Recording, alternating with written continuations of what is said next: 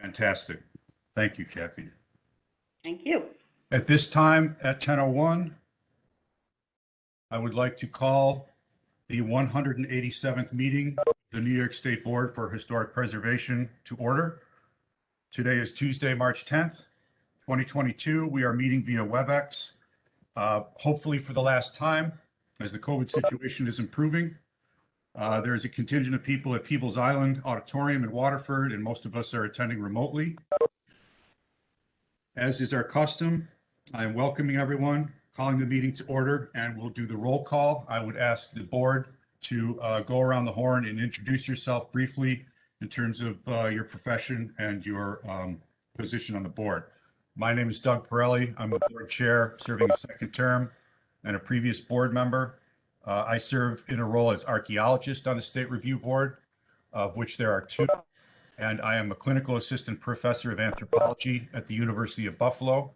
I also serve as the president of the New York Archaeological Council. Someone can go next. Doug, this is Daniel McKay.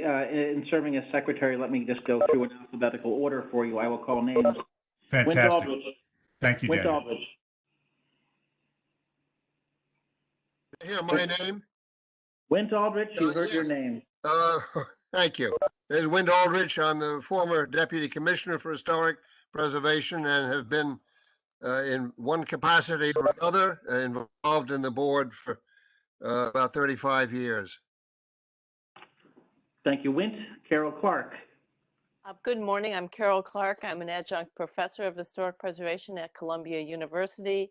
At Pratt Institute, I teach preservation law and planning, and at NYU, I teach preservation planning and practice. I'm a former deputy commissioner at state parks, and I'm delighted to be here. Thank you.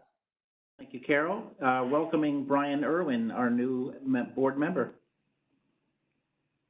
Brian, would you introduce yourself? Brian is going to be coming in and out of today's meeting. Today is Noted. also Park Advocacy Day. He's wearing two hats. He's extremely busy. He's going to try to check in and out. And I would just make the observation that he is taking Lucy Waletsky's place and represents the State Council of Parks.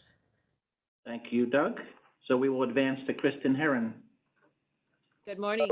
I'm Kristen Herron, Program Director for Architecture and Design in Museums at the New York State Council on the Arts, where I'm the proxy for our chair. Welcome, Kristen. We will advance to Erica Krieger. Good morning. I am Erica Krieger. I'm a registered architect, and I am representing the Secretary of State, Robert Rodriguez. I am the manager of the variance unit at the Department of State Division of Building Standards and Codes. Happy to be here today. Thank you, Erica. We will skip J.D. Lorenzo for the moment as he is on Advocacy Day with Parks and Trails New York. So we will advance to Jennifer Lemack. Good morning, everybody. My name is Jennifer Lemack. I am the Chief Curator of History at the New York State Museum, and I serve as the Commissioner of Education's proxy. Thank you, Jennifer. We will advance to Wayne Goodman. Good morning, everyone. I'm Wayne Goodman, Executive Director for the Landmark Society of Western New York in Rochester. Happy to be here. Wayne, thank you. I apologize, you're oddly out of order, and I will correct that for future meetings. Oddly out of alphabetical order, at least. So thank you. We will advance to Gretchen Soren, please.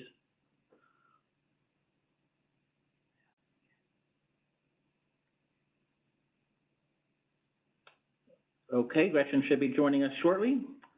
We will advance to Chuck Vandry. Good morning. I'm Chuck Vandry. I'm an archaeologist and the Historic Preservation Officer for the Department of Environmental Conservation. And I hold Commissioner Sagal's proxy on the board. Thank you, sir. Chairman Pirelli, we have 8 members present. We have 3 additional members we expect on, but the 8 members currently present constitute a quorum, and we can proceed with the meeting. Wonderful. Thank you, Daniel. All right, next item on the agenda is approval of the December 2021 minutes. However, there is a problem with the minutes and they have not been transcribed yet. With everyone's approval, we are gonna have to defer the review and the approval of the December 2021 minutes to the June 2022 meeting. This is Erica Krieger, and I would so move. Do I hear a And Carol second? Clark.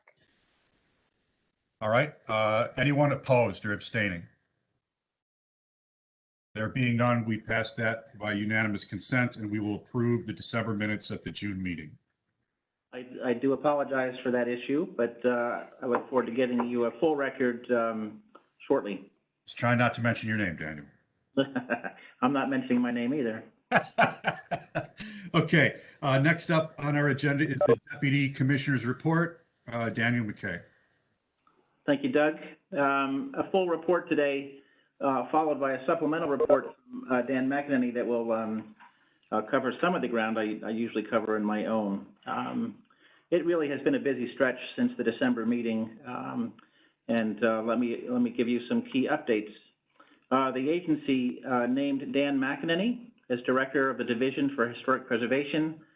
Dan has served the division for more than 15 years in a variety of capacities, including time in the National Register Unit, and as head, most recently, of the Community Engagement Unit. Oversees implementation of the CLG program and the Homeowner Tax Credit program, among other initiatives. In recent years, he has taken on significant additional assignments, including informing the agency's diversity, equity, and inclusion efforts, and leading the agency team that developed the 2021-2026 State Preservation Plan. Dan is a welcome addition to the senior leadership team at the division and has immediately focused on securing critical fills and assessing reorganization and capacity building needs at the division, among other priorities. Dan's appointment in early January leaves us with one final vacancy on the senior staff, the position of Director, Community Preservation Services Bureau and the Tax Credit Unit. That position was vacated by the retirement of Julian Adams. We expect to name this appointment by the end of March. The appointment will be the final one in a complete makeover of the senior staff team here at the division, a rather extraordinary transition in a rather extraordinary time frame.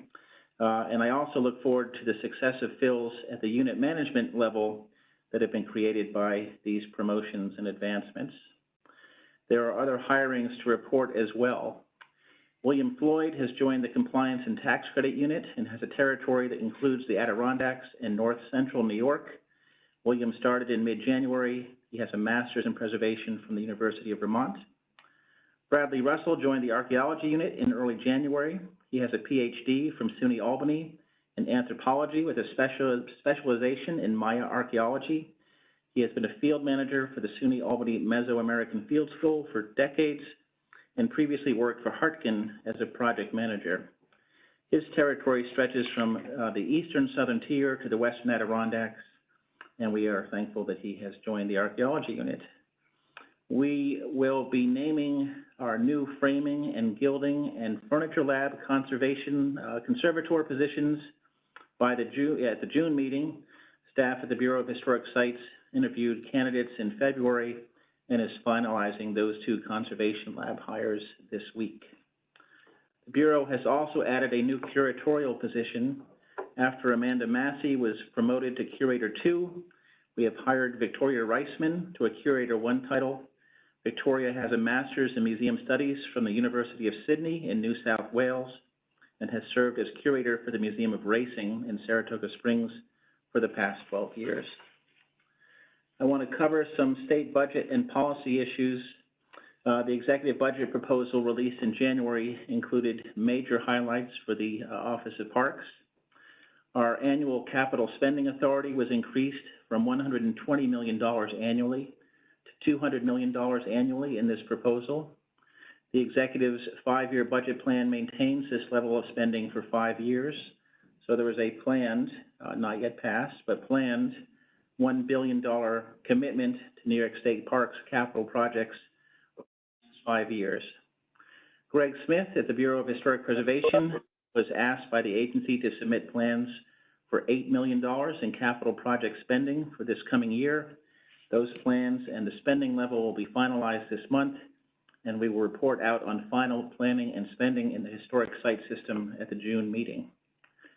The Environmental Protection Fund was proposed in the executive budget to increase to $400 million in funding, up from a past record high of $300 million.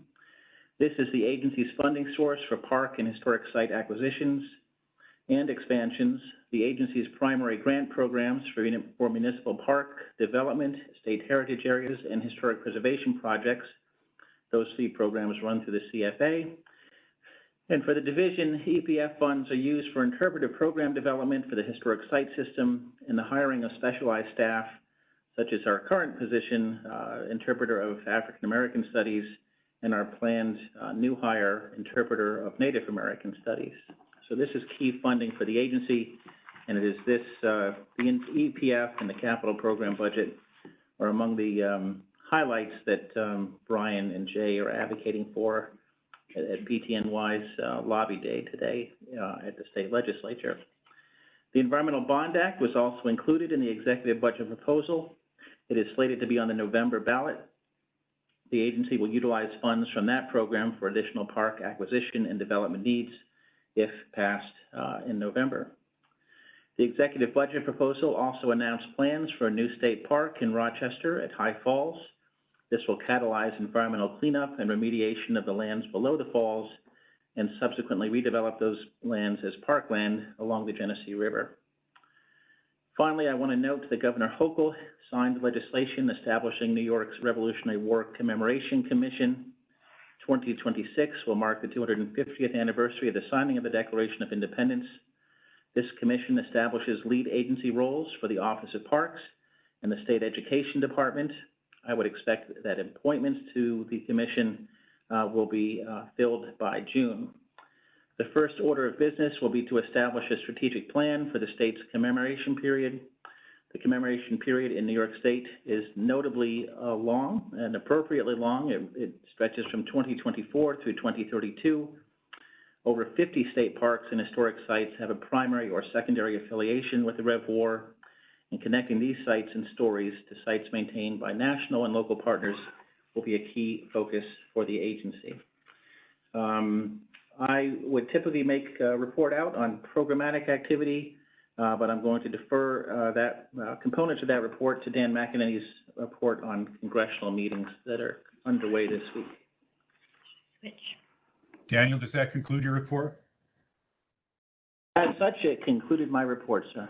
Okay, so next up is Dan McEnany. We certainly want to congratulate him on his new directorship, and he's going to talk with us about Advocacy Week.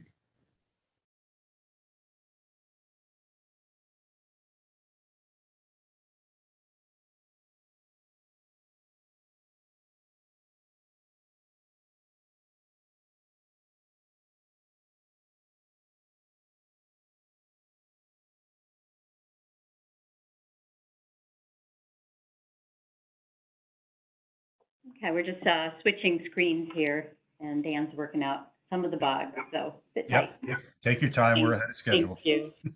Great, thank you.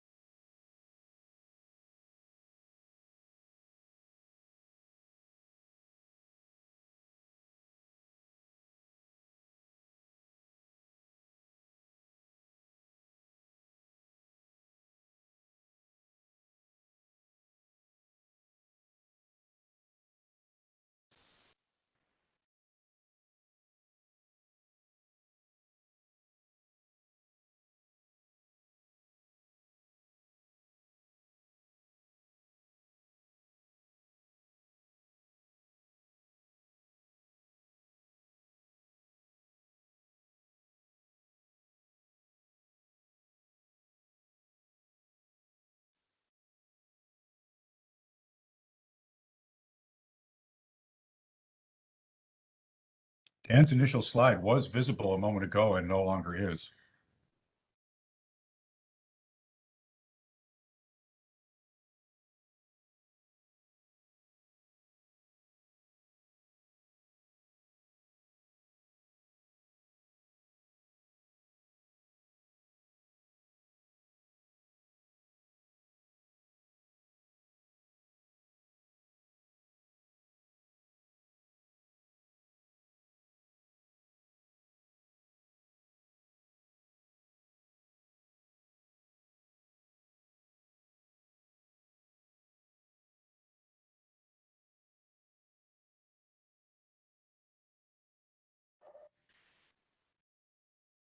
Hi, are you able to hear me?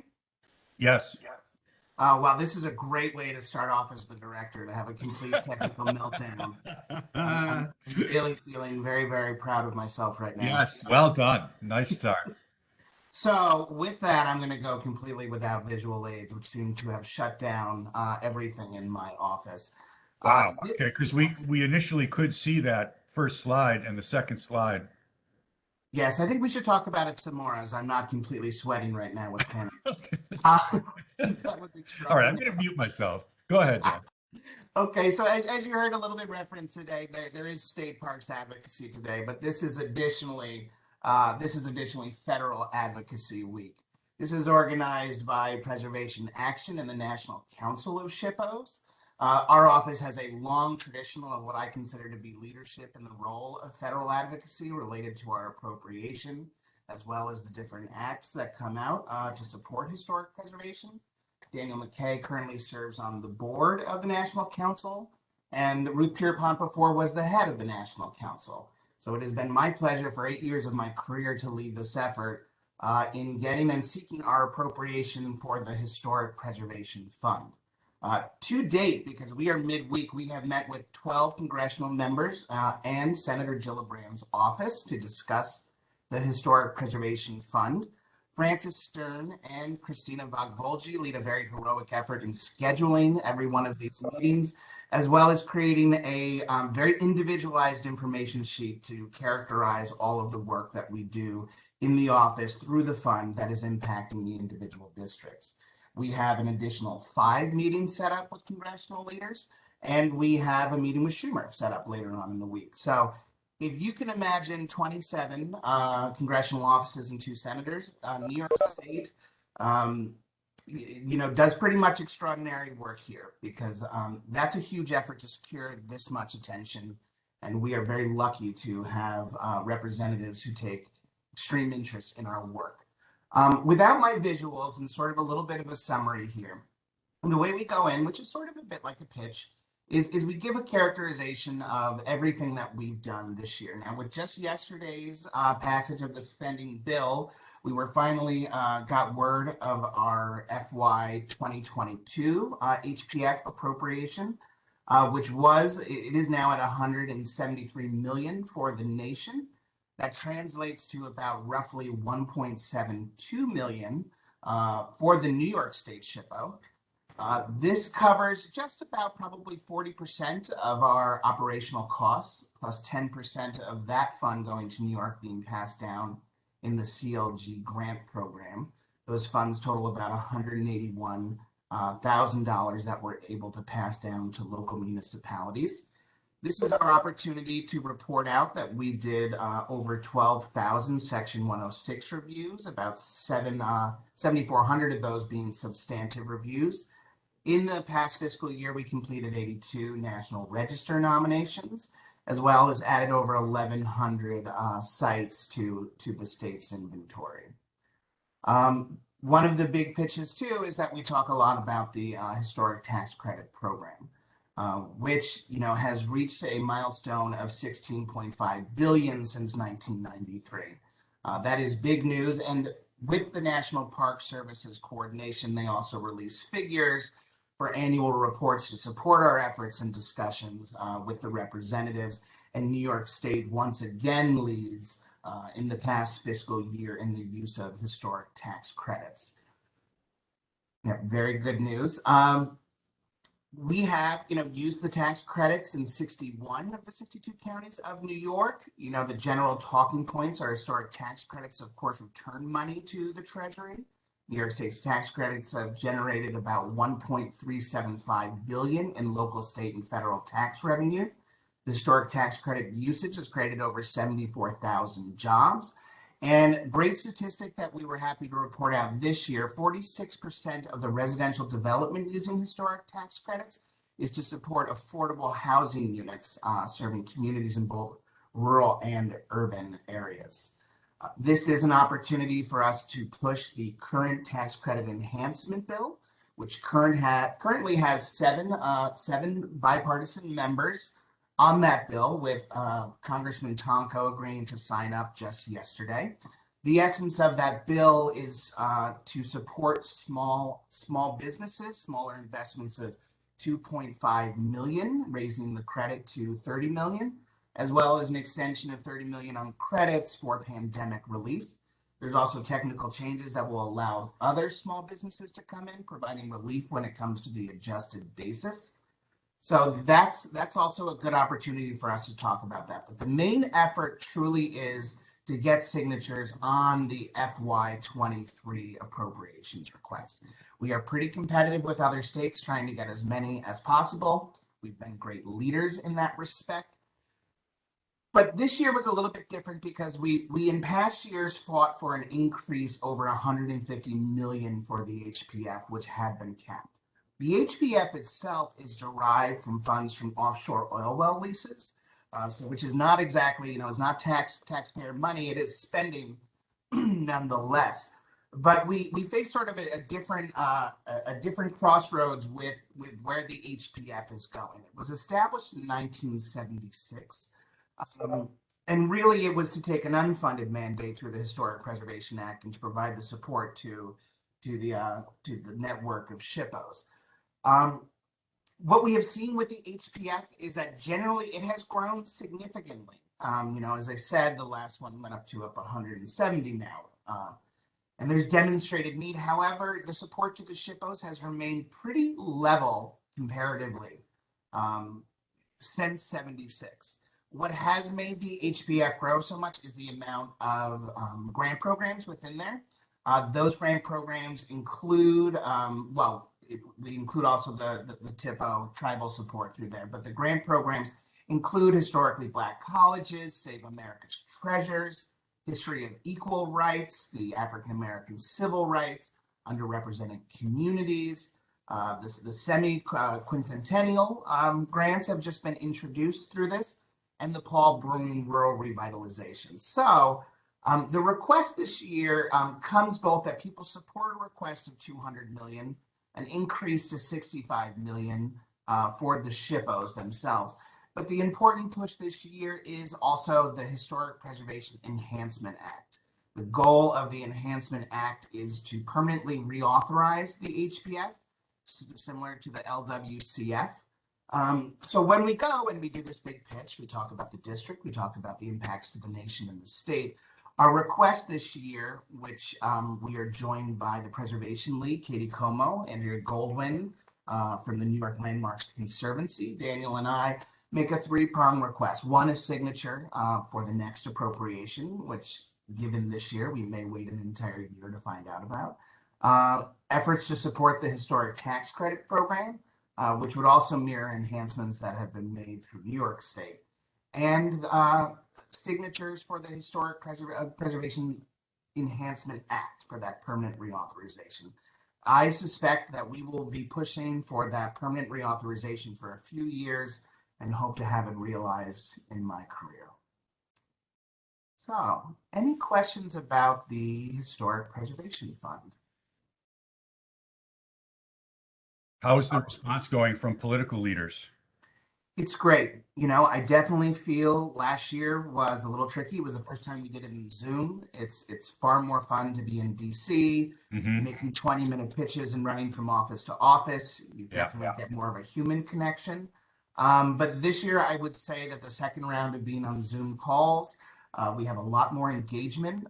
You definitely find that the longer a representative has been in office, their staff is more familiar with the fund. In the shorter time, you're generally dealing with a different staff member each year. But it is a lot about cultivating relationships. And I would definitely say on the Senate level, both Gillibrand and Schumer have staff who are fully prepared, very engaged, and lead strong fights on our behalf. That's great. Thank you. Other questions?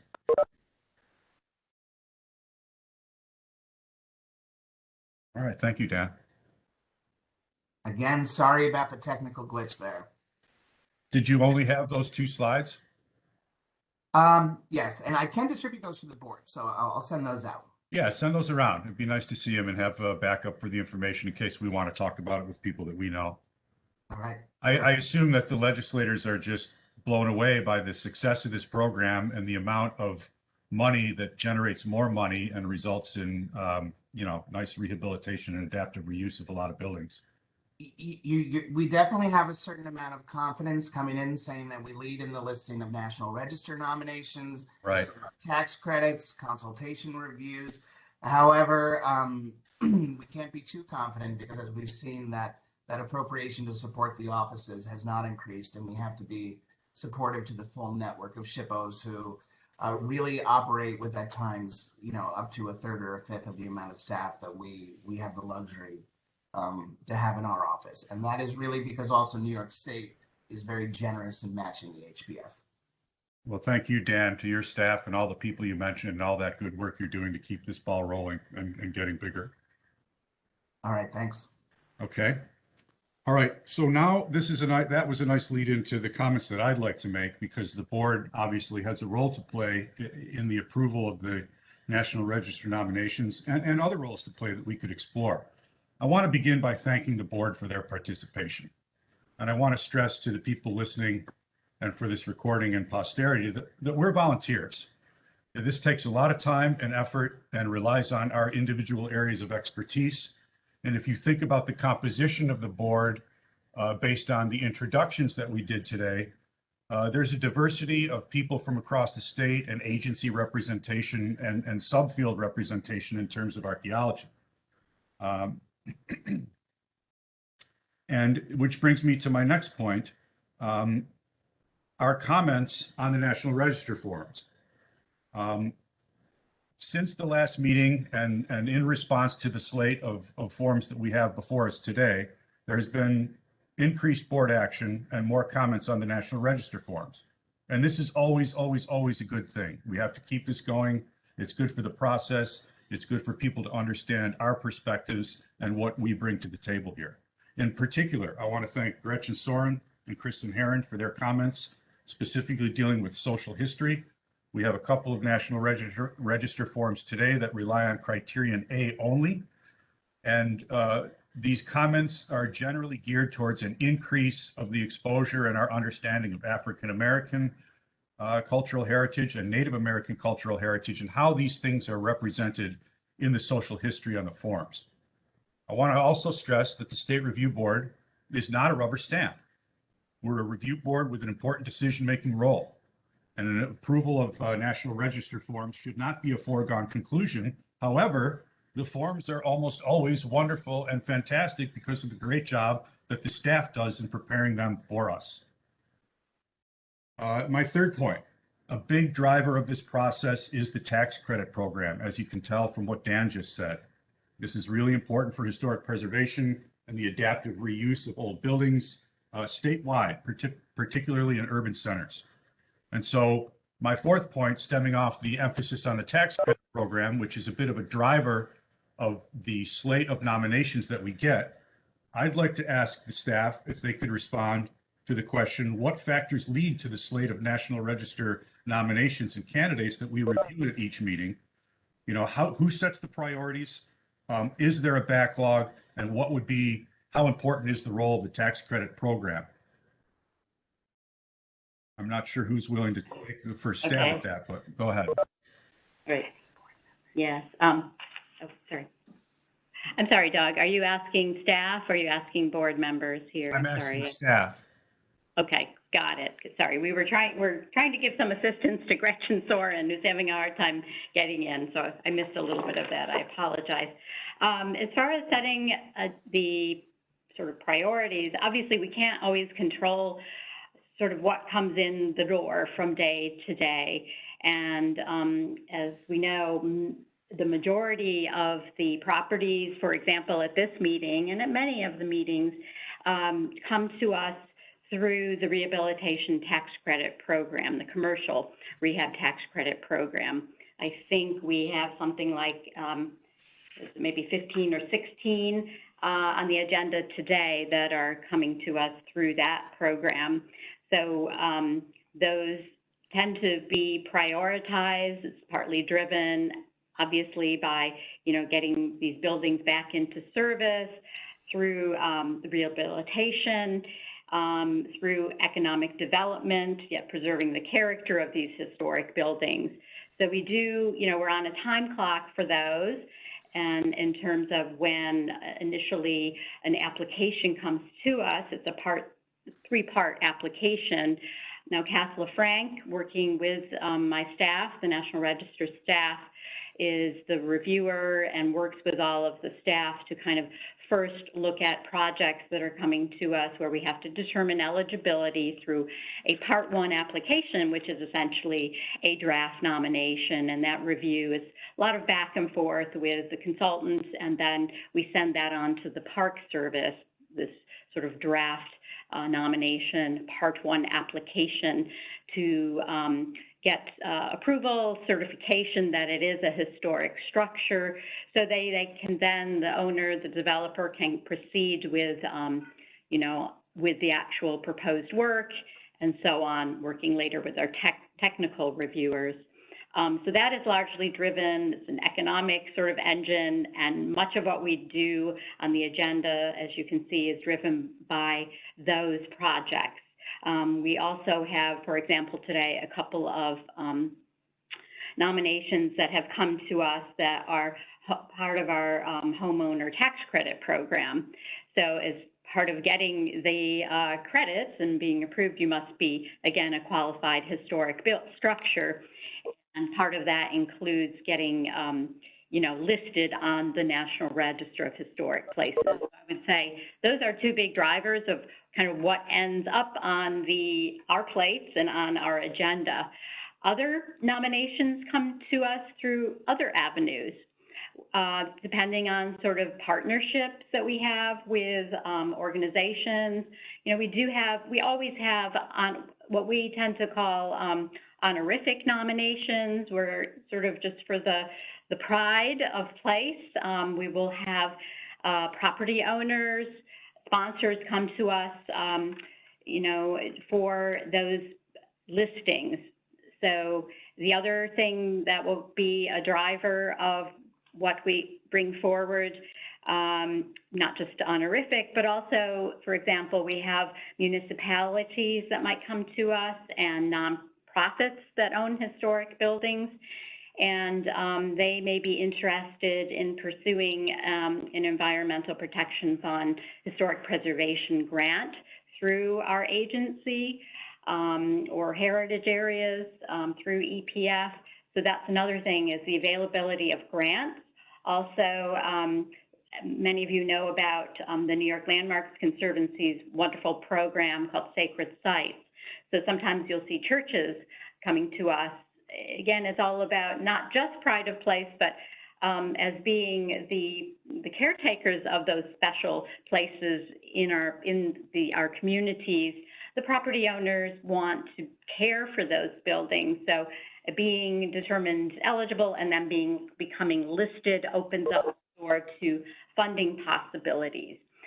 So a lot of it is what it comes to us. However, I will say on our end, we want to be, as best we can, fit these things in. We want to be proactive.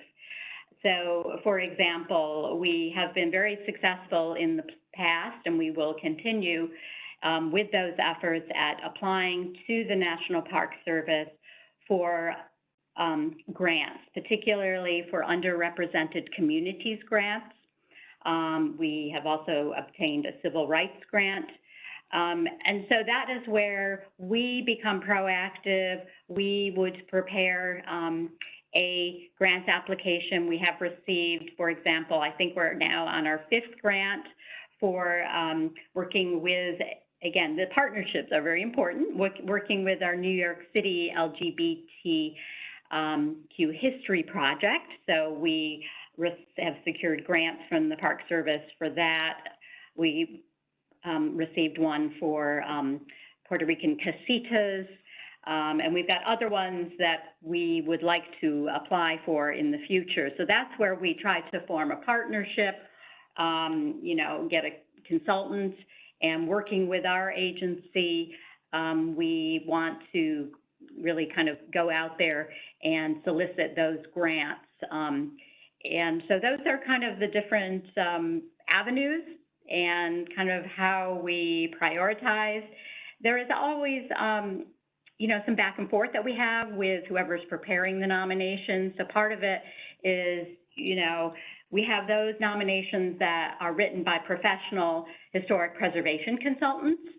And those tend to be projects that might be tax credit projects or might have received a grant or whatever. And we also have projects that are perhaps written by the homeowner or by, the church secretary who's never written a nomination before. So in those cases, our staff wants to work, we always work closely with whoever's coming in with the nomination, but sometimes there's a lot of hand-holding and back and forth for us to kind of massage those nominations and getting everything ready for prime time to bring before you.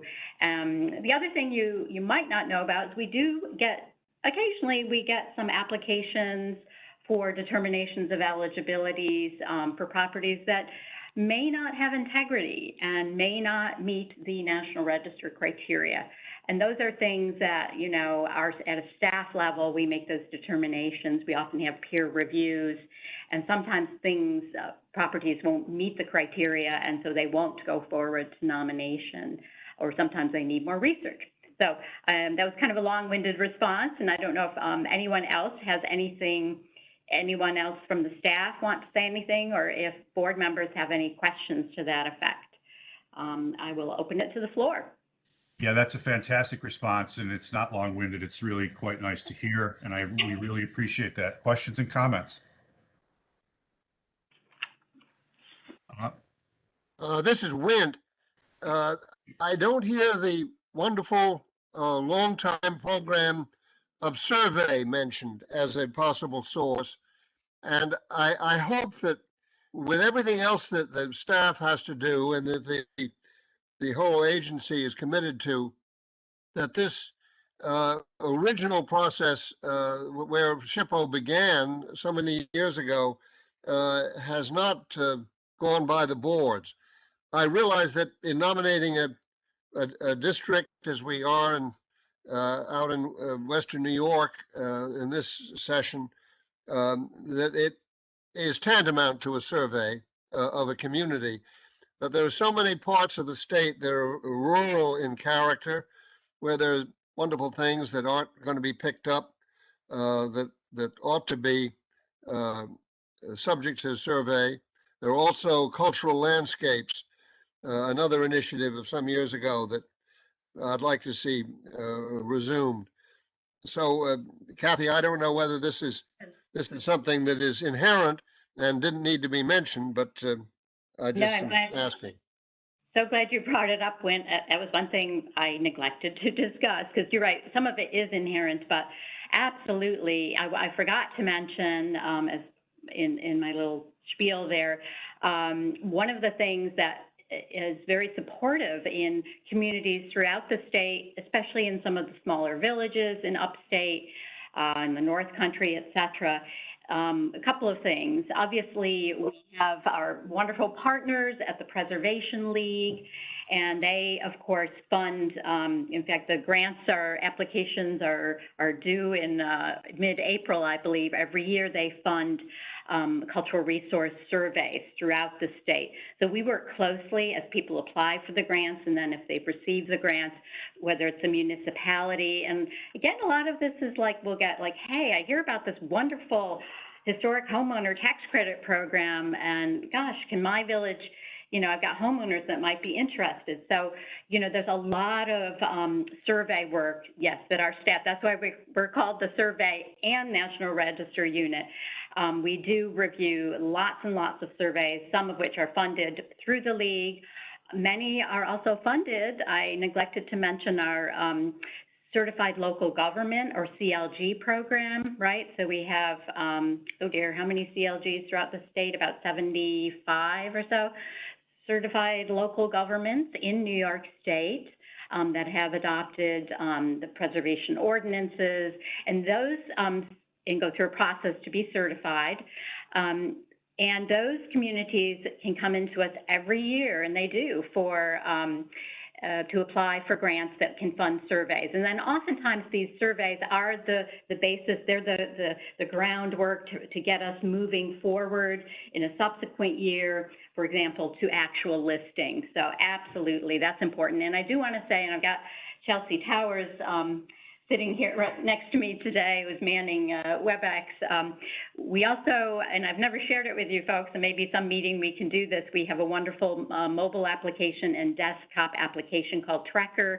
So we have lots of consultants using that to collect survey data in the field, and then we bring it into our CRIS database. So, yep, glad you brought that up, Wynn. Anyone else? This is Kristen. Yes. Go ahead. So in terms of, so first of all, thank you for all that information. I know that in the past, like I had a site, I drew it to Jennifer's attention, which Jennifer Batsworth, of course, has done fabulous work, Pine Hollow Cemetery in Oyster Bay. So if any board member, for example, has knowledge of a potential site for the register, particularly one that expands the narrative, like in that case, I just reached out to Jennifer, but is there a understanding that you all have a lot of work and that us doing that just adds to your work, but also adds to the breadth of nominations? Is there a recommended process or a recommended procedure if a board member has a site that they just want to make sure that someone is aware of to see what to help that site move through the process? Absolutely, really good point. And you bring up something that, in fact, I've got I was going to do a look forward, and I know Gretchen has to leave a little bit earlier, and I'm wondering, I'll defer to Doug if he wants me to do that look forward now or later, but we might miss some board members. I think Gretchen has joined us, and whoever else was missing has joined us. So anyway, but yes, you brought up a really good point, Kristen, because one of the things we're doing is not just new nominations, right, where was totally overlooked or whatever, but we are also taking a look back, and we've set up spreadsheets, and staff is looking at some of our very old nominations, for example, to see if they can be revised to reflect new areas of significance that were perhaps overlooked in the original documentation. So, and this includes, for example, our own historic sites. So, you know, we're moving forward in the next year or so, hopefully, to incorporate stories, for example, of the enslaved people that lived and worked at these properties, our own historic sites. But yes, any board member can come to us. We are always open to new information, whether it's for a brand new nomination or revisiting some of those ancient ones that just didn't get into any of the, for example, the underrepresented history stories. So good point. And when, you know, submit any documentation, get to your right NR person, and we will take a fresh look. Thanks. Thank you, Kathy. Is it procedurally, should it come through you, or like in my example, I went straight to the person who handled that area? So is there a preference?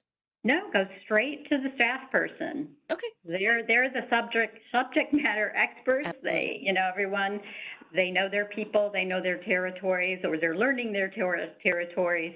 So go straight to your NR representative. They are well equipped to walk you through. Great, thank you. Thanks. Thank you. That's great. Let's not be afraid to reach out and share information and bring things to staff members' attention. Nice segue to what I was going to say next. Does anyone else have a question or comment about what we talked about just previously? I do think that the board should be more self-reflective, and I'm really curious about the history of the National Register forms, and you know how they group geographically, how they group in terms of social history, how they group in terms of ethnic and racial group identity, gender identity. And I'm just wondering, is there a source that or would we need to compile it that we could share for a future discussion that summarizes, you know, the total history of National Register forms in the state of New York? Wow. Well, I would say it might be good if we could provide a lens or a specific focus to that. Like I mean, yes, it would be huge.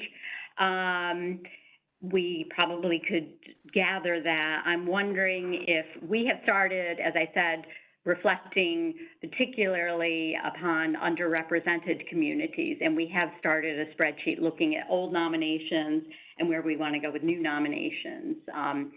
So I think that would be useful to inform discussions. I'd have to think about how best to, you know, our data is, there's only certain things you can search in CRISP.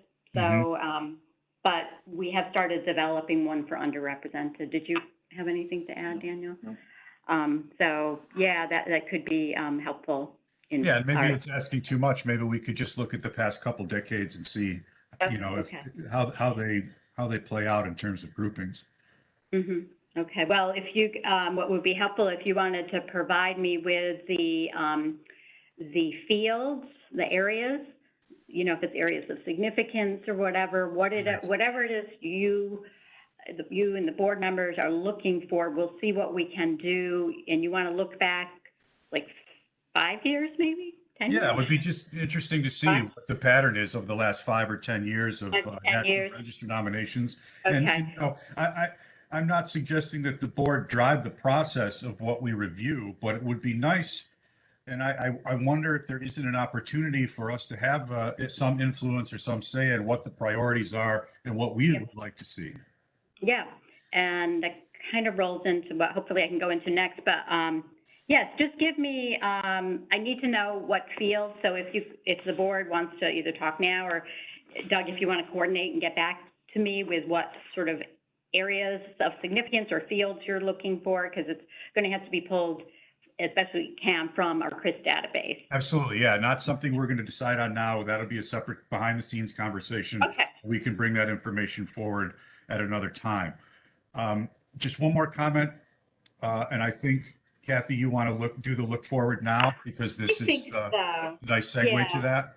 Yeah, because I'm just worried. Mine's at the end, and it's kind of a nice segue, so just bear with me. And then we'll get to, I'll try not to be too long because we got a very full agenda. Yeah, but let me say also, I'd like to know more about the history of the State Review Board that I am currently chairing because I don't have a good knowledge of that.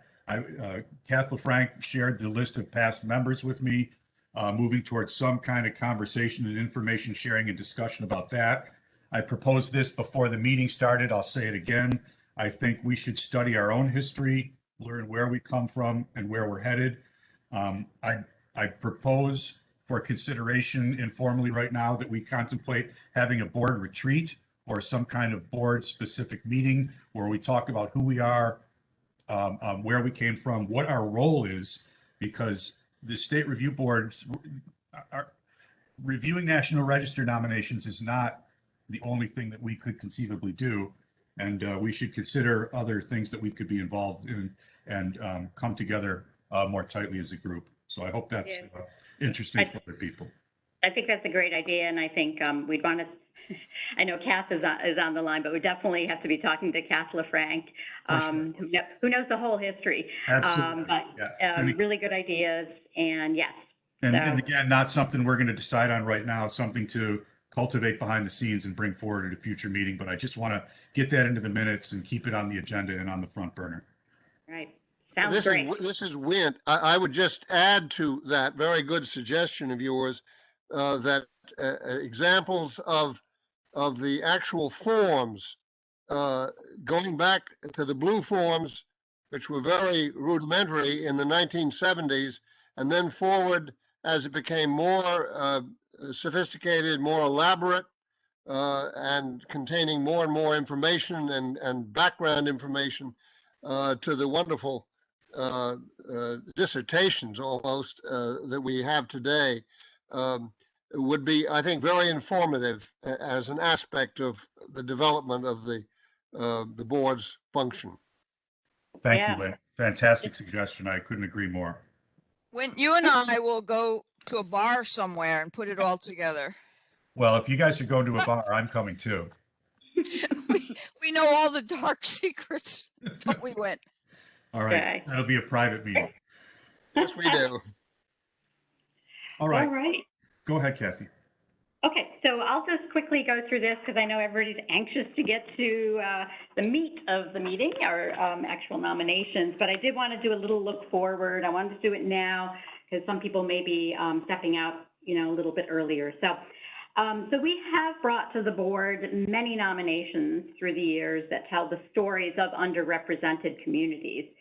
So, for example, if we focus on sites that represent Black history, many of you longtime board members or even recent board members will remember some of these recent nominations, such as the Colored Musicians Club in Buffalo, of course, the wonderful Sands Historic District out on Long Island, which was a summer community created by and for African American families, the Carver Community Center in Schenectady, the James Baldwin House in New York City, the Mary Bell House out in Brookhaven, and then the AME Zion Church and Cemetery down in Kingston. So these are all fairly recent nominations. But as there was an email exchange earlier this week, and Kristen Herron pointed out that in her recent emails that we do need to do more to address diversity in our nominations. And so Kristen asked if we could provide an update on our efforts on diversity at this meeting. And that's what I'm going to quickly do. But as Doug said, I think what I'd like to propose is, and this is up to the board when they want to do this, is that we actually reserve a dedicated block of time to really delve into this particular topic whenever, in the future, whether that's June or another time. So I think we can all agree, certainly, that the topic to strive to be inclusive and recognizing and celebrating site stories and places that have received very little attention in the past. We need to do this. But as I said, we cannot do it alone. We need your help. We need to partner with communities and other advocates to be successful. So I do want to say working with our agency's chief diversity officer, that's Yolanda Bostic-Williams, we have formed recently an IDEA committee to further address these topics. And again, this is something, if anyone from the board would like to maybe serve or attend, join in any of these committee meetings, let me know. Be happy to have someone from the board representing the group. We talked about revising old nominations. That's where we're headed in the future. We also, I already touched on applying for more grants through the National Park Service for underrepresented. So just to quickly tell you what's in the pipeline, which you'll probably be seeing coming your way over, hopefully, this year, what's left of the review board meetings this year. We've got the West Harlem Historic District, huge district in West Harlem. Very interesting stories about, including stories of housing discrimination in West Harlem, which persisted as more Black people were moving into the neighborhood.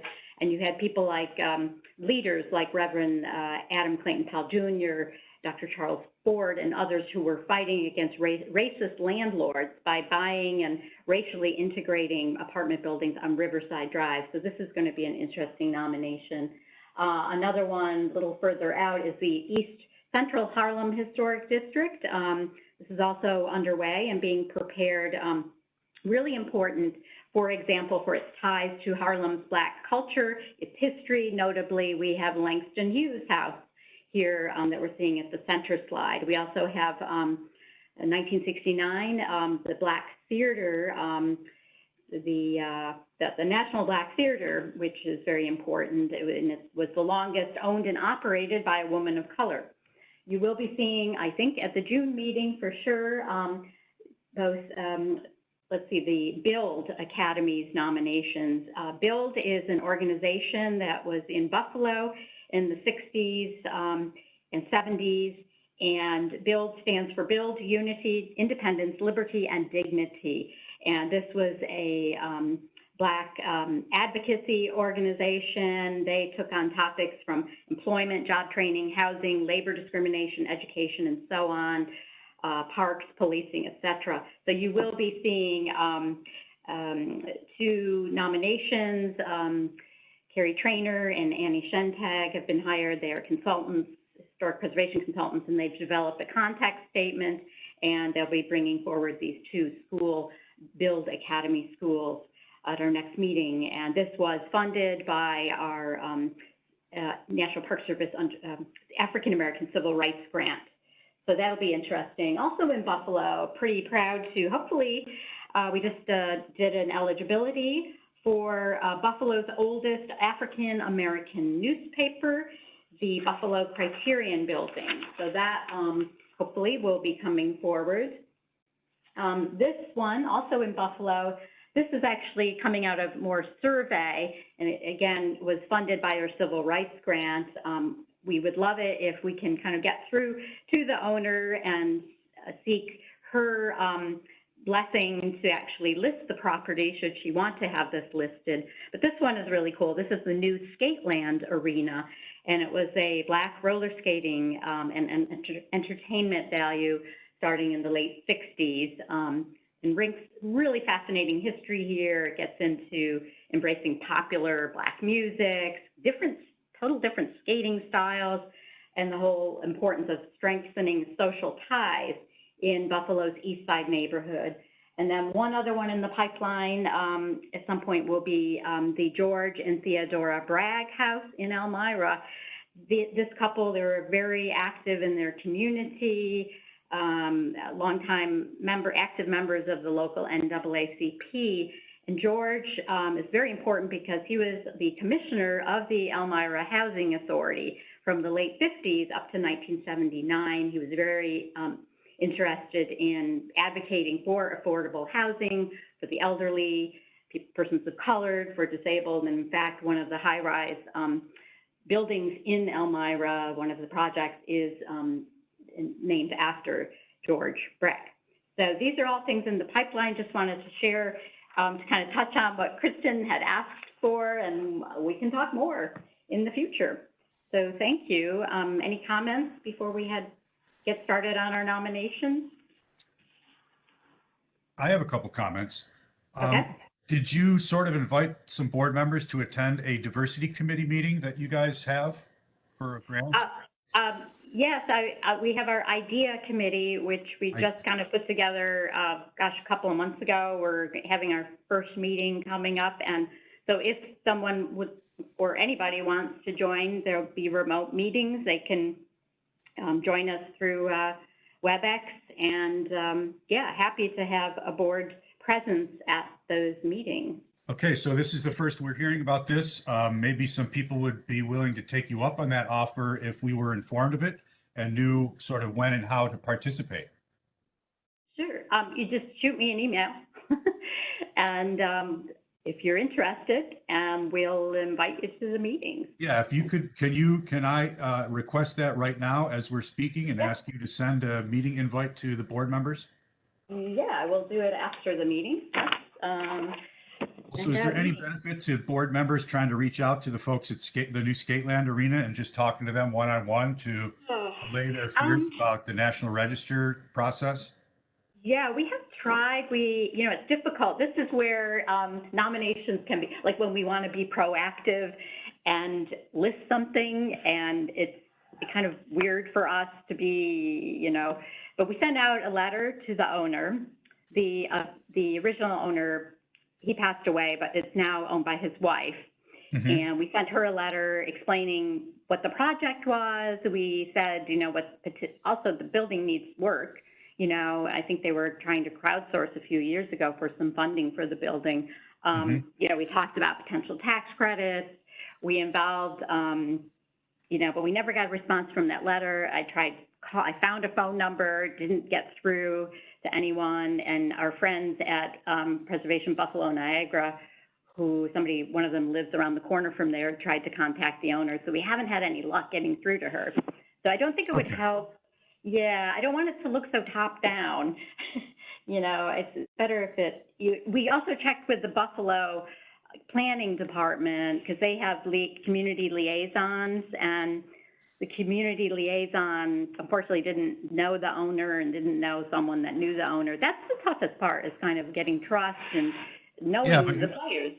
The process you're describing, though, I mean, you're going to incredible lengths to try to reach out and make this connection and build a bridge and have a conversation. So that's just fantastic. I mean, I was asking, thinking that no one had tried to specifically reach out to this individual, but you have. So well done. Good try. Let's keep at it.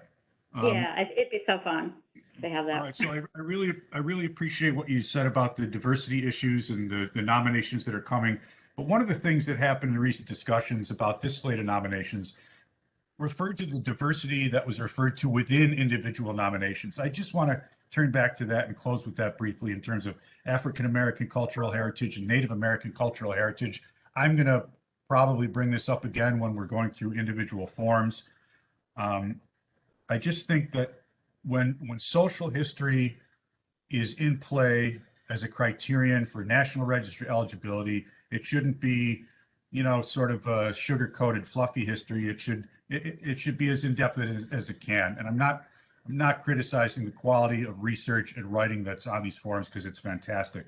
But this is the tenor of recent conversations, and I just want to bring that back to the fore so that we know what we're talking about. And I think this is going to come up when we talk about individual nominations. All right, now I think we're ready to go there, but I hate to do this, but I'm going to ask for a brief break before we start the National Register reviews. Does anyone, any other questions or comments Yeah, about can what I we've just talked make about to this one- point?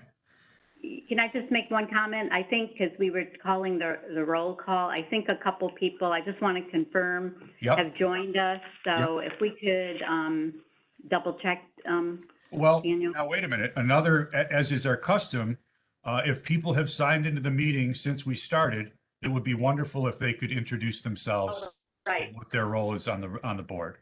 thank you. Yes, absolutely. Daniel, can you call them out? In alphabetical order, I will call out Brian Irwin, our newest board member. As we know, he will be in and out of meetings today, fair enough. Next, Jay DiLorenzo. Hi, it's Jay DiLorenzo, President of the Preservation League of New York State. Thanks, Jay. Thank you, Jay. Gretchen Soren, welcome. Hi, can you hear me? Yep. Yes. I had to use my iPad. I couldn't get in earlier. My name is Gretchen Soren, and I'm the director of the Cooperstown Graduate Program and the person causing all the trouble. No. It's been off screen and out of sight, Gretchen, no worries.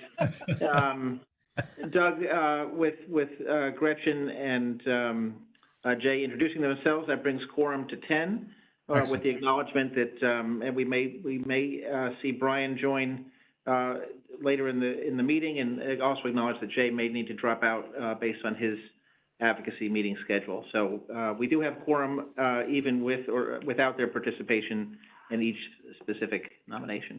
Thank you, Daniel. Understood. All right, let's take a 3 to 5 minute break. It's 11:04. We'll come back at 11:08. A quick bathroom break, okay? Okay, thank you. 5 minutes. All righty.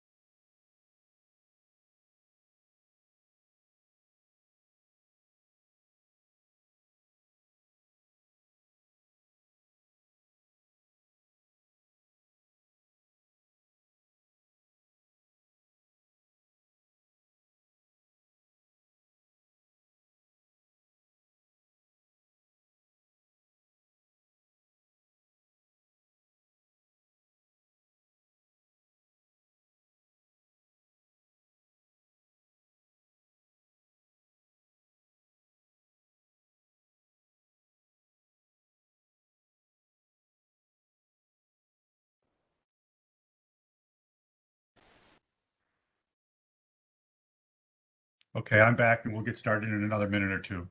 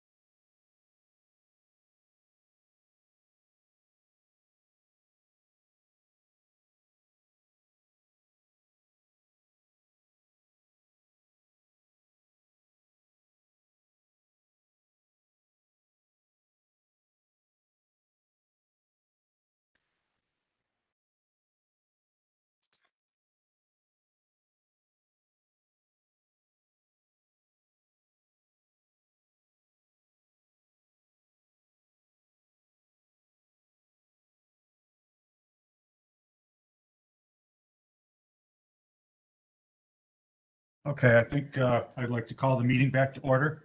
Can we just maybe reconfirm the quorum and get started with the National Register reviews? Oop, we're back on.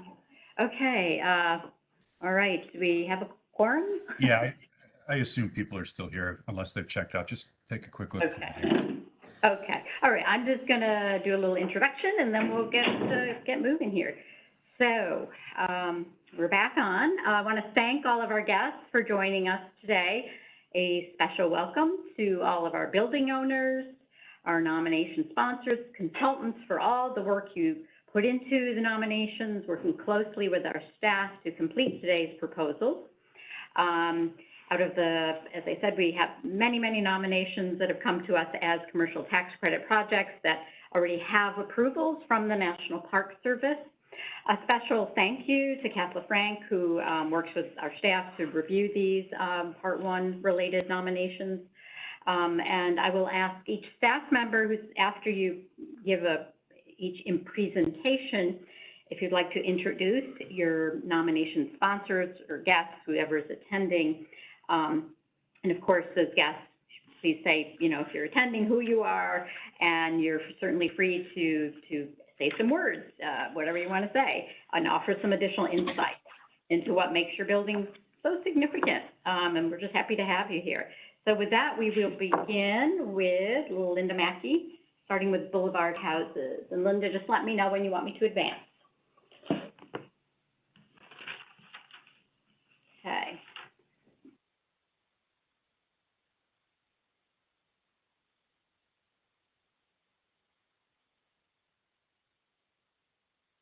Are you there, Linda, or are you muted? Oh, can you hear me? Yes, we can hear you now. Go right ahead. Oh, Thank you. good. Sorry, I had to unmute on both my computer and my phone, I guess. Little technical difficulties this morning. All right, here we go.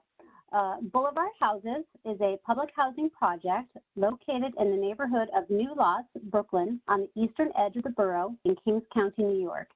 It is eligible for listing on the National Register under Criterion A in the areas of social history, politics and government, and community development as an intact representative example of the type of large-scale public housing built in this period when New York City faced an extreme housing shortage, especially for returning veterans and their families. Planned prior to the passage of the Housing Act of 1949, Boulevard Houses was financed solely by the city, which meant that it had the flexibility to tailor the development to fill a particular need. That is low-rent housing for middle-income New Yorkers who didn't qualify for subsidized housing and could not afford adequate private housing. It is one of 14 no-subsidy housing complexes built by the New York City Housing Authority, NYCHA, for returning veterans and their families in the years between 1949 and 1952. Initially, the residents of Boulevard Houses were predominantly, if not exclusively, white, but by the mid-1960s, however, the complex and surrounding area transitioned from mostly working-class Italian and Jewish residents to those of Puerto Rican and African-American descent. And this first slide, we start out with a rendering of the complex looking south from Linden Boulevard. Next slide. The development is situated on a 26-acre site that consists of 18 contributing residential buildings set in 2 superblocks with 6 14-story rectangular-shaped towers and 12 6-story modified cruciform-shaped buildings lining the site's perimeter. The buildings are set within a design landscape organized around a central elongated green and characterized by broad curved walkways and irregularly shaped plazas and lawns. And you see the aerial map on the right that outlines the complex with Linden Boulevard to the northwest there. And then on the left, a couple of representative views of the complex itself. Next slide. New Lots is a subsection of the neighborhood East New York, which lies east of Brownsville and Canarsie on the eastern edge of Brooklyn. By 1920, the area around New Lots Avenue, which is a few blocks north of the future site of Boulevard Houses, was built up with single-family homes and further west blocks of row houses. South of Linden Boulevard, the blocks were mostly open farmland. The area was primed for further development after the Interborough Rapid Transit Company, a private operator of the city's original underground subway, extended to New Lots Avenue in 1922. So here we have 2 maps with the nominated complex outlined in red. On the left is a 1947 topographic map showing the area of Brooklyn. The area is, as you can see, some scattered housing. And on the right-hand side, a 1954 aerial showing the completed complex with the adjacent blocks. Next slide.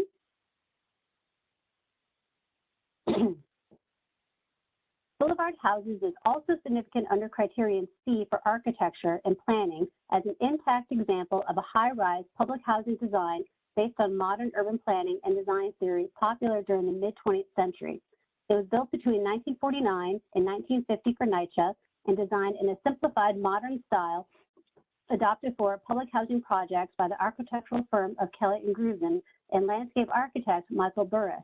Like other public housing projects from the 1930s and 40s, the design represented a fundamental ideal of the social housing movement developed in Europe in the 1920s and subsequently adopted in the United States in the 1930s. The buildings themselves, with their ordered site plan repetition of modern design and form, were thought to give residents a healthy, ordered environment in which to live, which would furthermore provide a sense of community and shared purpose.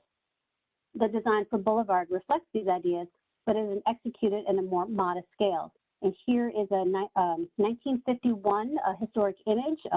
Gotta love some of those cars. Next slide. The no subsidy projects outnumber the rest during the immediate post-war years, and being built on largely vacant land represented a brief shift away from the slum clearance policies that had prevailed before the war and would prevail again after the passage of the Housing Act of 1949, which greatly expanded the city's power to condemn and redevelop property. However, it was in the end a short-lived program, only lasting about 4 years. A couple current views. We have one of the high-rise towers on the right, top left, showing one of the entrances, landscaped area, and the photo in the bottom left is looking north toward the central lawn on the southern block of the complex. Next slide. Alterations to the buildings are limited to really window replacement and some of the entry doors. Primary changes to the site plan and landscape include introduction of basketball courts and some modifications to the small playgrounds and parking areas. Despite these changes, the distinctive layout and organization of the buildings, relationship between the buildings and landscape, and the relationship between the complex and the city streets, both hardscape and softscape, remain and retain a high level of integrity. The period of significance is 1949 to 1950, encompassing the construction of the complex. A few more views on the left. You see a couple of the play areas, and on the right, another overall bird's eye view of part of the complex. We do have a Part 1 commercial tax credit approval from the National Park Service. We also have a letter of support from the New York City Landmarks Commission. We do have on the call today a few guests. We have consultants Lindsay Peterson and Ward Dennis. And we also have a representative with NYCHA, Patrick Love, and I believe both would like to say a few words.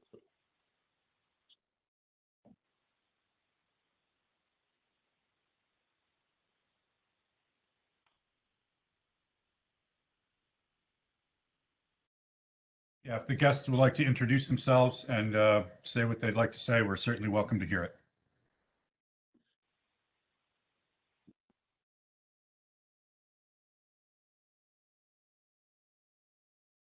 Hello, can folks hear me? Yes. Good morning. This is Patrick Love from the New York City Housing Authority.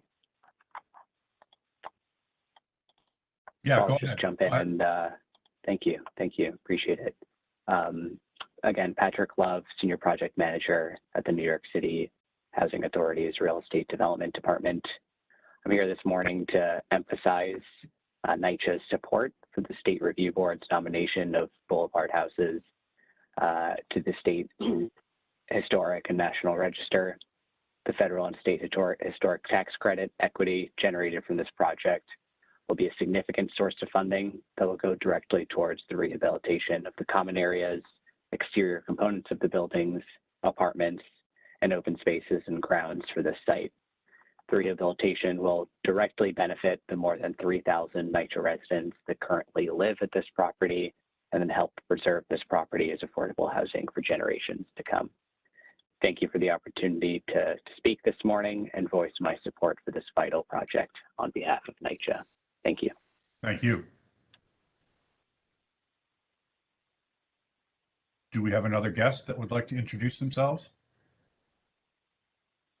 I believe Ward, sorry, this is Lindsay Peterson from Higgins Quays Barth. My colleague Ward Dennis had planned to say a few words, but I think he's having trouble unmuting himself.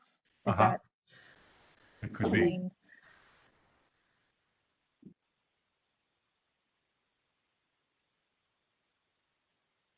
We're trying to see if we can unmute him on our end. Okay, thank you. Unmute himself. Sorry.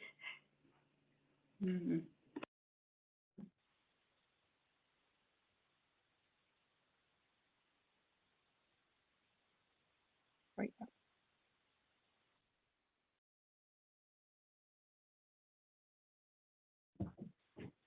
Ward, you are now unmuted. It shows us.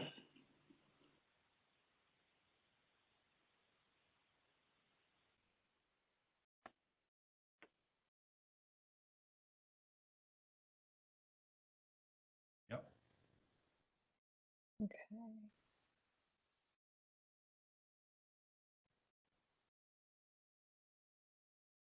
Ward, are you there?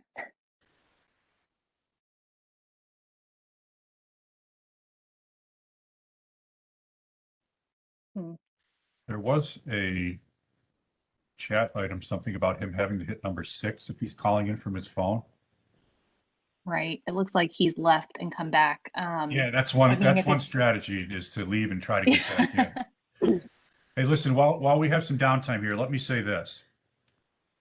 Because this is a remote meeting, we need to talk about the voting procedure that we're going to go through when we get to voting about these National Register nomination forms. The process will be that I will ask for a motion to consider, and then we'll be seeking a second. And then I'll ask if there's anyone opposed or abstaining from the vote. We'll tally those up and make sure we still have a quorum to approve, but assuming that there are no abstentions or opposition, we will be passing forms by unanimous consent or not passing them if people object. So that's going to be the process going forward. Once we go through that a couple times, you'll understand what I'm talking about.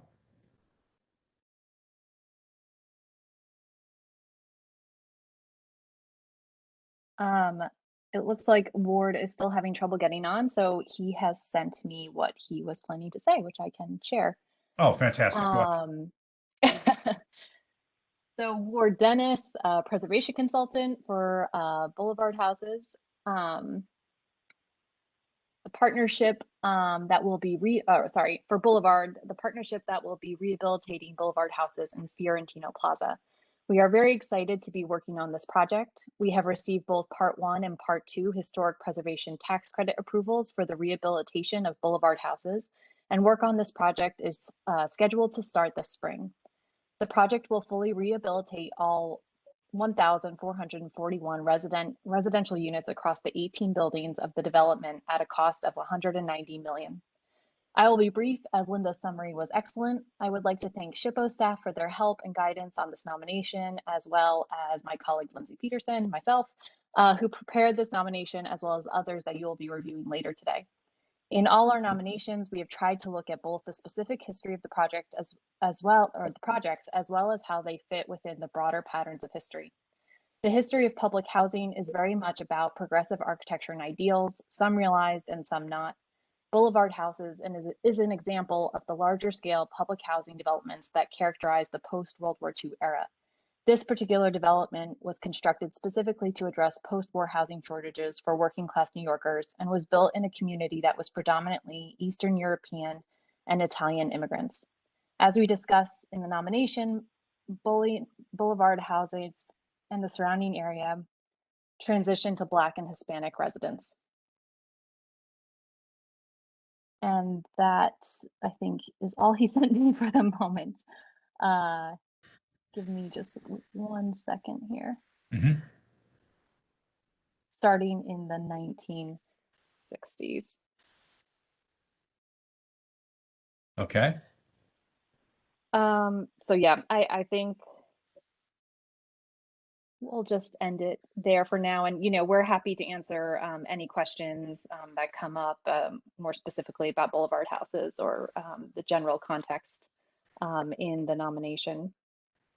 All right, thank you. Do we have any questions or comments from the board? This is Gretchen. Go ahead. Surprise, surprise. I have to say that as a historian, historians do not accept the kind of some of the statements that were in this nomination at face value. This kind of paternalistic statement about wanting to bring order into the lives of these people, it is very paternalistic. And I think there are quite a few statements, and I'm not going to vote against the nomination, but I really think if we're going to say that this is historical, it needs to be historical and not kind of architect BS. And I'm sorry for that language, but I don't see this as particularly progressive. And I do think that if we're going to accept this under category A, which it needs to be, it needs to have some really good critical history about public housing. And just to leave it at, and then it transitioned to Black and Latino and Hispanic residents is not sufficient. And there are a lot of insufficiencies here. Not enough to stop it, but let's get real. And so, Gretchen, would you recommend modifications to the nomination before we move it?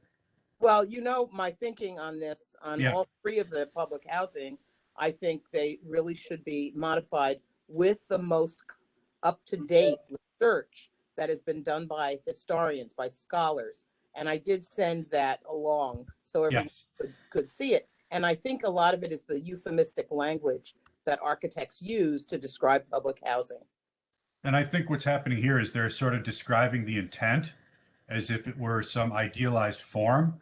And what I think we're asking for is more reality in the criterion A, social history sort of context here. Let's talk more about what actually happened there and what the impact was on people's lives in reality, and not sugarcoat it if we're going to use social history as. And I also don't think the intent was as noble as is written in some of our National Register nominations. Mm-hmm. It wasn't PC even in the time period. And I'm not talking about this one specifically, but in the others, it wasn't PC to you weren't, nobody ever made out and out racist statements. Mm-hmm. Mm-hmm. Right. So I do think the history needs to be changed a little bit, updated and interrogated. I mean, this is what history is. It's looking warts and all at the story. All right. So other questions and comments from the board?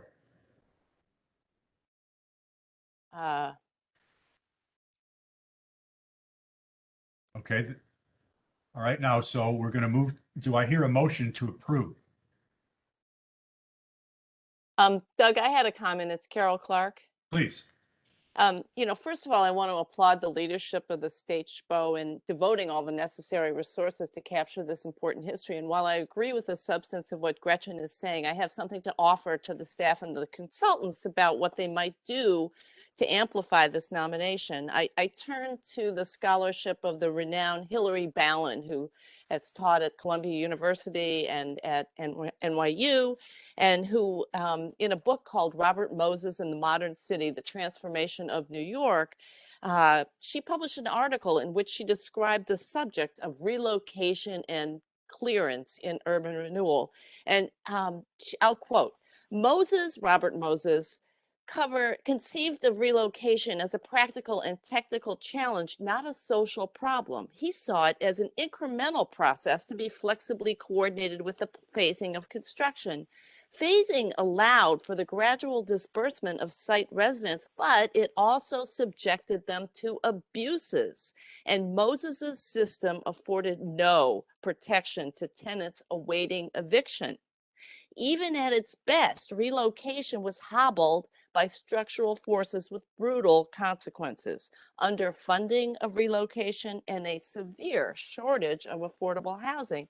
She continues just briefly, tenants displaced by Title I clearance could not afford the on-site replacement housing, nor could they typically afford to remain in the gentrified neighborhood.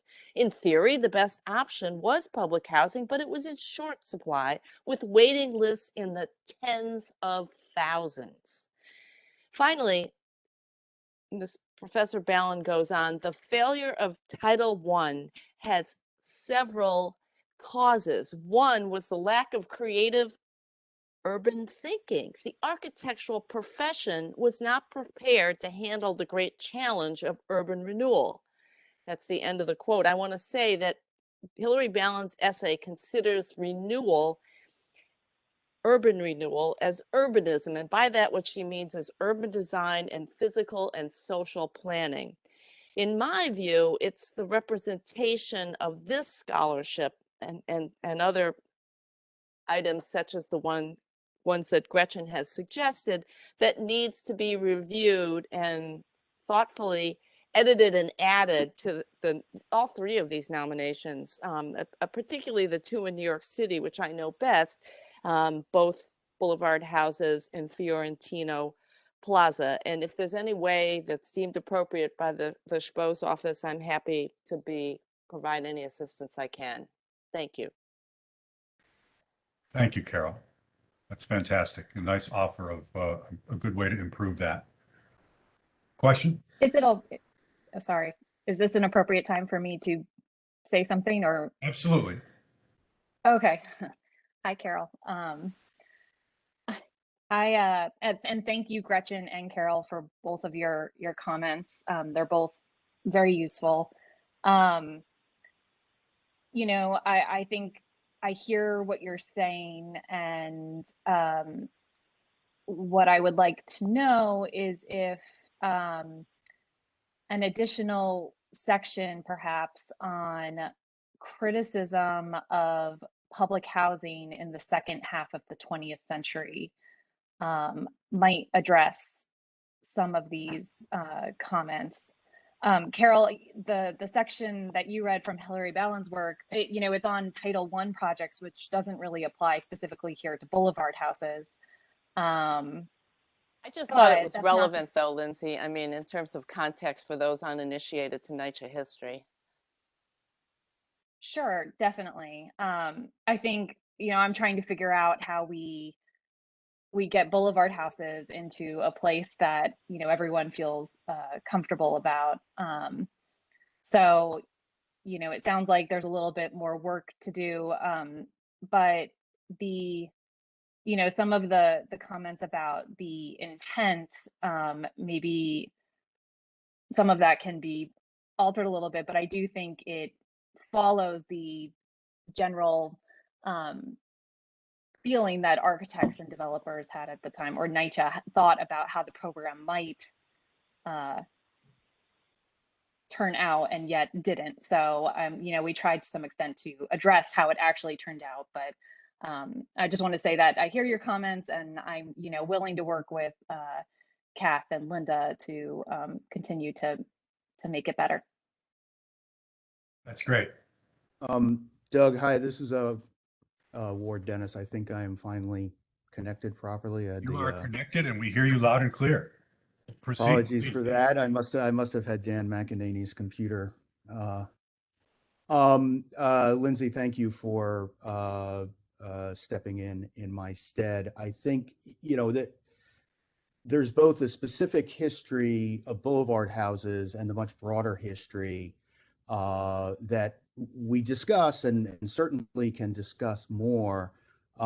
It's partially for me a question of how this fits in with the National Register nomination format, which is very specific. And, you know, as Lindsay said, the public housing, particularly in the post-war era, was really based on progressive ideals. And those ideals applied not just to public housing, but to middle-class housing, to market rate housing, cooperative housing on the Lower East Side.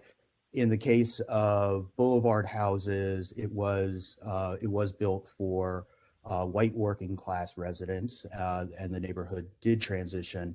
And, you know, I think what we're seeing is these progressive ideals, some of them worked, some of them didn't, and some of them, frankly, worked for a while until we as a society stopped funding them. And that's part of the sort of much broader history that probably needs to be brought into a lot of these nominations to contextualize the broader ideas. But the specific history, you know, each one of these projects does have its own specific history, background, origins, and later history after it was built. So we're certainly trying to balance all that, and we're certainly happy to work with SHPO staff, who has been fantastic throughout in getting more of that balance in there.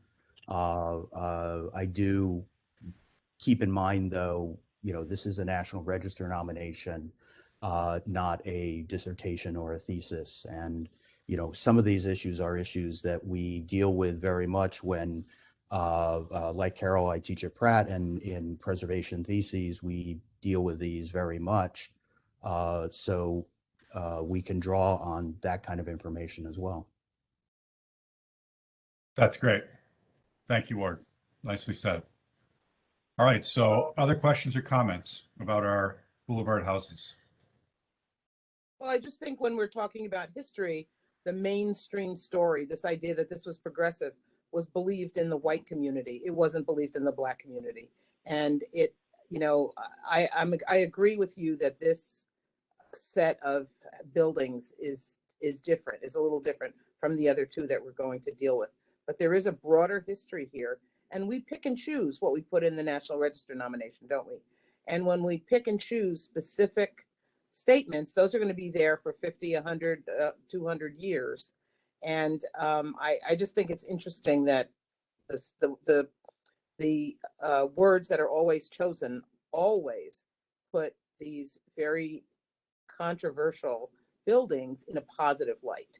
You know, they were good, they were progressive, that, you know, never questioning, never interrogating. Also well said. All right, so other questions or comments?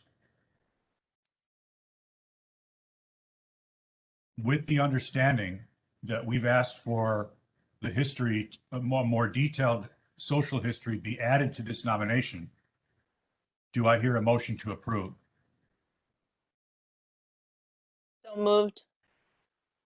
Do I hear a second?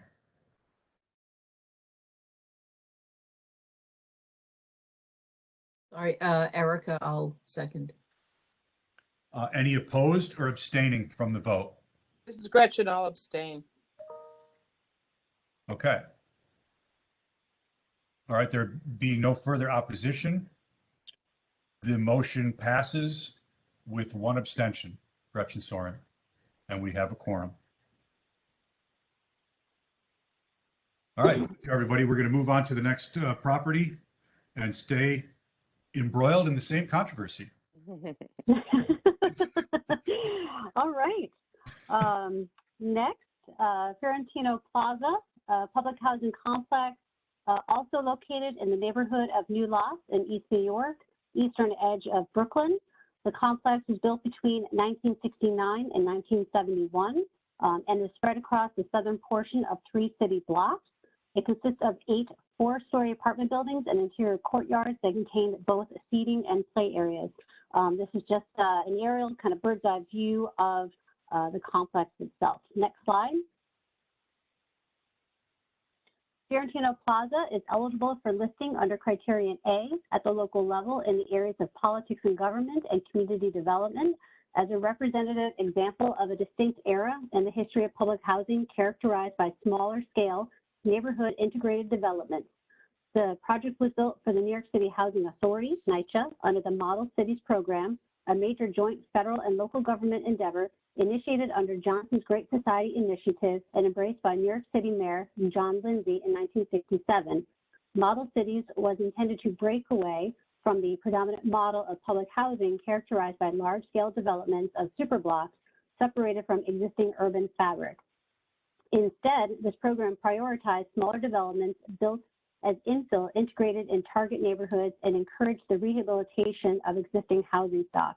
It also envisioned public housing as one facet of an integrated initiative for improving the lives of low-income urban residents in conjunction with other social educational programs intended to enhance residents' resources and economic opportunities. Model cities sought to introduce fuller community participation into the planning process for housing and anti-poverty efforts in general, responding to the shortcomings of previous urban renewal programs seen as imposed from above and outside local communities. Map on the right, that's a detailed 1969 map, New York City planning document, and on the upper left, 1980s text photo, and the bottom left is a current photo, same location, about the same angle. Next slide. Under Lindsay's Vest Pocket Housing and Rehabilitation Program, 1966, the city hired planning consultants for each of the 5 designated Vest Pocket areas, 4 of which were prospective model cities areas, including East New York. Between 1966 and 1967, the consultants for East New York collaborated with a neighboring planning committee to develop a Vest Pocket housing and rehabilitation plan for East New York. The committee identified an area on Pitkin Avenue where Fiorentino Plaza came to be built.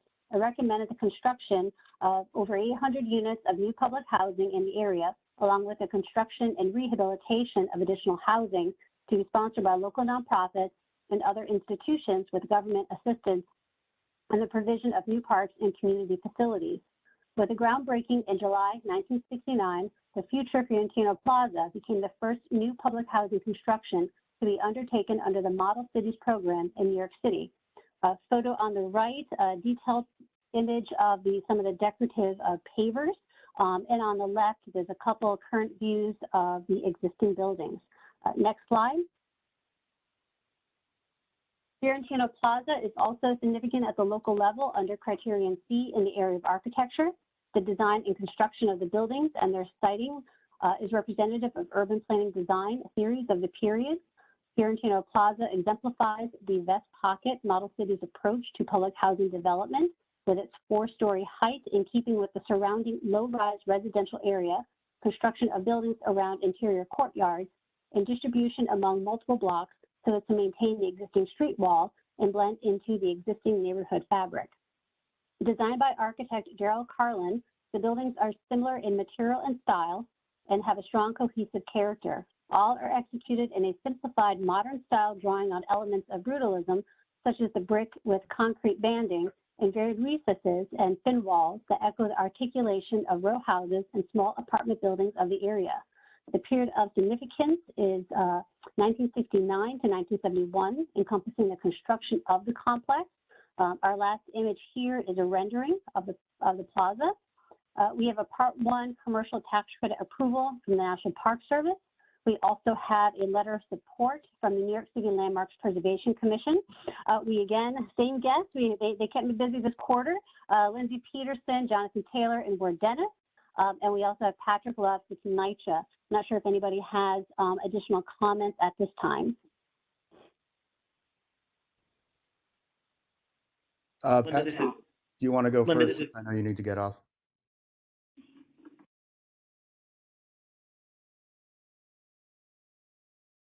Who's going to go first?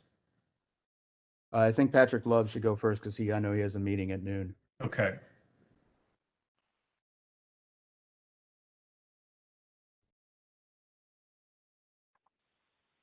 Good morning. Can folks hear me? Yes. Go ahead. Thank you.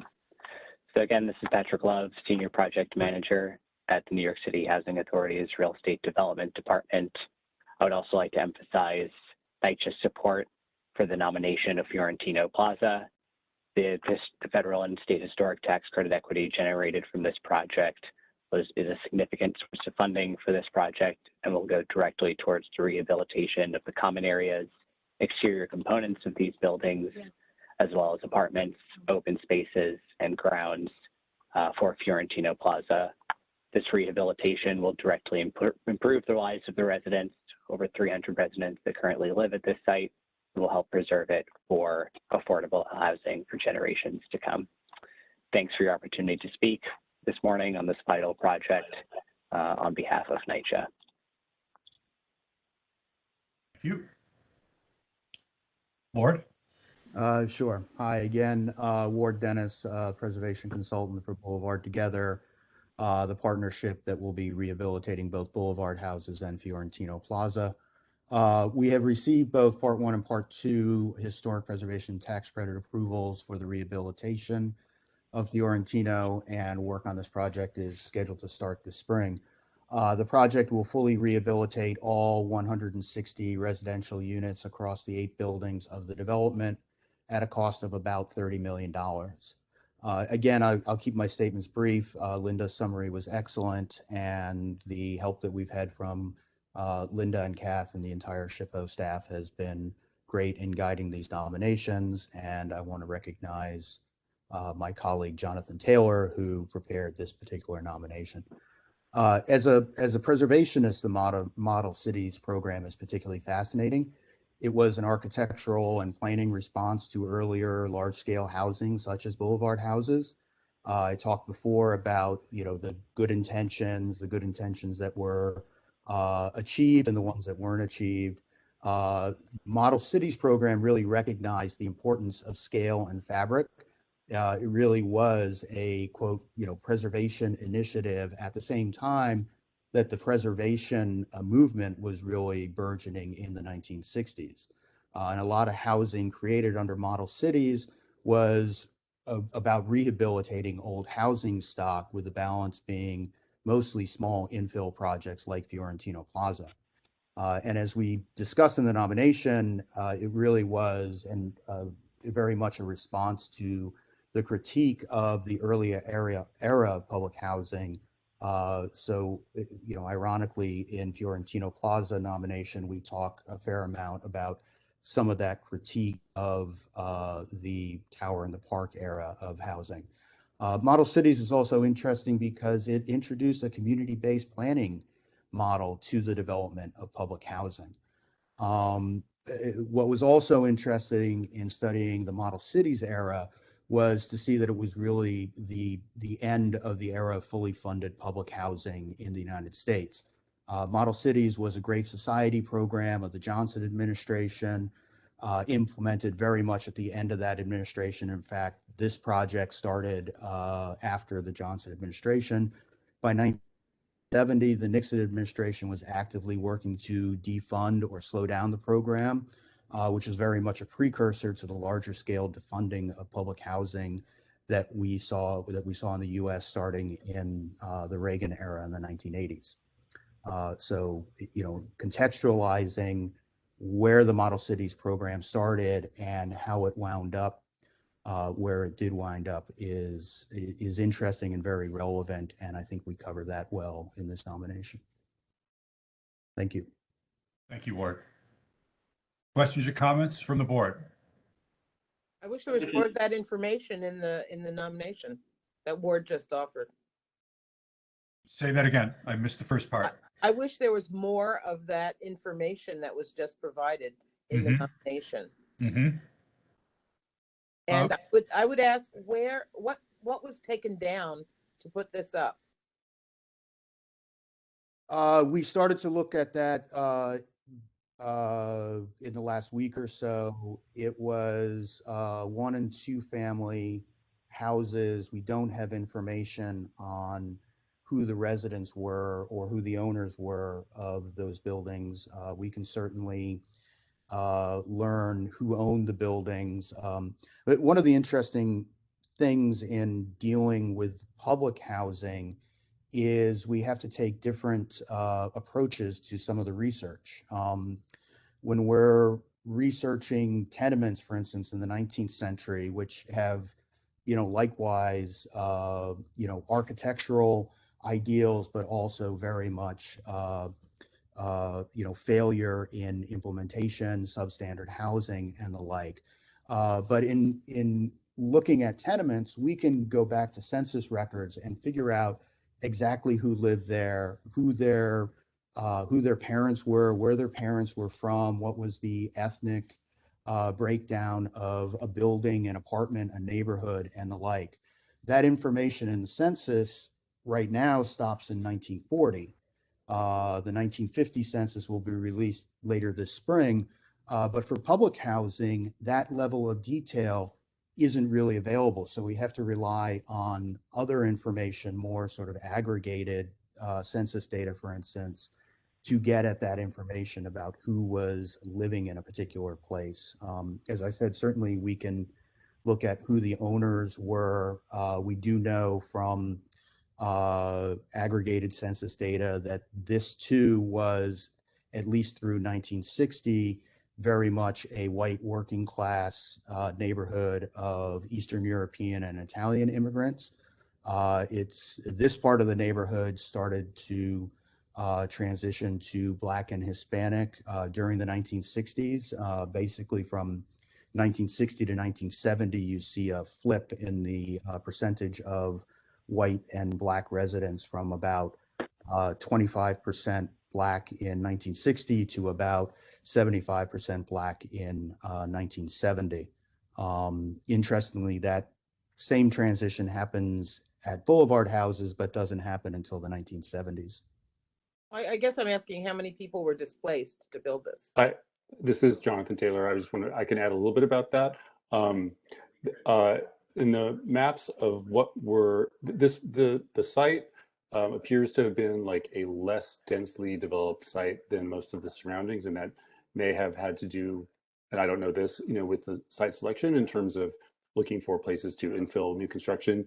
But looking at the maps of from immediately before the construction, I count that there were 22 buildings that were either a single family house or like on the corners. I think what were probably mixed use buildings with a store and 2 apartments, 15 single story garages, and then 6 empty lots.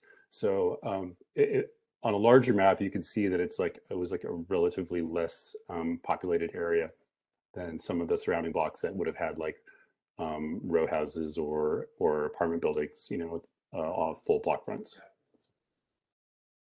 Thank you. So if this is a follow-up to Boulevard and it's supposed to be a better situation, do we know the social history on that and if that was actually true?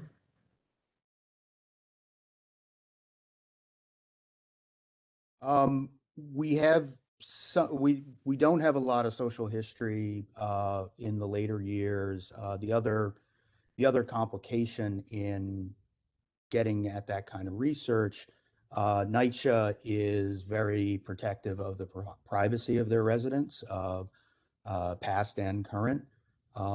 So, again, the kind of information that we can get if we're dealing with a building or an era pre-1940 versus what we can get post-1940 is very different.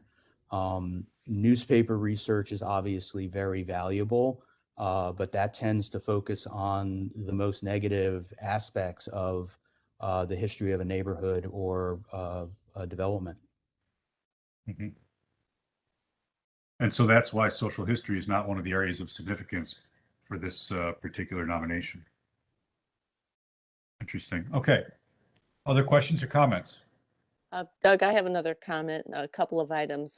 One of the things that Denny Ward stated, I looked at Bob Stearns, Robert A.M. Stearns' book with his co-authors, New York 1960, and he describes the Kingsborough houses, which was the first slum clearance project in Brownsville in East New York. And it replaced to Gretchen's point, it replaced 253 dilapidated, mostly wood frame houses. Now, what Jonathan just told us was that there were plenty of vacant sites in this particular example, but notably, I thought the scholarship that Bob and his colleagues did in the case of Kingsborough houses quite nearby, it was about 60% of those were Black residents, and they were 720 low-income families. And then there's also a second point I wanted to make from this same book, which I found of great interest, and I think it's relevant to our record. The NYS sponsors, in looking at Brownsville and East New York in the late 1960s, had been involved for lots of plans for public housing, and they worked with city planners like Walter Thabit, and in particular, a Black architect, Roger Glasgow, and they proposed an extensive program, I'm quoting, of rehabilitation. As Glasgow reported, however, when we came to implement the plan, the community decided they wanted new units. When we showed them that the units would cost no more than the rehabilitation of the existing houses, they decided they wanted new housing. And Glasgow took kind of a sour view, I'm ending quote there, but he went on and said, despite the occasional success, the Model Cities program proved unfeasible. Glasgow said, and I'll quote, lastly, there is no future in model cities. It is completely political.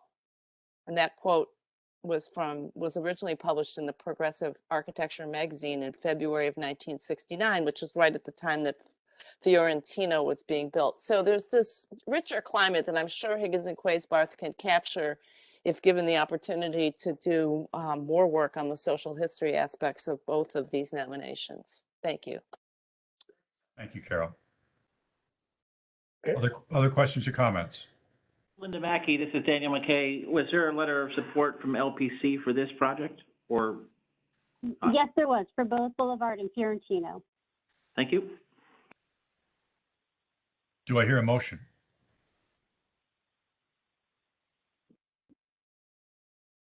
So moved. Do I hear a second? This is Wayne. I'll second. Any abstaining or opposed? Gretchen's abstaining.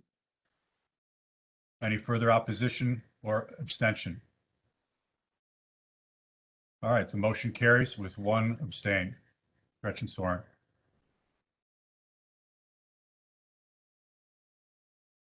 On to Steamboat Square.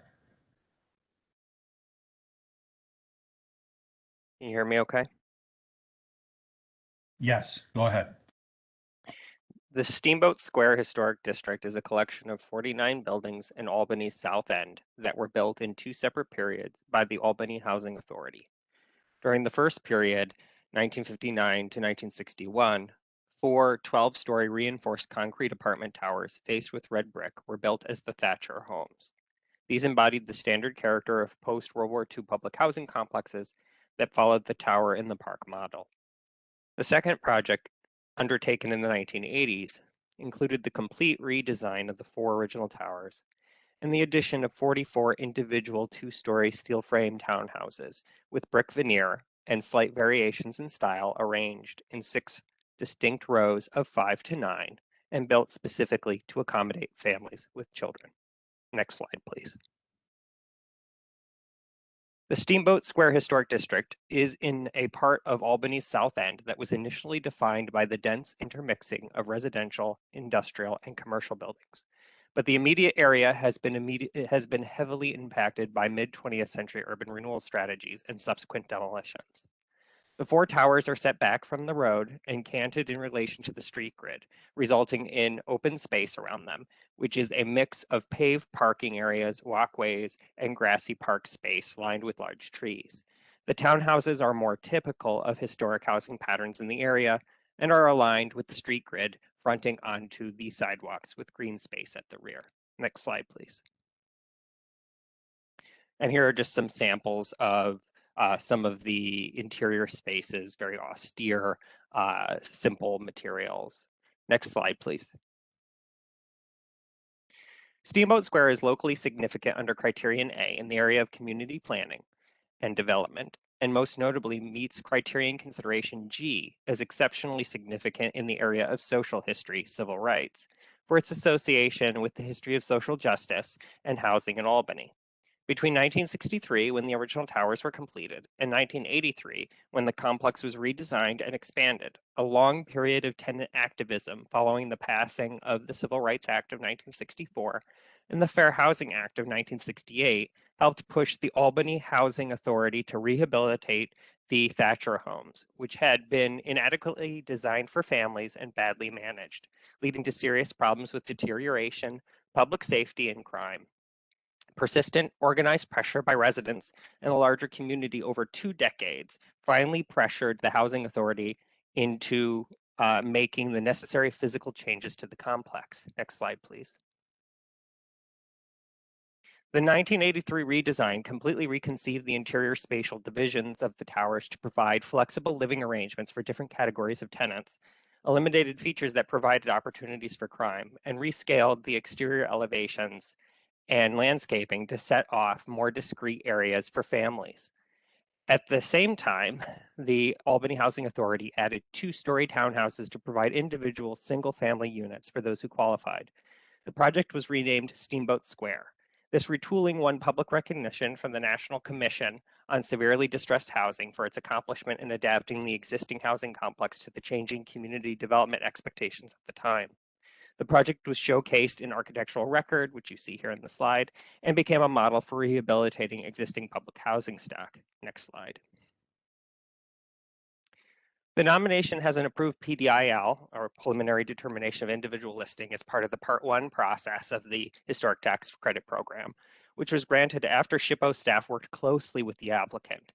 Based on MPS and SHPO feedback, the nomination was extensively revised and expanded to recognize community activism, address issues relating to civil rights, and increase sensitivity to stakeholder communities. We acknowledge, however, that as we increasingly address nominations concerned with the recent past, most notably relating to the history of public housing, our knowledge and familiarity with the latest scholarship on the intersection of race and architecture is continually evolving. Additional readings in secondary sources that address displacement and seemingly race-neutral semantics will be integrated into the relevant section of the nomination. The nomination has a letter of support from the City of Albany, and I believe either Katie Stuck or Derek King from Preservation Studios are on the meeting and might want to say a few words. Hi, folks. Can you hear me all right? Yes, go ahead. This is Derek King from Preservation Studios, and thank you, James, for that presentation and kind of the overview there.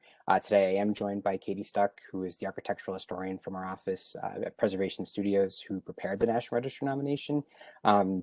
As James already mentioned, this does have a Part 1 approval, and it also has a Part 2 approval on one of the towers, which is undergoing kind of a pilot program for renovating that tower, which will then be expanded to the other towers, presumably over the next couple of years, as well as a comprehensive renovation of the townhouses themselves. Just wanted to thank James for highlighting those sections. I did think that our nomination kind of really engaged with a lot of those areas. And I also just want to make a quick note that this is a very exciting discussion to be having about the National Register and its kind of purview in social justice matters. Earlier, there was a note about what kind of prompts National Register nominations to come to the State Review Board. And as a consultant, our primary driver for producing these nominations is the Historic Tax Credit Program. And so we do work on a lot of schools, factory buildings, church complexes, and it really was exciting to be a part of this project and explore a different area of significance. And I was very happy with, the support both from the SHPO and National Park Service, as well as the support from the Albany Housing Authority, who's very excited to not only explore this part of their history, but celebrate it, and are looking forward to kind of reaching out to other local stakeholders in ways to highlight those areas in the 1960s and 70s that prompted its transformation. So with that, if there are kind of any questions and comments, I know Katie is much more familiar with the content of the draft than I am, so I will allow her to respond to any questions. Thank you, Derek. Questions or comments for Katie, or does she want to introduce herself? Hi, this is Katie. It's nice to meet you all. Yeah, let me know if you have any questions or concerns. Yep. Questions or comments about this nomination from the board? This is Carol. With all due respect to the consultants, I do think that the points that my colleague Gretchen has made earlier about the other NYCHA nominations in New York are still relevant here. And although there was a great deal of beefing up that was done on this one, we've got well over 100 pages here. I think that it could be a lot tighter. The photographs, if one looks at the Steamboat Square in particular, are not nearly as telling as the other two nominations we have before us. And I think that you'd really need an editor to take a crack at this that could tighten up.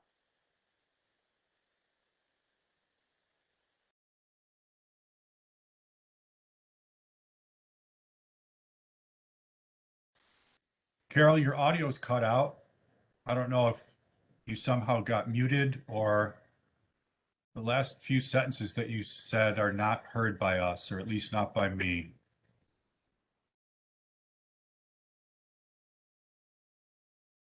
Hear me. Okay, now I can hear you, but you just cut back in mid statement there. Oh, you're gone again. No, we can't hear you.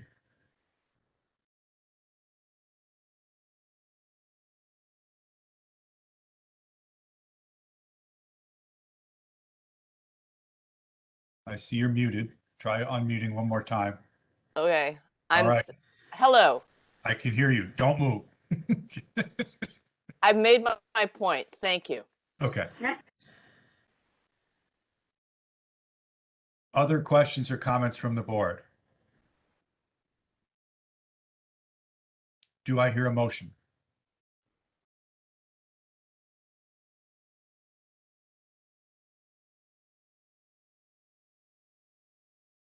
I'll move this one, Carol.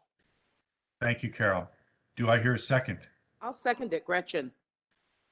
Fantastic. All in favor? Sorry, that's not what I was supposed to say. Any abstaining or opposed? There being none, this nomination is carried by unanimous consent. Thank you, everyone, and we are now going to shuffle off to Buffalo.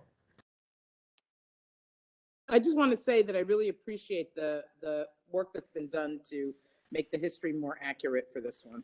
Awesome. Thank you. All right, good morning, everybody. Can you hear me okay? Yes, we can. All right, thank you. So we're starting here with Charles Barrick Sons Florida Street Houses. It's a collection of 7 associated residences located on the north side of Florida Street in the Cold Springs neighborhood of Buffalo. These freestanding two-flat masonry residences were built between 1901 and 1902 to the designs of prominent local architect George J. Metzger as rental properties for the Charles Barrick Sons Company. The houses demonstrated the firm's masonry skills, material availability, and refined taste amidst the city's incredible growth at the turn of the 20th century. During the real estate development boom which occurred in Buffalo during the late 19th and early 20th centuries, the vast majority of the rapidly built housing was of wood frame construction, which was cheap and fast to construct. This group of houses is distinct for their varied yet harmonious brick and stone construction. While each house exhibits individual detailing and ornamentation, they all share a common massing and overall plan, giving these houses a distinctive yet unified character on a street filled with largely wood-framed houses. Next slide, please. The buildings were designed by architect George J. Metzger for Charles Barrick Sons, a prolific local masonry company, contracting, and development firm active in the region from the mid-19th century through the first decades of the 20th century. An accomplished general contracting company with its own brick factories, Charles Barrick Sons was both the landowner and the builder of the district buildings and maintained the properties as investment rentals for the first 15 years, as the company expanded from brickmaking and construction into residential speculation and property management. George Metzger has a significant architectural legacy in the development of Buffalo from the late 19th and early 20th centuries. Metzger is a well-known local architect who appeared to specialize in larger commercial and governmental projects, including several early schools and an armory and high-end residential architecture. Many of Metzger's works have been lost due to subsequent 20th century development and demolitions. But the Florida street houses are unusual examples of his work in both their modest scale and repetition, are the only cohesive group of masonry houses of their kind known to have been designed by Metzger, providing a more complete pictures of the type of projects he worked on. Next slide. Charles Barrick Sons Florida Street Houses Historic District is significant under Criterion C in the area of architecture as an excellent example of speculative middle and working class housing development constructed between 1901 and 1902 in the northern streetcar suburbs of Buffalo. While each building is individualized through variation in materials and detailing, especially in the use of a wide variety of brick and stone, similar architectural characteristics are carried across each building, creating a cohesive and recognizable group. They reflect uncommon examples of what is known as the quote-unquote Buffalo double typology. It's a type of two-unit stacked housing design that commonly has a prominent front gable, a two-level front porch for each unit, and often a curved or polygonal bay on the upper story. These are the only masonry two-flat residences in Cold Springs, and there are few extant examples of masonry two-flat developments from this time in the city, where the vast majority are frame construction. Next slide. Once owned by the adjacent college and used as student housing, the houses are currently slated for redevelopment and a return to two-family occupancy using the commercial tax credit program. The porches are being restored using the few available historic photos as a guide. So this is Charles Barrick Sons Florida Street Houses. Are there any questions on this project?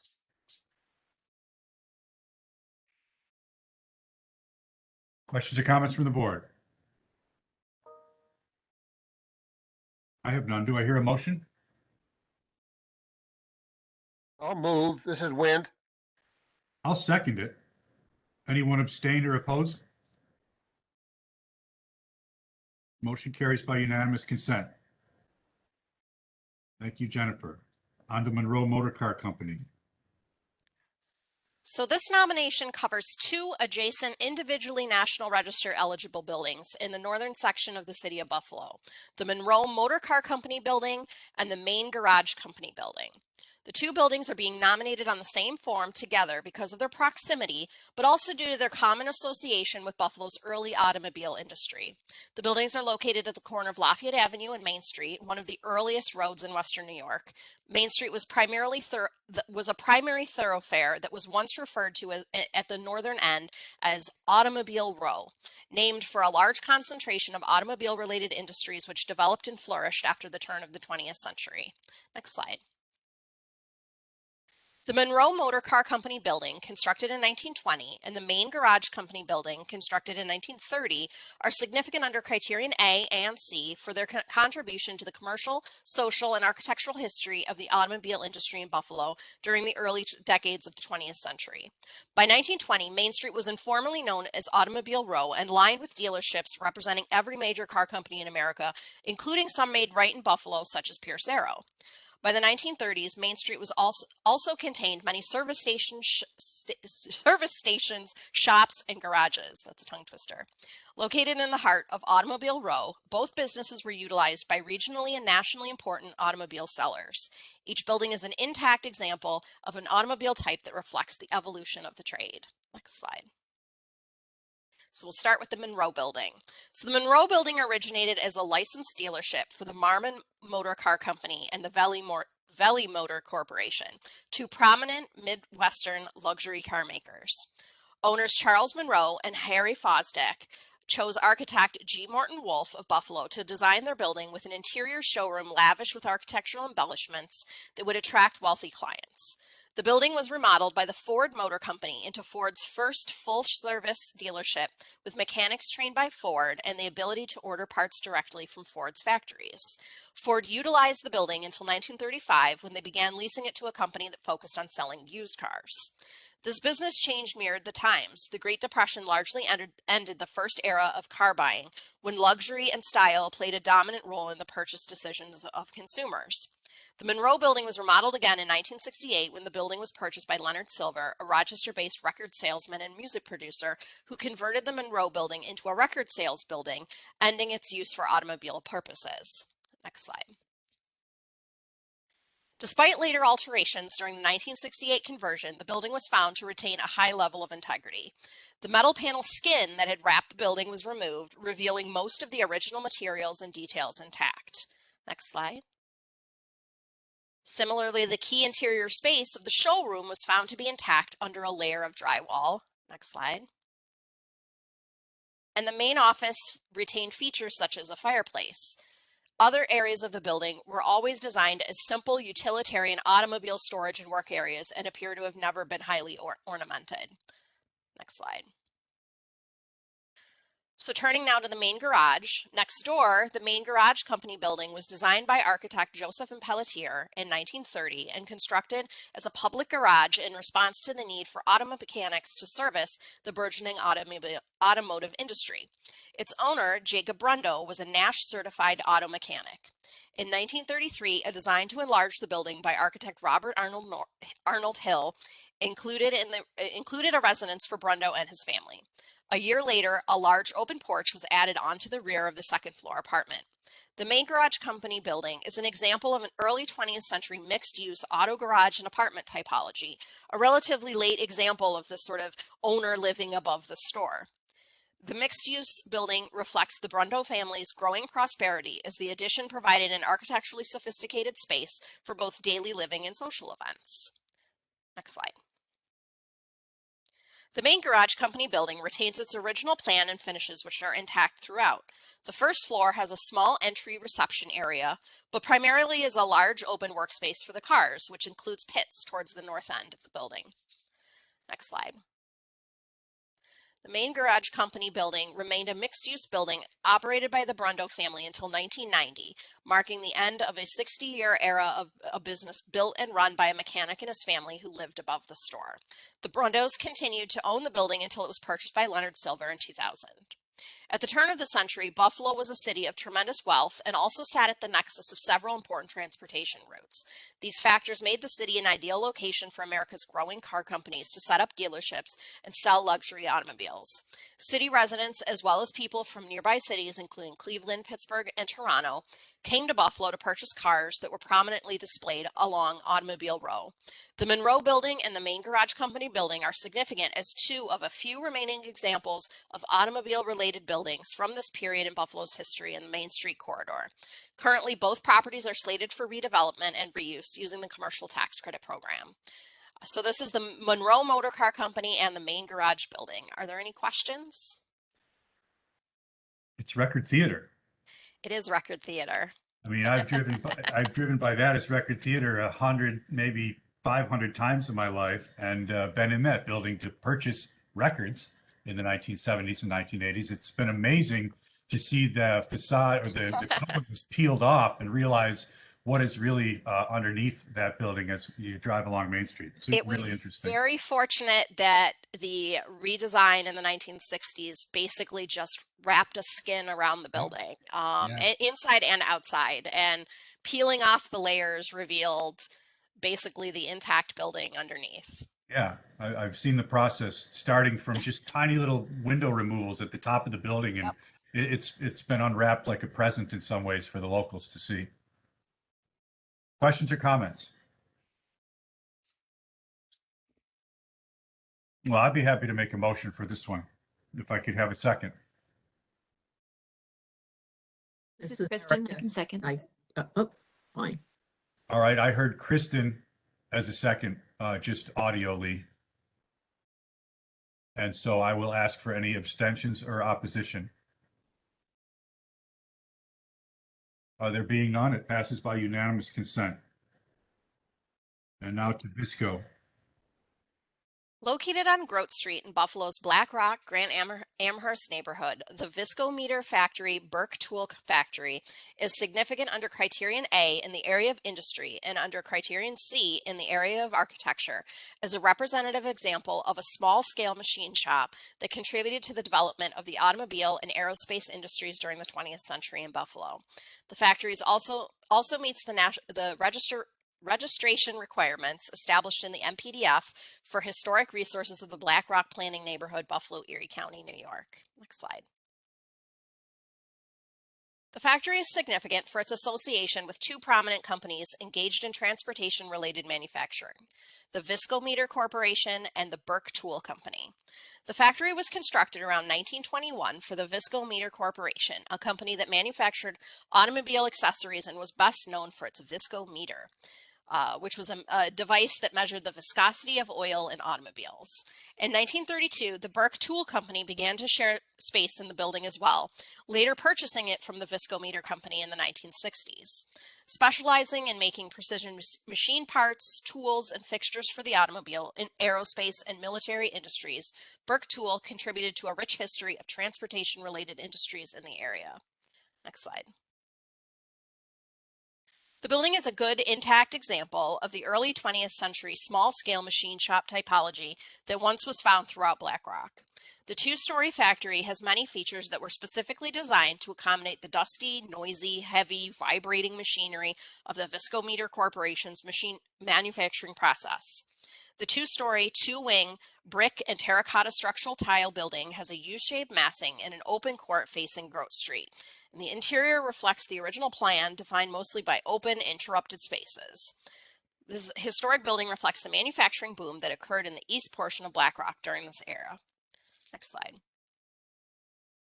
So the period of significance here begins with the construction of the building around 1921 and ends in 1972 at the 50-year mark, since Burke Tool continued to operate the facility until 2020.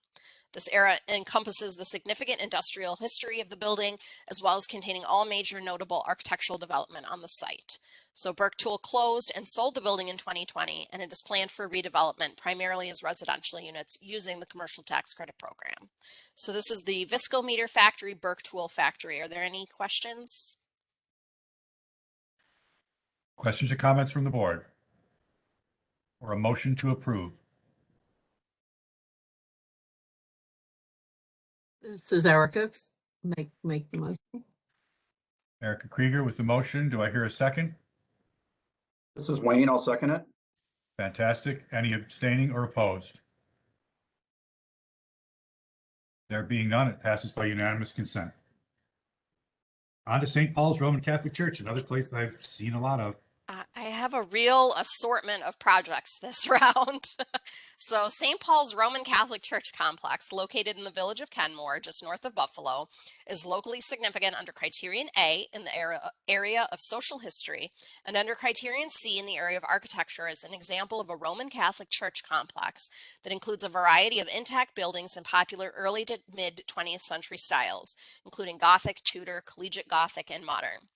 Founded in 1897, the history of St. Paul's embodies over a century of development in Kenmore's Catholic community, from the frontier Catholicism of the 19th century through a post-World War II population boom that required expanded facilities. Next slide. The complex, located at Victoria Boulevard and Delaware Avenue in Kenmore, contains three buildings: a 1954 church with a rectory and garage connected by a non-historic 2018 Parish Center addition, a parochial school built in 1925 and expanded in 1929 and 1962, and a two-car garage dating to around 1950-1960. Next slide. St. Paul's was formed in 1897 as one of the first parishes in the Buffalo suburb of Kenmore. Before its opening, Catholics in the area relied on the inconsistent service of traveling priests or had to travel into downtown Buffalo for Mass. After the church was completed, the parish opened a school in 1899 to provide parochial education to local Catholic students. Next slide. After World War II, the parish initiated a building campaign to replace the original 1890s church with a larger facility that could accommodate the growing membership. By 1945, the parish had over 2,000 families, and the school served almost 600 students. Contracting Mortimer Murphy Architects in 1952, the parish initiated a building campaign that included a rectory, garage, and church, executed in the same Ohio sandstone and Indiana limestone, and drawing from historic architectural styles, simplified to express the tastes and trends of the mid-20th century. Next slide. So the 1899 school was demolished in 1925 in order to construct the present school, which was designed by the prominent local architectural firm of Bly and Lyman. The school was later expanded in 1929. As the parish continued to grow in the post-war decades, it required additional school facilities, and in 1962, Mortimer Murphy Architects was commissioned to design a large addition. The two-story C-shaped addition transformed the I-shaped school into a courtyard plan and also contained living facilities for the nuns who ran the school in addition to instructional spaces. Next slide. The period of significance spans the construction of all extant buildings in the complex, starting with the 1925 school and concluding with the construction of the 1962 school addition. This period of significance also corresponds to the area of most significant parish growth and includes the construction of the 1953-54 church, rectory, and both garages. The buildings erected and modified at St. Paul's Catholic Church complex during this time represent the growth of Kenmore from a semi-rural suburb to a major community. So this is St. Paul's Catholic Church complex. Are there any questions on this? Jennifer, this is a tax credit project. Are they going to refurbish what's there The and keep school is a tax credit the project, school? correct? And it's still a school that has students there? I believe the school has closed. Yeah, I was going to say that because they're struggling to fill the rooms, and Right. the number of Catholic schools locally is shrinking almost daily. Oh, it's nice to see something from my hometown. Questions or comments from the board? Do I hear a motion? I'll move it if I have to. Do I hear a second? Yes, it's Jay. I'll second. Any opposed or abstaining? Motion carries by unanimous consent. And Jennifer, you have one more. I have one more. So located in the hamlet of Forestville in the town of Hanover, Chautauqua County, the Levi J. and Francis A. Pierce House is significant under Criterion C in the area of architecture as a representative example of the Second Empire style. The house is remarkable as one of the largest and most elaborate in Forestville and the sole example of the Second Empire style in the community. The property also contains a historic barn, carriage house, and several hitching posts. Next slide. Constructed around 1871, the house was built for Levi J. Pierce, a prominent local business leader, and his wife, Frances. Born in the central New York village of Cooperstown, Pierce came from a family background in industry and distilling. After attending public schools, he gained experience working as a clerk for a store in Cooperstown. He arrived in Forestville in 1852 to enter into the merchant business with J.G. Hopkins and N.B. Brown. Their company served residents of Forestville for almost 20 years, selling agricultural products. After the company dissolved, Pierce opened his hardware store on Main Street. By 1871, he had sold his first house and had secured land on Pearl Street to build a new house for his wife Frances and their 4 children. That's him in the photo with boxing gloves on. Next slide. The nominated property was designed in such a way to convey the family's prosperous status that followed Pierce's successful business ventures. While the architect or builder has not been identified, the designer shows a clear understanding of contemporary architectural styles, likely drawn from books or from local travel. While the house reflects typical Second Empire style features such as the mansard roof, the prominent tower, round arch windows, and dormers, the building reflects some carried over influence from the early Italianate style. While a small addition has been added to the rear of the house, it was done in a highly complementary style. Next slide.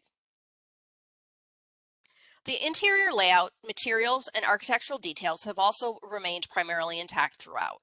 Some interior spaces, especially those towards the rear of the house, have been slightly modified to reflect more modern ways of living. Despite these updates, the house maintains the feeling, materials, and craftsmanship of the historic 1870s house. Next slide.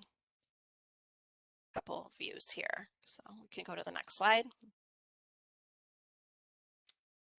The Pierces remained in the house for approximately 7 years before relocating elsewhere in the village. It is suspected that Francis did not enjoy living in such a grand house and wanted to downsize shortly after living there. By 1878, they had sold the house to its next owner, Willis N. Schoonover.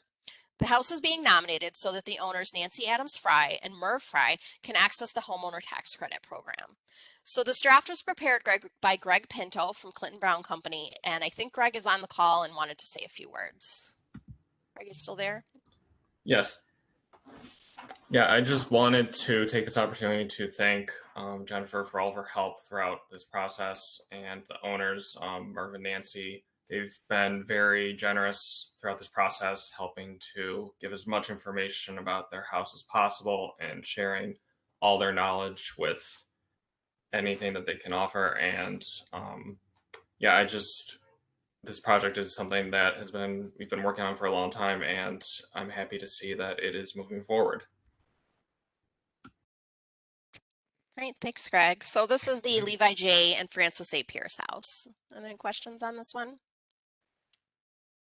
I have a comment about the historic overview. And I just wonder what's necessary here. The historic overview mentions the early period of the development of Western New York, beginning with about Joseph Ellicott, 1798 to 1801, the laying out of Forestville as part of the lands in Western New York opening up. And there's just one sentence in there about what happened before that, and it refers to the Seneca tribe occupying this land of the Iroquois Confederacy. So 2 questions. Is it necessary to say that? And if you're going to go to the trouble to talk about this sort of earlier history before Euro-American white settlement, I would argue for just a little bit more there. If you're going to refer to the Seneca, you should probably refer to them as the Seneca Nation. Sure. Also, this is not the Seneca homeland, which was very much focused into the Genesee Valley.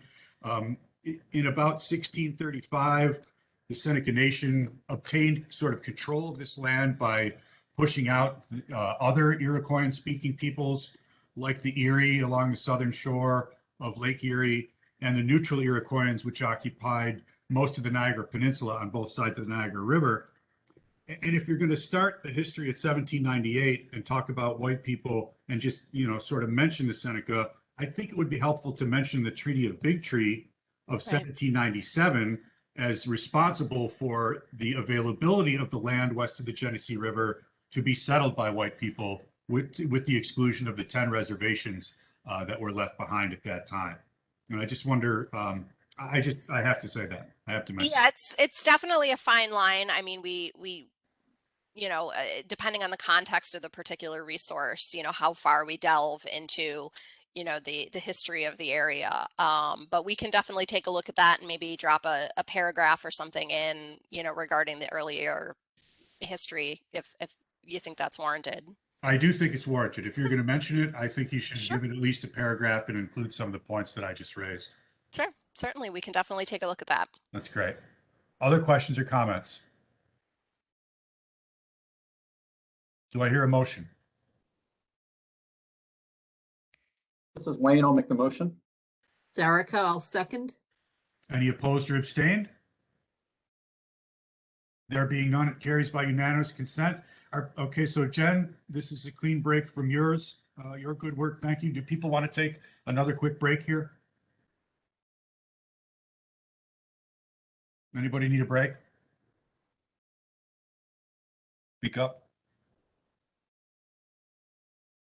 All right, I guess we'll power through. On to Hunts Point Rail Station.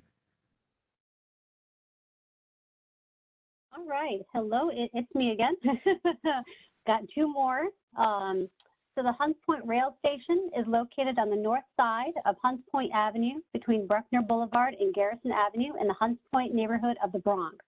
It is locally significant under criterion A for its association with the development of New York City's transportation network in the early 20th century, for its association with the expansion and improvement of the Southern Bronx, and for its association with the pioneering electrification of the New York, New Haven, and Hartford Railroad Company mainline rail system. The station is also significant under criterion C for its distinctive French Renaissance style design by renowned architect Cass Gilbert. The period of significance is 1908 to 1909, the years the station and its underlying plate girder bridge were constructed as part of the newly expanded Harlem River Branch line. The bridge was designed by engineer H.C. Keith. Despite substantial deterioration and the loss of the lower portion of the facade, the Hunts Point Rail Station retains substantial integrity, illustrates several important themes, and is a representative example of the suburban railroad stations constructed at the turn of the century in New York City. The boundary is drawn to include the footprints of the bridge abutments and the bridge overpass structure on which the rail station is located. We begin with a few historic images. The bottom right is a photo dated 1915. So a few years after the original completion date. And then the top left is a photo dated around circa 1935, showing the building which had been converted to retail use in 1927, and more about that. Next slide. The Harlem River Branch opened in 1873 as a two-track freight line called the Harlem River and Portchester Railroad that through connecting lines linked New York City and New Haven. Between 1908 and 1910, the New Haven, which held a perpetual lease on the road, significantly upgraded the route to accommodate anticipated passenger growth in the newly developed areas of the Bronx. The improvement of the line was part of wider plans for the electrification of New Haven's entire rail system and included widening the road to 6 tracks, situating it below grade, and building new street-level stations between the lower Bronx and New Rochelle in Westchester County. Cass Gilbert was commissioned to build the new stations. While all employed the basic plan, each received a different architectural style. The Hunts Point Station, one of 10 designs, and one of 6 that were actually constructed, was French Renaissance in style with a wide hipped roof, peaked dormers, spires, and chimneys. And photos here, we're beginning with the rear elevation, kind of starting out with the highest integrity. You'll see why in a few minutes. The top right is the current view of that rear elevation, and bottom left, same view, just different angle, dated 1910. You can see the stairways that would run down to the track platform. Next slide. In the years after the Harlem Line branch was completed, the New Haven continued to expand, extending its electrified passenger operations on the Harlem River with the opening of the 4-track New York, Westchester, and Boston Railroad in 1912. The company, however, faced increasing financial and operational difficulties, and by 1927, the rail company altered the Hunts Point Avenue frontage to accommodate storefronts, likely to bring in additional income. The onset of the Depression only worsened the situation, though, and by 1935, the New Haven went into reorganization, and passenger service was discontinued in 1937. The tracks between Port Morris and New Rochelle are currently used by Amtrak as part of the Hellgate Line, a section of the Northeast Corridor. And this is more of a detailed view of that rear elevation. You can see the high integrity. It has the original window openings, terracotta piers, low relief ornaments, and a polychrome terracotta frieze. Next slide. Just another additional view, a portion of that rear elevation, showing some of the terracotta piers. We got brackets and some of the ornament. Next slide. Now we move to the facade, and here I want to discuss our preliminary review process because we did do a thorough evaluation and reevaluation of this building and integrity analysis. We worked with a consultant, project sponsor, more information about the rail line, other stations, current conditions. Julian Adams and I made a site visit with the consultant and project sponsors just to get a better understanding of the layout, integrity, historic fabric. And we also requested a preliminary review of the National Park Service because of possible integrity issues. We didn't feel we could make a case for the commercial side storefronts because the interior is now one open main space. So we wanted to focus on it as a function rail station. The National Park Service, they did a peer review and said due to the high integrity of that rear elevation and its relationships to the tracks, we could make a case for significance as a rail station. So, but we didn't want to give the green light to the consultant to complete part 1 and complete the full nomination until we completed that preliminary review from the Park Service. We have the current view of the facade here. Now, I originally did have the two door openings, some windows, but however, in 1927, as I said, the station was converted to retail spaces. To accommodate this, much of the southern portion of that wall below the frieze was removed so that the new storefronts could be installed. Above the storefronts, the rest of the facade survives. The building's historic polychrome terracotta frieze, decorative wrought iron brackets, and copper cornice are largely intact. The frieze, painted and obscured in some areas, extend around the entire building and is divided into panels with floral borders and some with diamonds in the center. So you have the upper photo there, just a little bit detailed on the frieze and those brackets. Next slide. More detailed views of the facade. On the left, you see some of those historic brackets and one of those dormers. And on the right, one of the terracotta piers and portion of the frieze. Next slide. Moving inside, the interior is divided into a long barrel vaulted space that functioned as the station's waiting room and two small semi-partitioned spaces at either end of the building that function as a vestibule and bathrooms to the east and an anteroom, baggage room, and elevator room to the west. Despite changes in use and deterioration, the interior space retains a very high level of integrity to the period of significance. Character-defining features that remain include that barrel vault ceiling in the waiting room, cream glazed terracotta tile walls, polychrome frieze, and smaller but functional secondary spaces that are typical of small railroad depots, allowing for that smooth movement of suburban commuters. In general, the functional divisions, characteristics of railroad stations either survive or are understandable, and many historic finishes survive despite some deterioration. Photos on the top left, that is a current view of the waiting room. And on the bottom right, same angle, same view, 1913. And you see some of the built-in benches that were there, the ticket booth and the entrance were on the facade, so that's to the left-hand side of that image. And on the right-hand side of the image, that's where the entries were to go down to the tracks below. Next slide. Just another interior view of the north wall in the waiting room. You can see the glazed terracotta tile in that polychrome frieze. Next slide.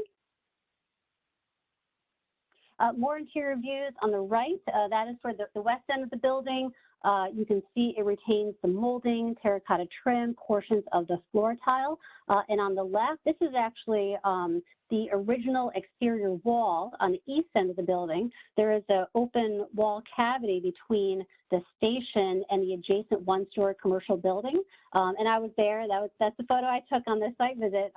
Just, you know, obviously the public can't see this, but it's a fabulous, you know, it's a great survivor, seeing the original historic fabric on the exterior. Next slide. Despite the installation of the more contemporary storefronts, the building's legible form and surviving historic fabric allow one to understand this as an early 20th century French Renaissance style building. The architectural expression and masterful details both inside and out are representative of the work of Cass Gilbert. Although not rare as a Gilbert design, the station is rare as the most intact of the 10 designs, 6 of which were constructed, that Cass Gilbert did for the New York, New Haven, and Hartford Railroad Company's Harlem River line. I'm ending with this lovely 1913 photo of the station and the surrounding neighborhood. We do have a Part 1 commercial tax credit approval from the National Park Service. We also have a letter of support from the New York City Landmarks Preservation Commission. We also received an email from Amtrak, current owner of the building still, and they expressed their support for listing the station. We also, today, we have guests, the consultant, Lindsay Peterson, project sponsor, Majora Carter. I believe she had to leave around noon, but she has her colleague, James Chase, on the call today. So I'm not sure if either one would like to say a few words.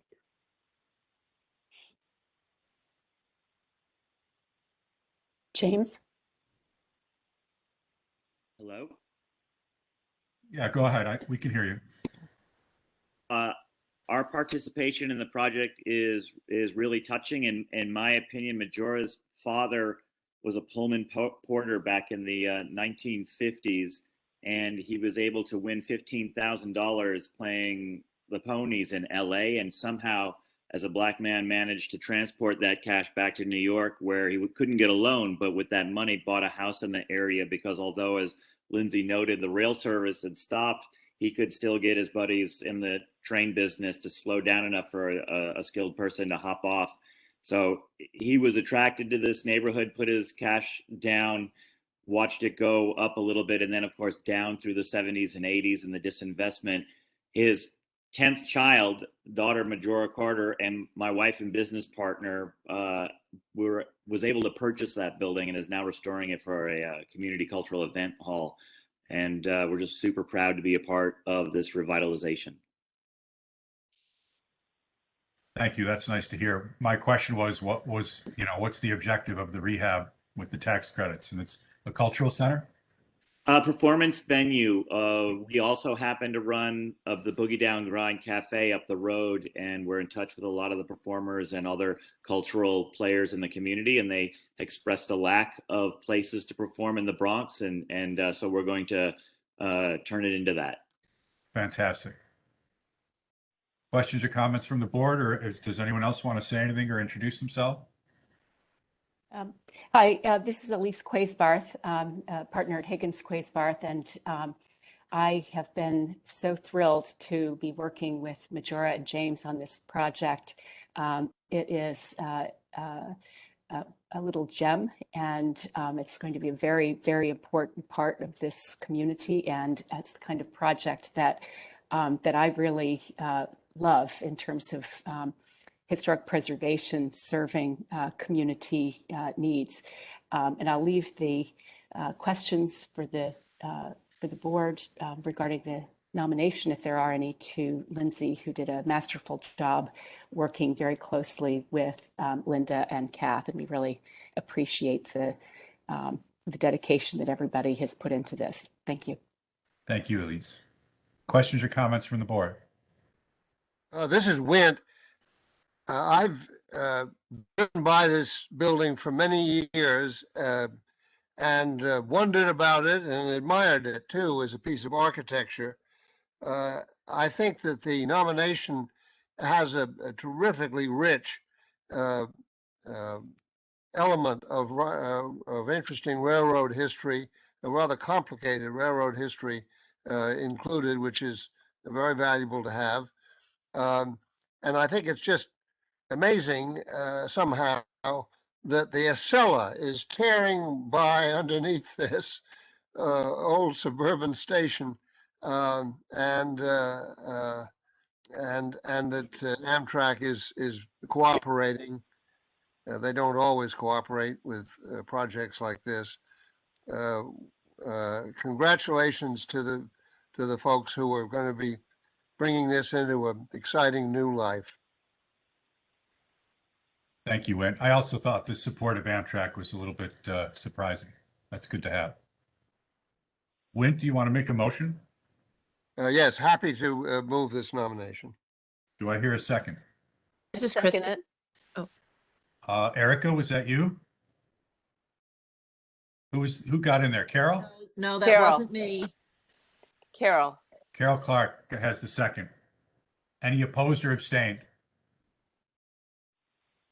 There being none, it passes by unanimous consent. And we move on to Patty's Market Historic District. Thank you so much. You're welcome. All right, my last of my four here, we got the Patty's Market, located in the neighborhood of Hell's Kitchen on the west side of Midtown Manhattan. Patty's Market is the historic name of an open-air market that came to define a section of 9th Avenue between West 34th and West 42nd Streets in the second half of the 19th century. The market, which occupied the sidewalks underneath the 9th Avenue elevated train, was established around 1885 by Irish and German immigrant pushcart peddlers who lined the avenue with their wares. It lasted until 1938, when the city abolished the market in an effort to ease traffic congestion related to the newly constructed Lincoln Tunnel and remove what many politicians considered an eyesore from the city streets. In the decades after the market was closed, The name Patty's Market came to refer to the stretch of international food stores and restaurants along 9th Avenue in the area of the former market. Many of them continue to operate similar small-scale commercial enterprises in a more permanent form in and just outside the stores, some operated by immigrant retailers of their descendants. The Patty's Market Historic District is significant under Criterion A in the areas of commerce and ethnic heritage. The district reflects the history of how working-class New Yorkers sold and purchased food on the west side of Manhattan in the late 19th and early 20th centuries. The market was a central feature of the Hell's Kitchen neighborhood, supported and operated by those living in the neighboring tenements, but also a destination within the greater New York City region. Many of the carts and stalls were family businesses handed down from one generation to the next, and there was a symbiotic relationship between the street vendors and the shops, which were considered part and parcel of the market. The district is also associated with the history of immigration to the United States in the late 19th and early 20th century, especially the tendency of immigrants to settle in crowded urban neighborhoods such as Hell's Kitchen, which, with its low housing costs, large foreign-born population, enticed generations of newcomers who were looking to gain a foothold in the city. The immigrants brought their customs, preferences, and food traditions. To many, especially those from the larger cities of Europe, the street market on 9th Avenue was a familiar sight, not unlike the markets they had known across the Atlantic. The only difference was perhaps the multitude of cultures put on display. And on the first slide here, we have the map of the district on the right on an aerial image, and then on the left, historic image around 1930, showing the peddlers setting up between the storefronts. Next slide. Likely because of its ad hoc nature, the origins of Patty's Market are somewhat unclear. However, first primary source account of a market in this location came in 1885 when the New York Times reported on a street market in 9th Avenue between 39th and 40th Street, one of the Saturday night features of the 20th Ward, where a man named Albert Stewart, a coachman, had a quote, and made himself very officious there with the hucksters and stall keepers inquiring about permits. The first documented usage of the name Patty's Market appears to come in 1892, when the market was listed among the city's markets as an amusing and novel sight in a guidebook. The name may have originated in Ireland. Cork, Ireland's second largest city, for example, had one, or perhaps it was generated in cities where the Irish emigrated in response to the Great Famine of the 1840s. In this image here, it's from a drawing, Harper's Weekly, 1890, titled Saturday Night Market on 9th Avenue. Next slide. In 1900, the New York Herald called Patty's Market one of the most densely crowded markets in New York, and the 9th Avenue Saturday night is a tangle of flaring lights and a jumble of hoarse shouts, and it is one of the most characteristic sights in Manhattan. Despite its evident popularity, the pushcart peddlers' relationship with the city waxed and waned. The peddlers also had a contentious relationship with the police, who selectively enforced various codes and ordinances, sometimes seemingly at random or occasionally at the whims of special interest groups. And here we have a couple lovely historic images that date between 1932 and 1937, all taken along 9th Avenue. Next slide. Eventually, in 1937, due to fears of the market would interfere with the flow of traffic to and from the Lincoln Tunnel, the peddlers were given notice to vacate, and the legal wrangling, a little back and forth, continued till 1938. Within days of announcement, the market, their organization had lost their court case to remain. The peddlers announced that a new Patty's Market would be established on West 39th Street, just east of 9th Avenue, and that site, which actually in the top left-hand corner, that is now in the Garment Center Historic District that is adjacent to Patty's Market to the east. The peddlers rented a vacant lot, had it wired for electricity, and spaced it off for stands. Unfortunately, this new venture was unsuccessful, and by 1939, the market had to some extent reconstitute itself on the 9th Avenue sidewalks. By June 1940, the 9th Avenue elevated line was torn down, making the sidewalks more open and accessible than ever before. News articles in the mid-1940s reported that stores had taken the place of the push carts, and most of them seemed to have the greater part of their stocks on display on the sidewalks. By the 1950s, the neighborhood was filled with Italian, Greek, Puerto Rican, and African-American residents. A 1959 guidebook described the International Food Market on 9th Avenue as the village of Patty's Market. In 1974, New York Magazine published a guide to the food stores and restaurants along 9th Avenue. The accompanying article announced the first 9th Avenue International Food Festival, sponsored by the 9th Avenue Association, celebrating the international food offerings of the Avenue's many establishments, a direct outgrowth of the immigrants who lived in the tenements, sold from their pushcarts, and populated the market. The connection with Patty's Market was made clear from the outset. Quote, shopping bags with handsome logos cut from an old picture of pushcarts on 9th Avenue when it was Patty's Market had been designed for distribution. And again, that top left photo, that is what was a vacant lot where they made that attempt to continue the market just off 9th Avenue. And on the bottom right is a portion of that 1974 flyer for the food festival. Next slide. The district is also significant under Criterion C in the area of architecture as a collection of buildings that embody the characteristics of a distinctive urban building type.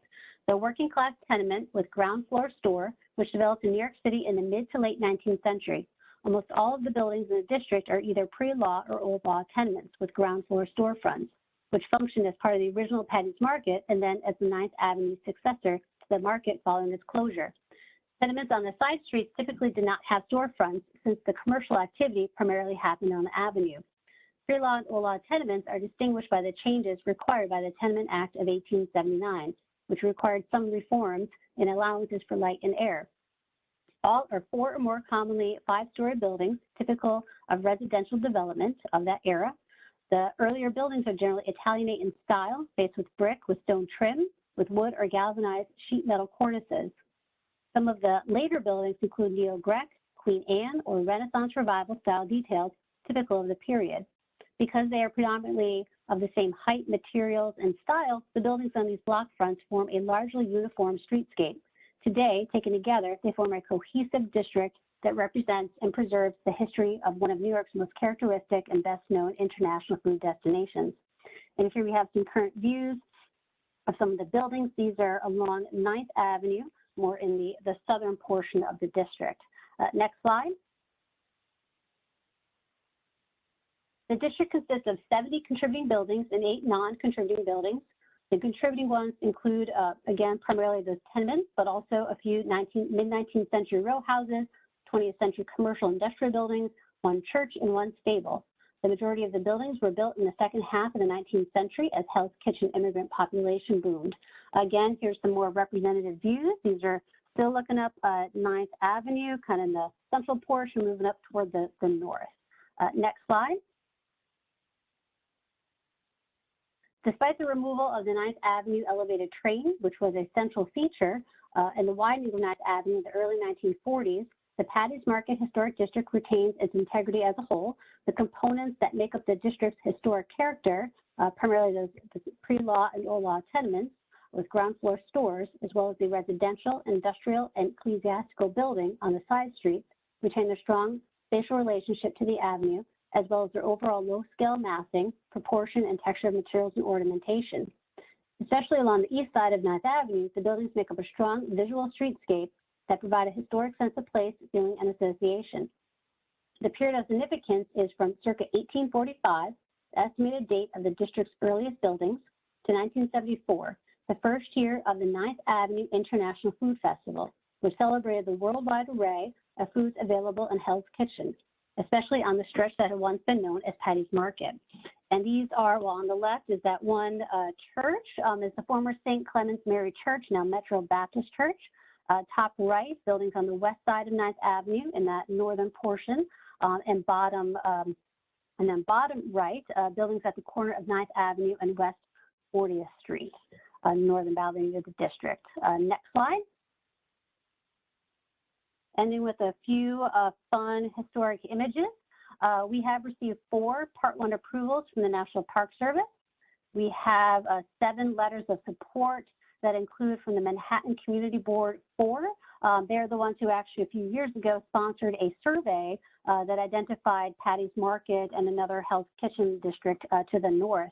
The former Manhattan Borough President, we have the Hudson Yards Hell's Kitchen Alliance, Former speaker Corey Johnson of the New York City Council, New York City Landmarks Preservation Commission, West 47th Street, 48th Street Block Association.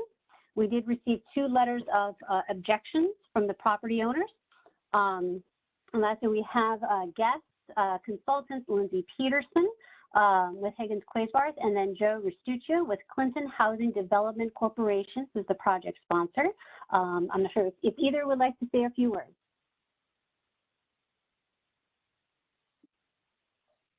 Yes, this is Joe Restuccio from Clinton Housing Development. We're a not-for-profit community organization founded in 1973.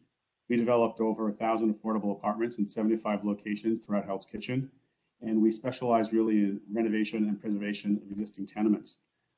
We have worked with a number of projects with SHPO, a model tenement on West 53rd called The Flats, McNulty Building on West 52nd Street, a first use of structural concrete in commercial building, Hartley House on West 46th Street, a settlement house, and the Travers Brothers Cordage and Hammock Factory. Those 2 projects have been held up because of the pandemic, but we are moving ahead on others. We really support this. Historic tax credits will provide approximately half of our gap financing for affordable housing renovation on West 40th Street on the corner of 9th Avenue. And we are very involved with both historic preservation and community preservation in the district. Thank you for your time. Thank you, Joe. Is there someone else that wants to speak on behalf of this nomination? I think Joe summed it up pretty well, but I'll just Yeah, also say thank you to Cathal Frank and Linda Mackey. This was a big effort to put this together and get it done, and they've provided a lot of assistance and guidance in the process. Thank you. Can we go back to the historic image that was early in this presentation? Because I think it shows the elevated train that's been removed, which is a big impact. Oh, there it is in that photograph on the right too, maybe. And then widen the street. I'm not saying it detracts from the integrity to the point of not nominating it, but it is a big change in the streetscape. Questions or comments from the board? This is Kristen. I have a question. Yeah. Did I hear correctly that 2 property owners are objecting? And if I heard that correctly, could we just understand what their complaints are?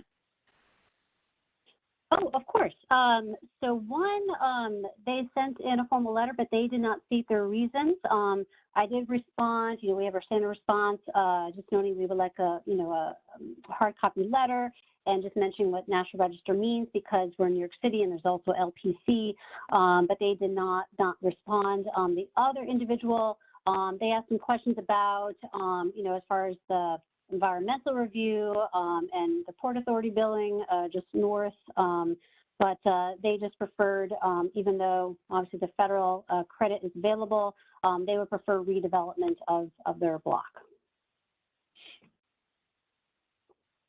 And just to thank you so much for that. And to follow up then, forgive me if I didn't remember this or hear this correctly. How many total property owners are there then? I mean, if this is two speaking out against it, is it just a small percentage? Oh, yes. There's about 50 or so property owners. Okay. Thank you so much. Yep. Other questions? Do I hear a motion? This is weird. I'd move this. It's a fascinating piece of social history and cultural history. In a second? Kristen, I can second. Anyone opposed or abstaining? It passes by unanimous consent. Thank you all. Linda. All right, moving on to Canal Boat Wrecks of Lake Champlain in both Vermont and New York with cooperation from the Vermont State Historic Preservation Office. Good afternoon. Can everybody hear me? Yes, we can. Great. Before I present this multiple property documentation form, I wanted to give a brief summary of this document type and its role in the National Register process. The National Register of Historic Places Multiple Property Documentation Form, or MPDF, nominates groups of related significant properties. themes, trends, and patterns of history shared by the properties are organized into historic contexts, and the property types that represent those historic contexts are defined. The MPDF is a cover document and not a nomination in its own right, but serves as a basis for evaluating the National Register eligibility of related properties. It may be used to nominate and register thematically related historic properties simultaneously, or to establish the registration requirements for properties that may be nominated in the future. Information common to the group of properties is presented in the MPDF, while information specific to each individual property is placed on an individual registration form. As a management tool, the thematic approach can furnish essential information for historic preservation planning because it evaluates properties on a comparative basis within a given geographical area, and because it can be used to establish preservation priorities based on historical significance. Next slide, please. Images and photographs presented in this presentation are primarily, though not exclusively, related to the Sloop Island Canal Boat Wreck located in Vermont, which will accompany this document should it be approved. I'll touch on this in more detail at the end of the presentation. Next slide. The Champlain Waterway is a combination of natural waterways and man-made canals consisting of, from south to north, the Champlain Canal, Lake Champlain, the Richelieu River, the Chambly Canal, and the St. Ours Canal. The vessels that traveled its waters had a dramatic effect on the economic, social, and industrial development of the Champlain Valley. Nestled between the Adirondack Mountains in New York and the Green Mountains in Vermont, the Champlain Valley stretches from southern Quebec to Whitehall, New York. Although the fertile Champlain Valley and mineral and timber-rich mountains surrounding Lake Champlain were abundant in resources, they were also isolated from established transportation routes when Europeans first settled the area in the 17th and 18th centuries. The creation of the Champlain Waterway during the early 19th century connected the resource-rich Champlain Valley with the major markets along the Hudson River and New York City, as well as Canadian cities along the St. Lawrence River. It allowed for an enormous increase in trade for the region, which translated into increased industrialization and settlement. The lake and the canals became the major commercial corridor of the region, and canal vessels were the primary movers of goods and resources. Next slide. The preponderance of archaeological evidence remaining of the canal vessels and the people who worked them is found at the bottom of Lake Champlain in the form of canal boat shipwrecks. Wooden canal boats first appeared in the Champlain Valley in 1819 and continued to operate through the early 20th century. During more than a century of operation, many of these vessels ended up on the lake bottom as a result of accidents, poor handling, and intentional scuttling. Next slide, please. The canal boat shipwrecks found in Lake Champlain to date are in various states of preservation. The lake's shipwrecks range from being partially to completely submerged in water and with burial to varying degrees in lake bottom sediments. The depths at which vessels are found vary from 0 to 300 feet below the surface of Lake Champlain. Next slide. The historic context associated with this MPDF are best understood through the division of 4 stages of canal construction and expansion. The early canal period of 1819 to 1857, the first canal expansion, 1858 to 1872, the second canal expansion, 1873 to 1915, and the Champlain Barge Canal from 1916 to 1940. Prior to the opening of the Champlain Canal, there appeared large numbers of long, narrow, shallow draft boats constructed specifically for service on it. These boats were built based on European canal boat designs, but with unique North American shipbuilding elements, and typically include a small cabin for the crew or family that operated the vessel. The design and construction of canal boats evolved over time in the shipyards along the Champlain Canal and Lake Champlain. The prolific growth of the shipbuilding industry that occurred immediately after the opening of the canal resulted in a variety of vessel designs and construction techniques.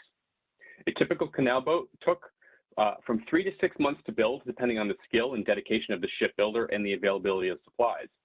The principal limiting factor in the design of canal boats was the dimension of the locks in use at the time. The vessels outlined in the MPDF are divided up by several factors, including size, materials, and construction methods. These characteristics help to categorize the era that a canal wreck belongs to. Generally speaking, over time, the vessels became larger and more standardized. The canal boat Virgens, a canal boat wreck located in Westport, Essex County, was previously listed on the National Register in 2012 and would have easily fallen under the context and registration requirements of this MPDF had this document been approved at that time, and would have streamlined the efforts to nominate it. The Virgens is an example of a wreck from the early canal period, 1819 to 1857. Next slide. The final two slides here were specifically chosen to highlight the people that made a living transporting goods on the canal system. The MPDF is focused primarily on the canal boats and their evolution over time, but it's also important that we recognize those who lived and worked on these vessels. Next slide.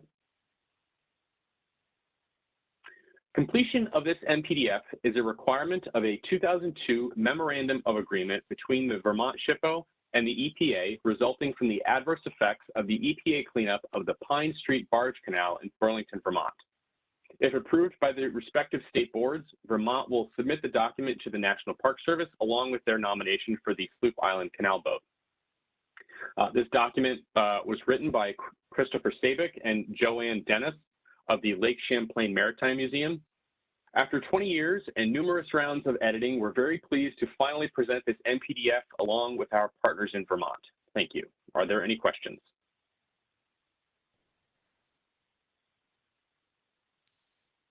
Dan, do we have an idea of roughly how many of these canal boat wrecks have been found in New York waters or in Vermont waters to date, knowing that there'll be more found in the future?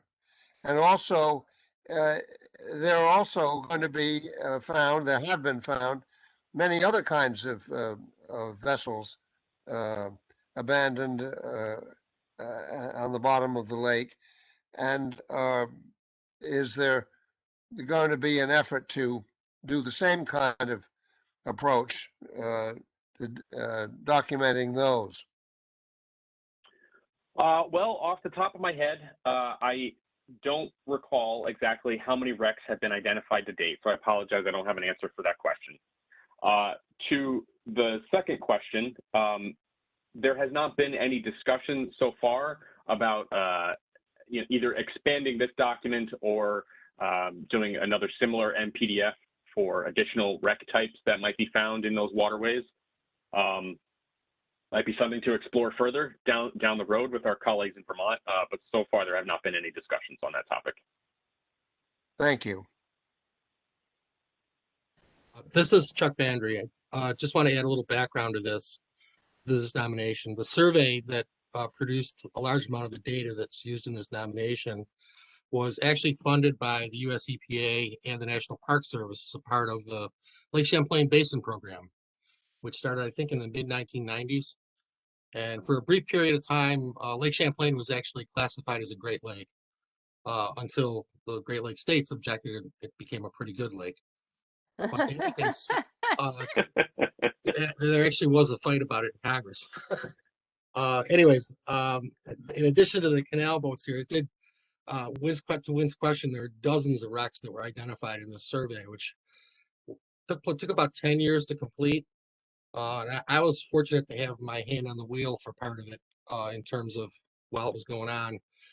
Dozens of wrecks and the whole lake bottom except for the portions of the lake that are too shallow for sonar to work very well, which there's a fair amount of that. But in any case, in addition to these vessels, one of the other wrecks that was identified is the Spitfire, which I think members of the board might be familiar with as the missing gunboat from the Valcour Island fleet from 1776.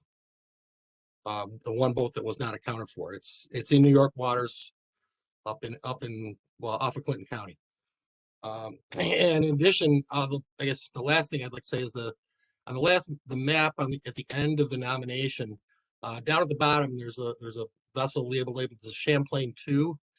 That is one of the New York State shipwreck preserves that we have, that DEC has open for divers to access, one in Lake Champlain, and we have 3 others in Lake George. And actually, a number of these canal boats that have not been nominated, but they're in New York waters, are actually good candidate sites for future dive sites. And I'd like to move this nomination. All right, thank you, Chuck. I just want to compliment Dan on explaining the property type and that this is not a National Register form per se. It's defining sort of the parameters of forms that will be submitted in groups or individually later, which explains a lot of the, you know, the way this is written. And so I really appreciate that. Other questions or comments? We have a motion. Do I hear a second? This is Dan. I just wanted to add real quickly that typically when we do have an MPDF, we do at least one property is normally associated with it when we nominate it. In this case, Vermont is handling that. So this is a little unusual to present an MPDF without a property of our own. Good. Thank you for adding that. Thank you, Dan. This is Wynn. I'm prepared to second. Any objections or abstentions or further discussion? There being none, it passes by unanimous consent. And on to Woodstock. Okay, so the Woodstock Artists Association, known in its early years as the Woodstock Art Association, is locally significant under Criterion A in the areas of art and social history as a long-standing, purpose-built exhibition space that supported the diverse artist colony at Woodstock. The gallery space is purposely placed at both the geographical and the social center of the hamlet, surrounded by commercial and institutional buildings in either direction. Next slide. Built in 1921 to the design of architect William Boring, the property has continued to provide exhibition opportunities and to support the needs of artists for 100 years. The period of significance for the gallery extends from 1921 with the construction of the building until 1971 when the Artist Realty Company, the financiers of the initiative to establish a gallery space, dissolved and conveyed the building to the Woodstock Artists Association, who from then on owned the property outright. Next slide. By 1919, artists from all over the United States and Europe were living and creating art in Woodstock.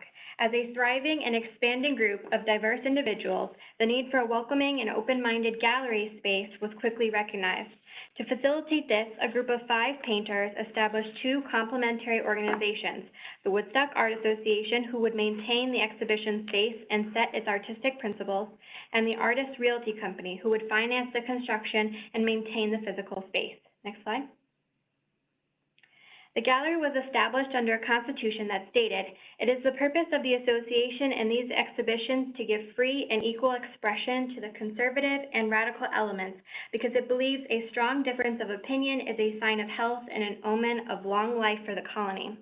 Woodstock continued to flourish as an art colony through the mid-century and had a significant impact on American art. It was during this time that the association began to sponsor conferences in conjunction with complementary exhibitions. These conferences demonstrated the association's influence by drawing speakers such as art critic Julian Forth, artists Yasuo Kuniyoshi, David Smith, Paul Berlin, and representatives from renowned institutions such as the Whitney Museum and the Museum of Modern Art. Next slide.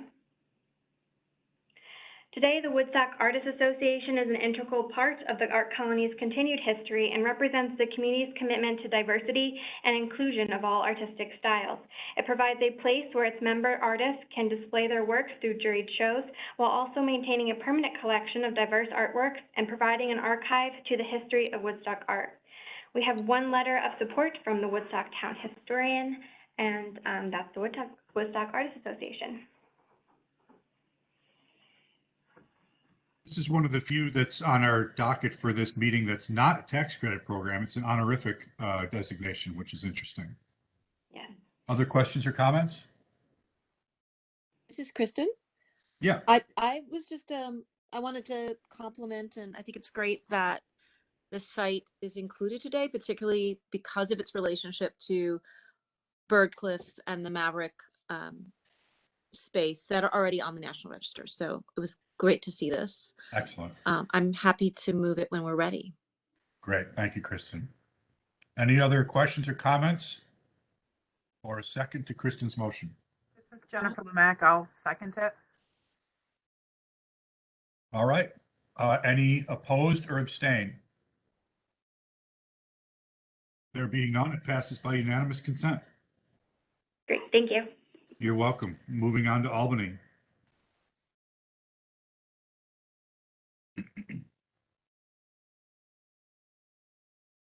The Albany Perforated Wrapping Paper Company building is historically referred to as APW, is located in the North Albany industrial sector of the city.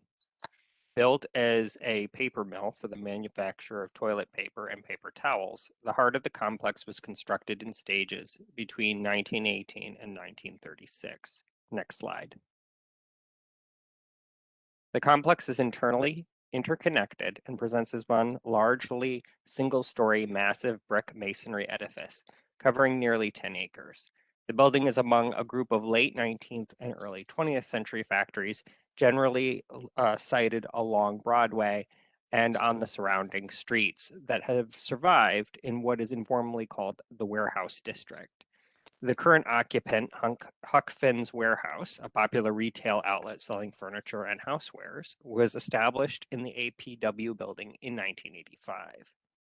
The Albany Perforated Wrapping Paper Company is significant under Criterion A in the area of industry as one of the largest global producers of paper products for the home, specifically toilet paper and paper towels, in the late 19th and early 20th centuries, and under Criterion C in the area of architecture as a transitional example of industrial architecture that combines load-bearing walls with a steel skeleton structure and large steel multi-pane windows.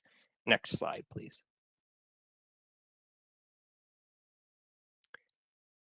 And this shows some of the typical interior spaces, large open volumes that for those of us who have shopped at Huck Finn's would not really have fully appreciated until all the furniture was out.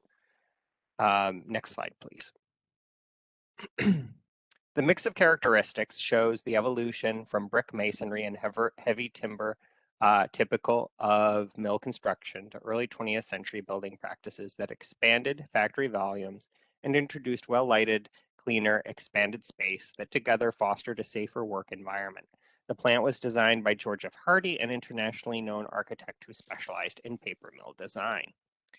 And I did include, it's a little hard to see, but I did include here a floor plan that showed how the building was constructed over time. Described at its early 20th century zenith as the largest maker of toilet paper and paper towels in the world, Albany Perforated Wrapping Paper Company was founded in 1877 by Seth Wheeler, credited as the inventor of rolled toilet tissue, a product that remains essentially unchanged since his first patent in 1871. APW flourished with branches in major U.S. cities, and the company held its own pulp mill and forests in Nova Scotia and a plant in England.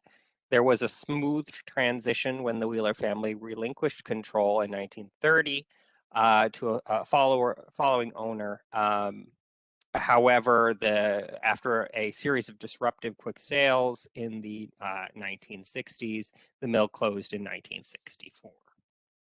And this nomination has an approved PDIL for the Part 1 of the tax credit program and a letter of support from the City of Albany. And that's APW. I do not believe that the consultant that worked on this is on the call today, if anyone has any questions. All right, so this has already been adaptively reused by the Huck Finn sort of company, and it's almost like a carnival atmosphere outside with all the Herschel carousel equipment there to draw customers. Is that the idea?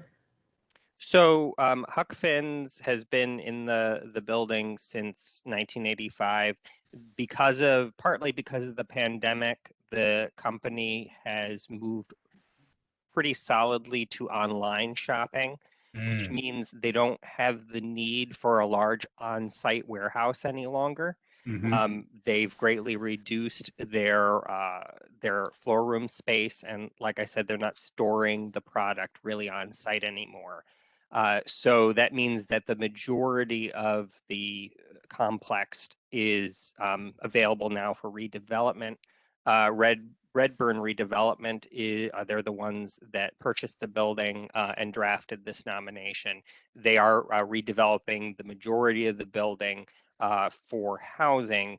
Part of it will remain with Huck Finn's as a tenant. The playland is because it was moved to the site less than 50 years ago. It's lost its setting and its historic context, so it is not included in this nomination. It falls outside of it, and my understanding is the owner intends on moving it somewhere else. Okay, thank you for that. Other questions or comments about Albany Perforated Wrapping Paper Company? This is Wint. I've been a customer of Huck Finn's. I had absolutely no idea about this earlier history. I had no idea that rolled toilet paper, a necessity for all the world, was invented in Albany. And then that rare thing, the inventor doing the right thing with protecting his invention, starts the business that then becomes the largest producer in the world. It's almost too good to be true. Terrific. And why didn't we know? Maybe some knew, but not generally known, I think, in Albany. I'll be happy to move this nomination. Any other questions or comments? Or a second? This is Jay, I'll second. Any opposed or abstain? There being none, it passes by unanimous consent. And now moving into Troy and the Lion Factory. The Lion Factory is a monumental industrial manufacturing plant located in the Lansingburg section of the city of Troy. The red brick building laid in common bond occupies almost an entire city block, presenting as a large 6-story rectangular massing with an unbroken 32-bay facade along 2nd Avenue. Smaller rectangular wings extend from the main block perpendicular to the rear elevation at varying depths. Next slide, please. The factory was constructed in 6 separate building campaigns between 1884 and 1910. The interior of each level has an open floor plan with an internal framing system of wood posts and beams. Next slide, please. It is well lit by abundant, regularly spaced windows. The floor plan features large volume spaces periodically divided by masonry walls, which were originally constructed to separate various mill processes. An automobile garage, which you can sort of see off to the right in the right photo, is the only remaining outbuilding and was constructed in 1930. Next slide, please. And then here are just some sample images showing some of the typical interior spaces, showing the mill construction. The property meets the registration requirements for the multiple property documentation form entitled Textile Factory Buildings in Troy, New York, 1880 to 1920. Lion Factory is being nominated in association with Criterion A in the area of industry, and it is also being nominated in the area of architecture under Criterion C. Next slide, please. At the time that James K.P. Pine erected the Lion Factory in 1884, load-bearing masonry buildings with interior wood framing of mill construction type was the most common design solution for large-scale factory architecture. This typology was developed to minimize the risk of fire and to support the loads and the movement of machinery. The floors were separated by, as I noted before, fireproof stops and stairways that were isolated by fireproof partitions. Which all you can, the factory retains a high level of historic integrity to that development. KP Pine's textile empire, known nationwide as the Lion brand of the United Shirt and Collar Company, was an industry leader in the production of shirt cuffs and collars.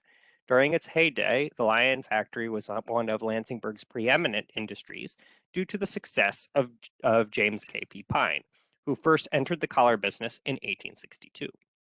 In addition to his local preeminence as a successful mill operator, Pine was a leading citizen with keen business acumen.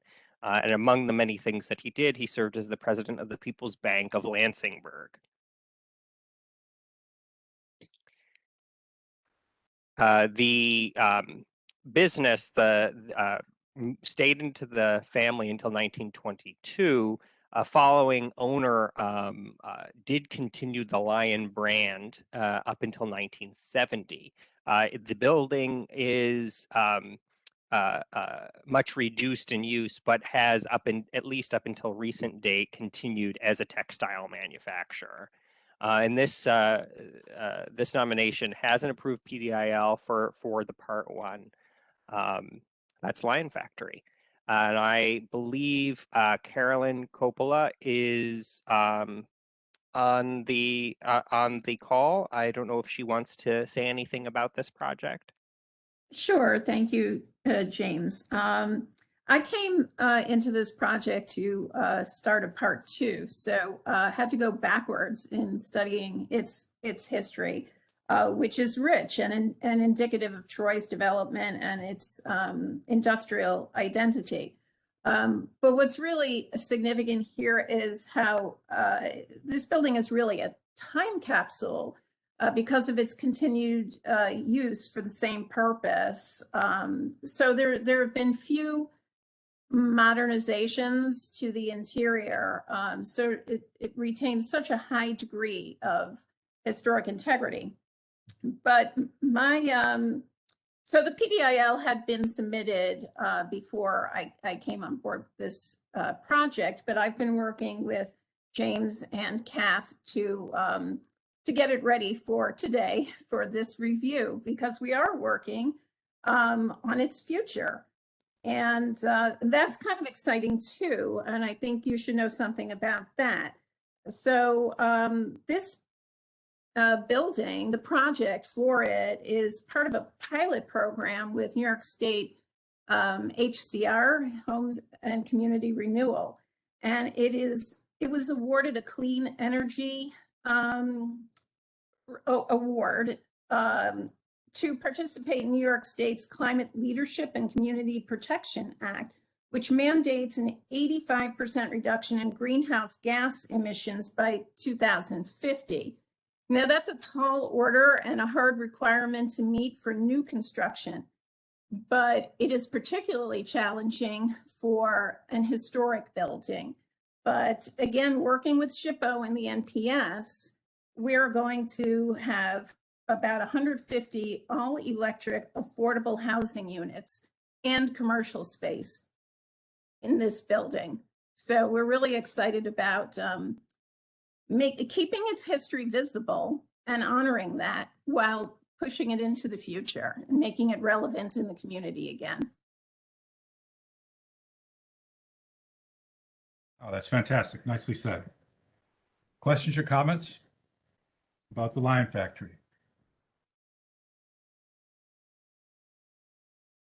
Do I hear a motion? Hi, this is Wayne. I'll make the motion. And this is Erica. I'll second. Erica Krieger with the second. Any opposed or abstain? There being none, it passes by unanimous consent. And now to Schenectady and the Wedgeway Building.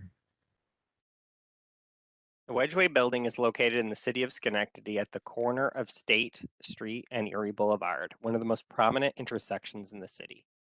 The Wedgeway Building consists of approximately 55,000 square feet of office space and retail space. Next slide, please. It was constructed in 3 primary building campaigns. The earliest section of the building is located at 277 State Street and was constructed circa 1885 on a triangular parcel of land. The east elevation of the 3-story brick commercial building features fenestration with segmental arch windows window openings at the first and second floors, with round arch window openings on the third floor.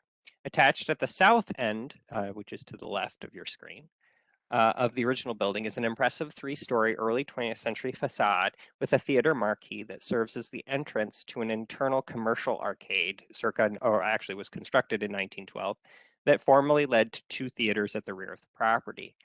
Facing Erie Boulevard, which is off to your left there and in the upper left photo as well. I'm sorry, I flipped them. Off to the right, off to the right, apologize. The 6-story brick office and retail addition, also constructed in 1912, features regular fenestration with segmental arch windows. The third major building campaign of the property, now we're going to the right and in the upper left photo, occurred in 1922 with the addition of an office and mercantile building at 271 to 275 State Street on the west side of the circa 1885 and 1912 sections. The 3-story brick and limestone facade of this addition faces State Street and was designed in the Renaissance Revival style. Next slide, please. All sections of the complex are interconnected on the first floor by a central shopping arcade, which you can see in the lower right, and then also on the lower part of the slide on the left, it's another section of the shopping arcade looking into one of the retail spaces. The photo on above is one of the spaces on the upper floors of the 1922 building. Next slide, please. And then here are some additional interior photos. This is from the 1912 office edition, and you can see it still looks like a 1912 office with those wonderful transoms there. Next slide, please. And then this, just to explain it a little bit before I continue, these series of sandboard maps going in time sequentially from the left to the right show the different stages of development of the complex. The first being just that initial wedge-shaped building from the 1880s. The second, the wedge building with the addition of the arcade and the 1912 office tower, for lack of a better term, the 6-story building. And then what was the original Proctor's Theater before it moved across the street, and then went through various other names, eventually becoming the Erie Theater because it actually faced onto the Erie Canal. And then the final one on the far right being its full extent at its height, with the addition of the State Theater, a very large theater off to the left there. And then also the adjacent building was demolished and the 1922 retail and office building was added facing State Street. The Wedgeway building is locally significant under Criterion A in the area of commerce based on its significant contribution to the commercial development of the city of Schenectady due to the scale of its commercial use and the wide variety of services it provided to the community from its construction circa 1885 into the last commercial tenant left in 2021. The period of significance begins with the date that the first section of the building was constructed and extends to 1972 in acknowledgement of that continued historic use and in respect to the 50-year rule of significance. Throughout this period, the building was an important office and retail structure bordering on State Street, the oldest trading route in the city and the first the Erie Canal and later Erie Boulevard. The Wedgeway advertised itself as the largest office building in the city, and its mix of commercial tenants continually evolved to reflect the economic conditions within the community and nationally. And just, I have a long list here, but just a quick snapshot of some of the tenants: the lawyers, real estate agents, insurance agents, architects, barbers, tailors, dressmakers, restaurants, a department store. There was the city library was there at one time, and then a business school. So it went through a wide variety of commercial and business uses. Next slide, please. And here are some historic photos to explain a little bit of what you're looking at. In the lower left is the original Wedgeway building back when it was called the Fuller Building, when it was just exclusively an office building with just a single bay facing State Street. The majority of the building faced the Erie Canal. And then the photo on the lower right, taken from the State Street Bridge, where the road goes over the canal. You can see at this point that the marquee and the 1912 facade had been added, and you can see the earlier building next door that was eventually replaced.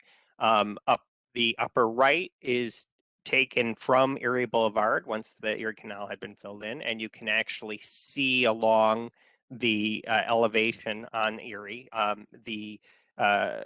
In the center of that photo is the 6-story office addition, and then you have the theater, the original Proctor's Theater, just there to the right. You can even see the movie posters there, and then on the far left, you get a view of the complex from the opposite direction. The Wedgeway was an ever-evolving commercial building that reflected changing consumer tastes and the ups and downs of the State and Erie commercial corridor. The demolition of the Erie Theater took place during the 1950s as movie palaces fell out of fashion, and the rise of the automobile established a need for commercial buildings to provide parking. The State Theater, which was the bigger and the later one, while its demolition was acknowledged as a loss to the city, was constructed 10 years after the arcade and most of the other renovations to the Wedgeway, and appears to have been architecturally apart from the rest of the building with a separate dedicated lobby. This is supported by the HABS documentation, that is the Historic American Building Survey, from 1983, which was done shortly before its demolition, which extensively documents the State Theater, but makes no reference to its physical connection to the Wedgeway. It did seem, for the most part, a self-contained architectural unit. This nomination has a letter of support from the city of Schenectady, and my understanding is that the intent is definitely redevelopment, most likely going to use the historic tax credit program.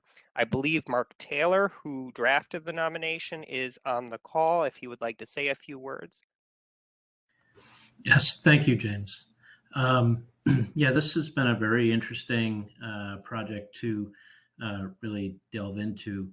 I actually worked in this building back in 1982 in an architecture office that had moved into the building. So it has clearly had a very wide use and a very interesting history. The building right now, unfortunately, is vacant, and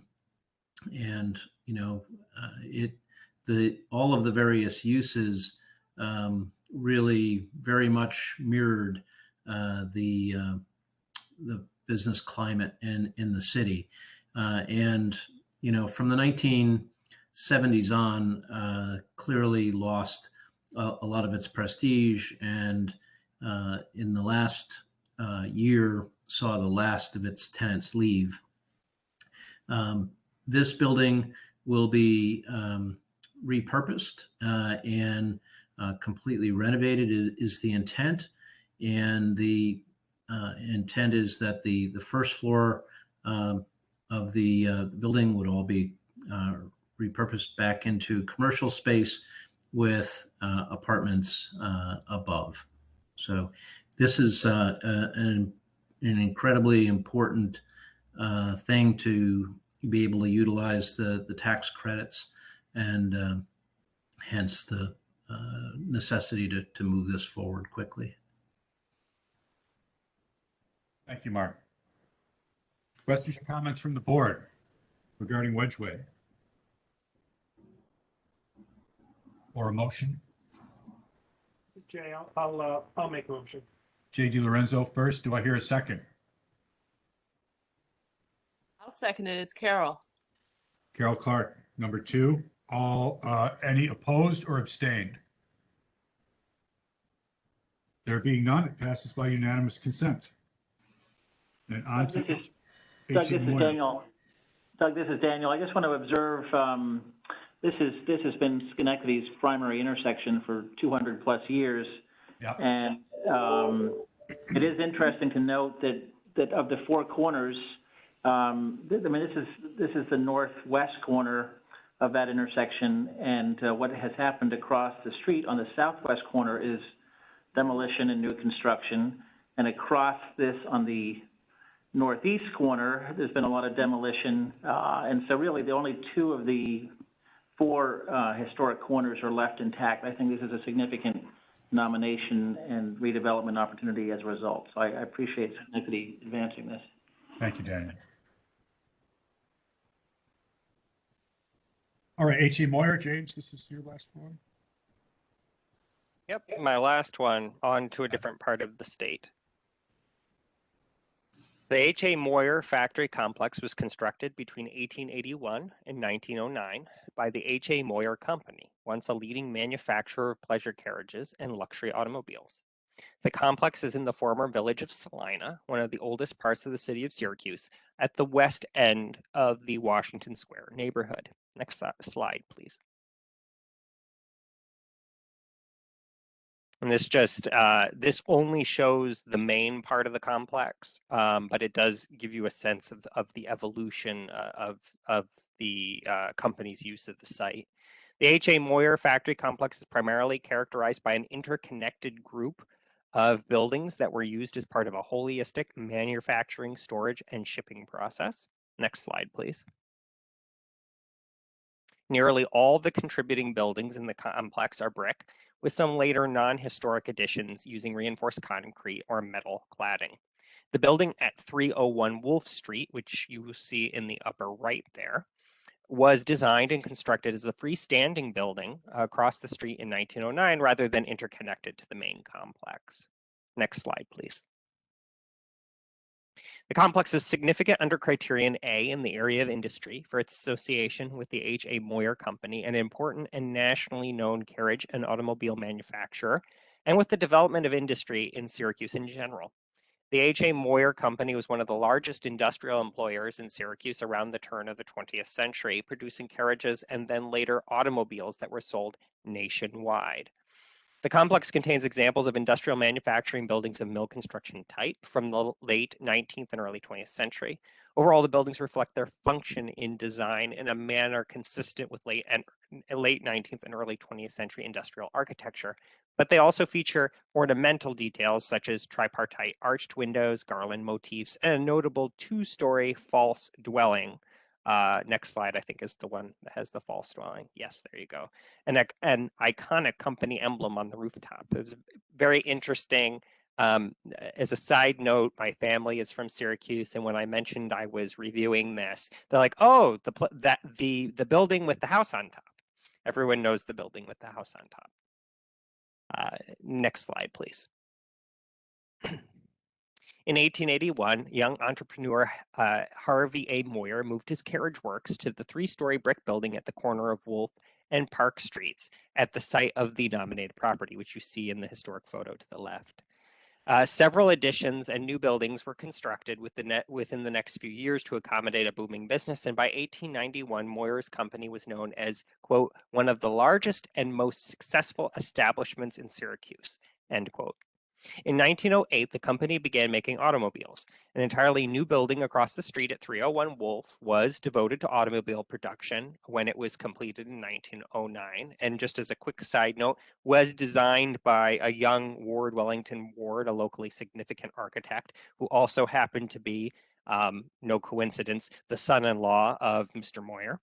In 1912, a six-cylinder, four-door touring Moyer car sold for about $3,250, equivalent to about $80,000 in 2020. The introduction of large-scale mass production at places like the Ford factories in Detroit soon made Moyer's automobiles too expensive to produce and sell in a market flooded with affordable vehicles. By 1914, Moyer was forced to halt production of automobiles. As a result of this downsizing and the affiliated financial setbacks, Harvey Moyer sold half of the original factory complex in 1917, which marks the end of the periods of significance. They did continue making carriages and motorcycles for another decade or so, but the company never really recovered after that. The nomination has an approved PDIL as part of the Part 1 process and a letter of support from the city of Syracuse. And I know Carrie Trainer was on the call, but she did have to leave for another meeting. If anyone has any questions. I just want to compliment the researchers here. Here's a structure that with a period of significance that begins in 1881, and they took the time to refer to the early Euro-American settlement period and even reference the treaty in 1759 with the Onondaga Nation that ceded land on which this structure now stands. I think that's the kind of, treatment that the earlier period deserves. It doesn't have to be any more than that. If you're going to go to the trouble to mention it, I think that kind of information should be in there. So any other questions or comments about H.A. Moyer? Oh, I have one. The collapsed wall and the integrity issues. Yes. I don't know if this is a fair question, but like, how close is this to being too far gone as an integrity issue? It's not. I've physically been in the building while it was raining inside the building. I've been in that section before the roof completely caved in, but I will say that that is actually a very small part of the complex. And my understanding is that part of their redevelopment part of the owner's redevelopment proposal is to stabilize, as you can see, that specific section because it's one of the earlier sections. I believe they will be removing some of the non-historic sections on the rear that aren't particularly good architecture anyway. And overall going to stabilize the existing structure. So it looks scary, but it really is only a small part of the complex. And is that something that would get rebuilt so that that section of the structure would be usable again? Yes, it would. Great. Any other questions or comments about H.A. Moyer? I'll make a motion. Does anyone want a second? I'll second as Carol. Great. Any abstaining or opposed? There being none, it passes by unanimous consent. Thank you, James. And moving to the Rome Cemetery, our 17th forum. Good afternoon. Can you hear me? Yes, loud and clear. All right. This is the Rome Cemetery. I'll just mention before I get started too that both of my nominations today are honorary. They came to us through the sponsors who both wanted to recognize the historical significance of the properties. And this is the Rome Cemetery, which is located on the outskirts of the city of Rome in Oneida County. It's established in 1853. The cemetery is approximately 100 acres in size with 10 miles of roads. The cemetery illustrates the characteristics of a mid-19th century rural type, including curving roadways that follow the contours of the land with natural divisions through several sections. The oldest interments were moved to this location from the original city cemetery in the center of Rome between 1853 and 1899. In 1889, 36 acres were added to the Rome Cemetery property and laid out in 1903, continuing a rural cemetery plan, but with landscape features reflecting late 19th and early 20th century lawn park design, including more space between burials and less vegetation. Newer plots on the outskirts of the cemetery property reflect more of a 20th century memorial park style, with open spaces and many burial stones set into the ground. In 1952, 35 acres were added to the cemetery and are currently undeveloped. The period of significance begins with the first burial in 1853 and ends in 1972, reflecting its continued use to this day. Next slide. Rome Cemetery is significant under criterion C for landscape design and funerary art. for embodying characteristics of both the mid-19th century rural cemetery movement and the modern memorial park movement. The historic core of 25 acres was designed by landscape designer Howard Daniels of New York City in 1853. His training and experience included a thorough study of the 18th century English landscape school and an application of those ideas to designs for urban parks, planned suburbs, and rural cemeteries in the mid-19th century.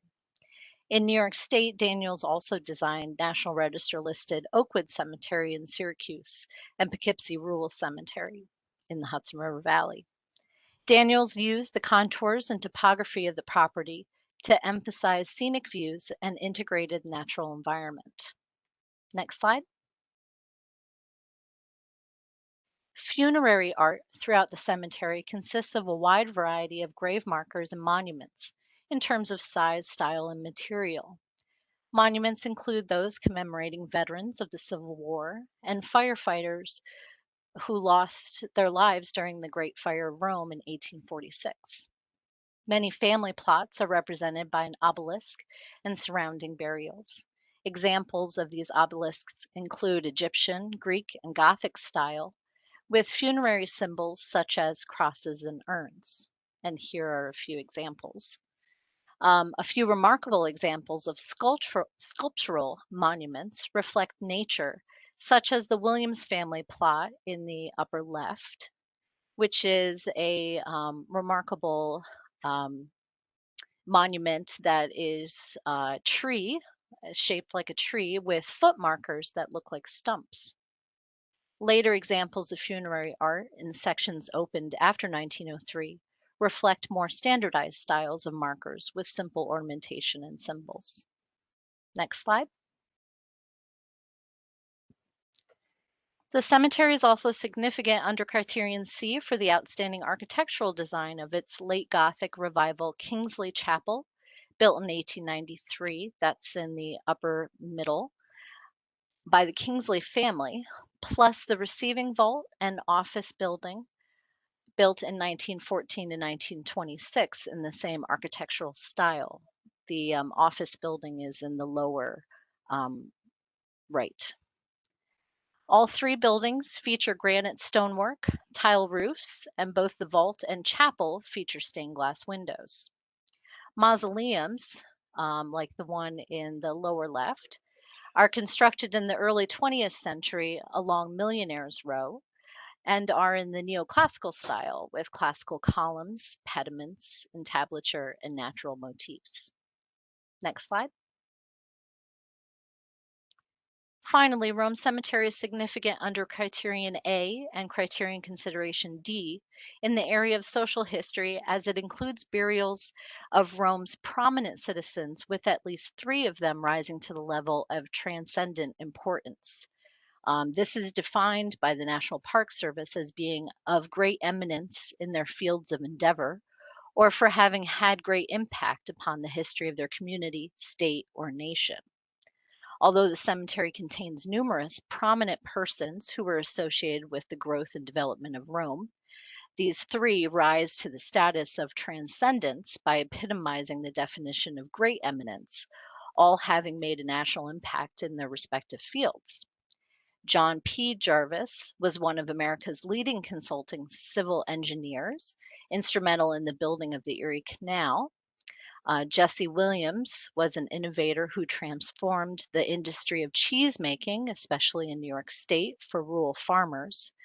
And Francis Bellamy, which you see his monument in the upper left corner, was the writer of the Pledge of Allegiance. This nomination was researched and written by consultant Cabrin Gerdo and sponsored by the Rome Cemetery Association. I've received 2 letters of support, one from the mayor of Rome and the other from the Rome Historical Society. And I believe I have the sponsor and the consultant on in the meeting if either one of them would like to make comments. Hi, Erin. This is Cabrin Gerdo. I was the consultant for this project. I'm also here with Ellen Bibick of the Rome Cemetery. And I wanted to thank you for your assistance in developing this nomination. We're very glad to see it get to this point of recognition. Thank you. Any other questions or comments about the Rome Cemetery from guests or the board? Do I hear a motion to approve? I'll move it. This is Wind. And a second? This is Erica. I'll second. Thank you, Erica. Any abstentions or opposition? There being none, it passes by unanimous consent. All right. Yep, Next, Woodsboro. yeah. Next, we have the Reformed Dutch Church of Mamakitten, now known as the Community Church of Woodsboro. And it's located in the village of Woodsboro in the town of Mamakitten, Sullivan County. Built in 1848, the church is significant under Criterion C as an excellent local example of Greek Revival style ecclesiastical architecture. The modest design is well proportioned and incorporates a die-style in antis facade, marked by the recessed central porch with Doric columns, flanked by enclosed bays and pilasters.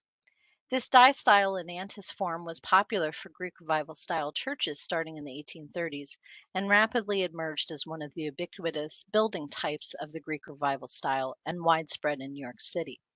This distinctive form offered a suitable alternative to the costly freestanding portico without compromising the current fashion for Greek motifs. Next slide. Asher Benjamin's books provided models for local American carpenter builders and featured two examples of this form in the Builder's Guide of 1839. It was sources such as Benjamin's book that likely account in part for the use of this form in more distant rural areas, such as the Reformed Dutch Church of Mamakitten, and another Sullivan County example, the National Register listed Woodburn Reformed Church. Next slide. The interior space of the church is a large rectangular room with a center aisle, two exterior aisles, and second floor gallery on the south end. In the northeast corner of the room is an Odell pipe organ installed in 1854. Interior decorations are minimal, consisting mainly of 6 stained glass windows. There's been little changes to the interior of this church as well, besides electrification in the 20th century. Next slide.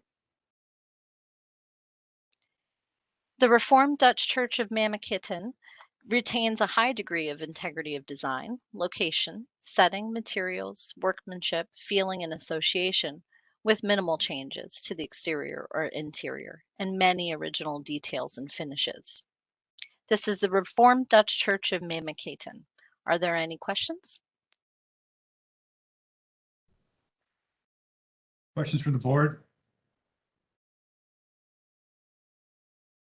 Or a motion to approve? This is Gretchen. I'll make the motion. Thank you, Gretchen. Do I have a second? Yeah, this is Jay. I'll second.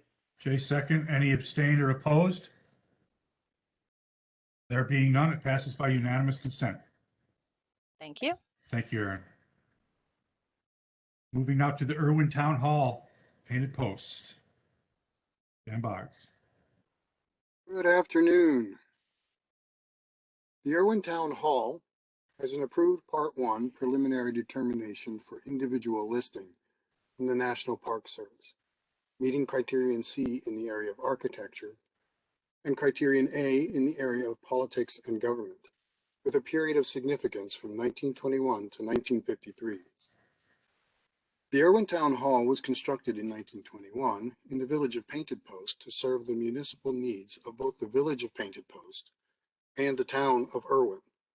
The town hall is located in the historic heart of the village across the street from the Village Square Park, marking what is believed to be the near location of the Native American monument for which the village is named. The village of Painted Post and the town of Irwin grew throughout the 19th century, and the need for a new municipal building in the early 20th led to the hiring of the Pierce and Bickford architectural firm, for their renowned fireproof designs. Pearson Bickford designed a 3-story brick building in colonial revival style with a flat roof and finished basement. The building originally housed a courtroom, jail cells, and the village fire department, complete with apparatus room, sleeping quarters, and a recreation room. The entire 3rd floor served as town hall meeting space. On the ground floor facade, the corners feature red brick coins capped by a double cast stone string course with red brick in between, transitioning to cast stone coins beneath a cornice with dentils and modillions. The central entrance is through a short portico supported by 2 Doric columns, the whole being tied to a 2nd-story pedimented balcony. Next slide.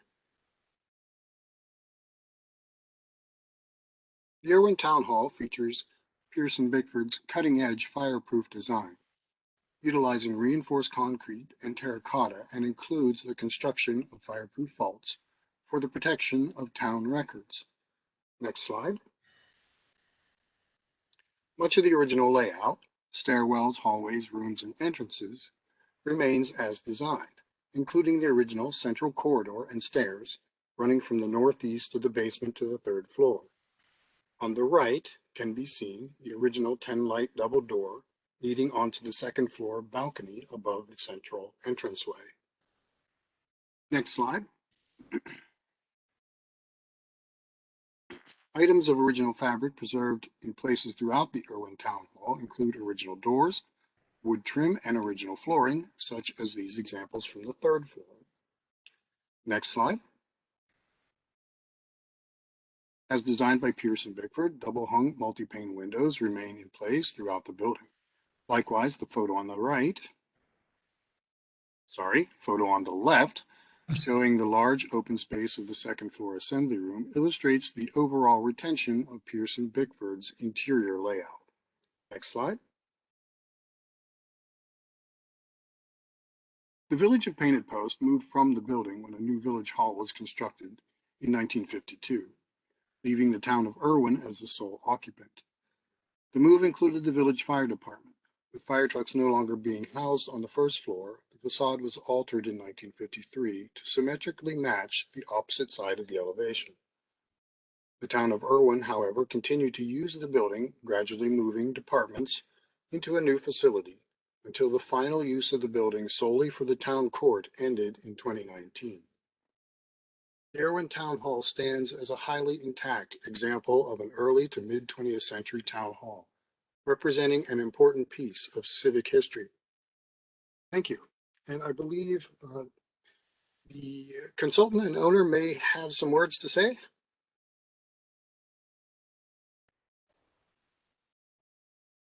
Yes, this is Elise Johnson-Schmidt. If I may say a few words, that would be Please great. do. Yep. Thank you. So first of all, I want to thank Daniel and the staff for the work they've done to bring this nomination or preliminary nomination to you. And it's very meaningful, not only to the family, Juliet and Matthew Towner, and their 2 young children who are elementary school age. They have made this truly a family project. And not only that, it's very meaningful to the community because it's a population of less than 1,900 people. And it was really devastated in the flood of 1972. So this is one of the few historic commercial buildings left, maybe even the only commercial building left in the village of Painted Post, which is really kind of a bedroom community to Corning Incorporated, but also it houses a foundry for Siemens, which used to be Ingersoll Rand, which became Dresser Rand. So Daniel's told you about the history of it, and it was also at one point a village museum, which moved to the Painted Post depot back in the late 90s when that building was restored, and then left the top floor basically vacant. And then when the courthouse moved out, as Daniel mentioned, it became completely vacant. So what's really exciting about this project is that it's a historic preservation tax credit project, and they are rehabilitating it for some retail use, as a Lego store on one side, which is a very popular and nice income producing business for the family. But also it'll be a learning center for children who are learning to code. So that'll be a nice addition to a community where the research park for Corning Incorporated is well known around the world. So a lot of scientists' families live here, and this will be a welcome addition to the village. So basically, we want to say that this will complement the communities. There's a vast network of soccer fields and soccer league that exists here. So the children pass right by this building. So I think it'll be quite a nice addition to the village and encourage further vitality to develop there. So we appreciate your consideration, and I'm excited to see the project completed. And Juliet is listening, and I don't believe Matthew was able, he had to go to a meeting, so I'm not sure that there's anything to add. Juliet, do you want to add anything? And not hearing from her, I guess it's just me. So thank you. Thank you. This is Matt. I was able to break away for a couple minutes. Oh, good. Well, I was excited to listen in.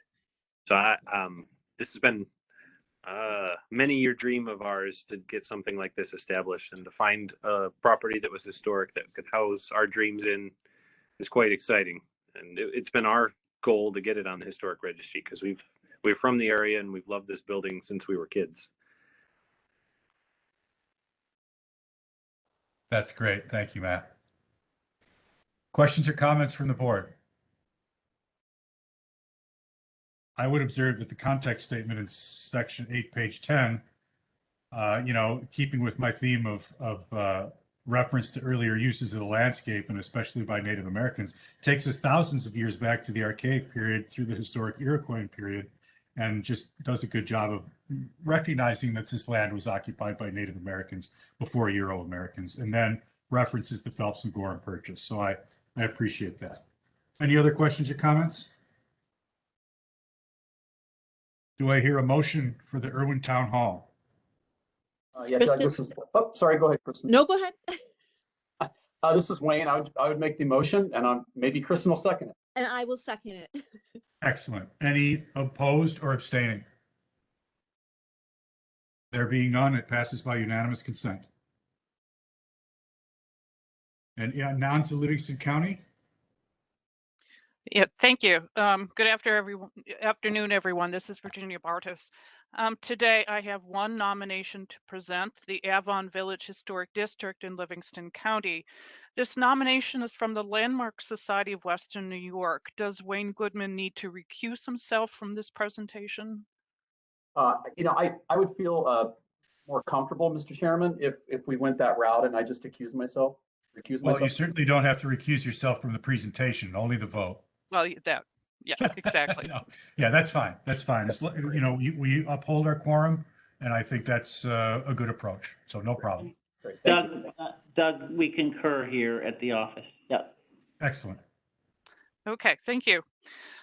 For those of you unfamiliar with Avon, it's a fair-sized village in the northwest part of Livingston County near the Genesee River, and is a relatively short drive from Rochester.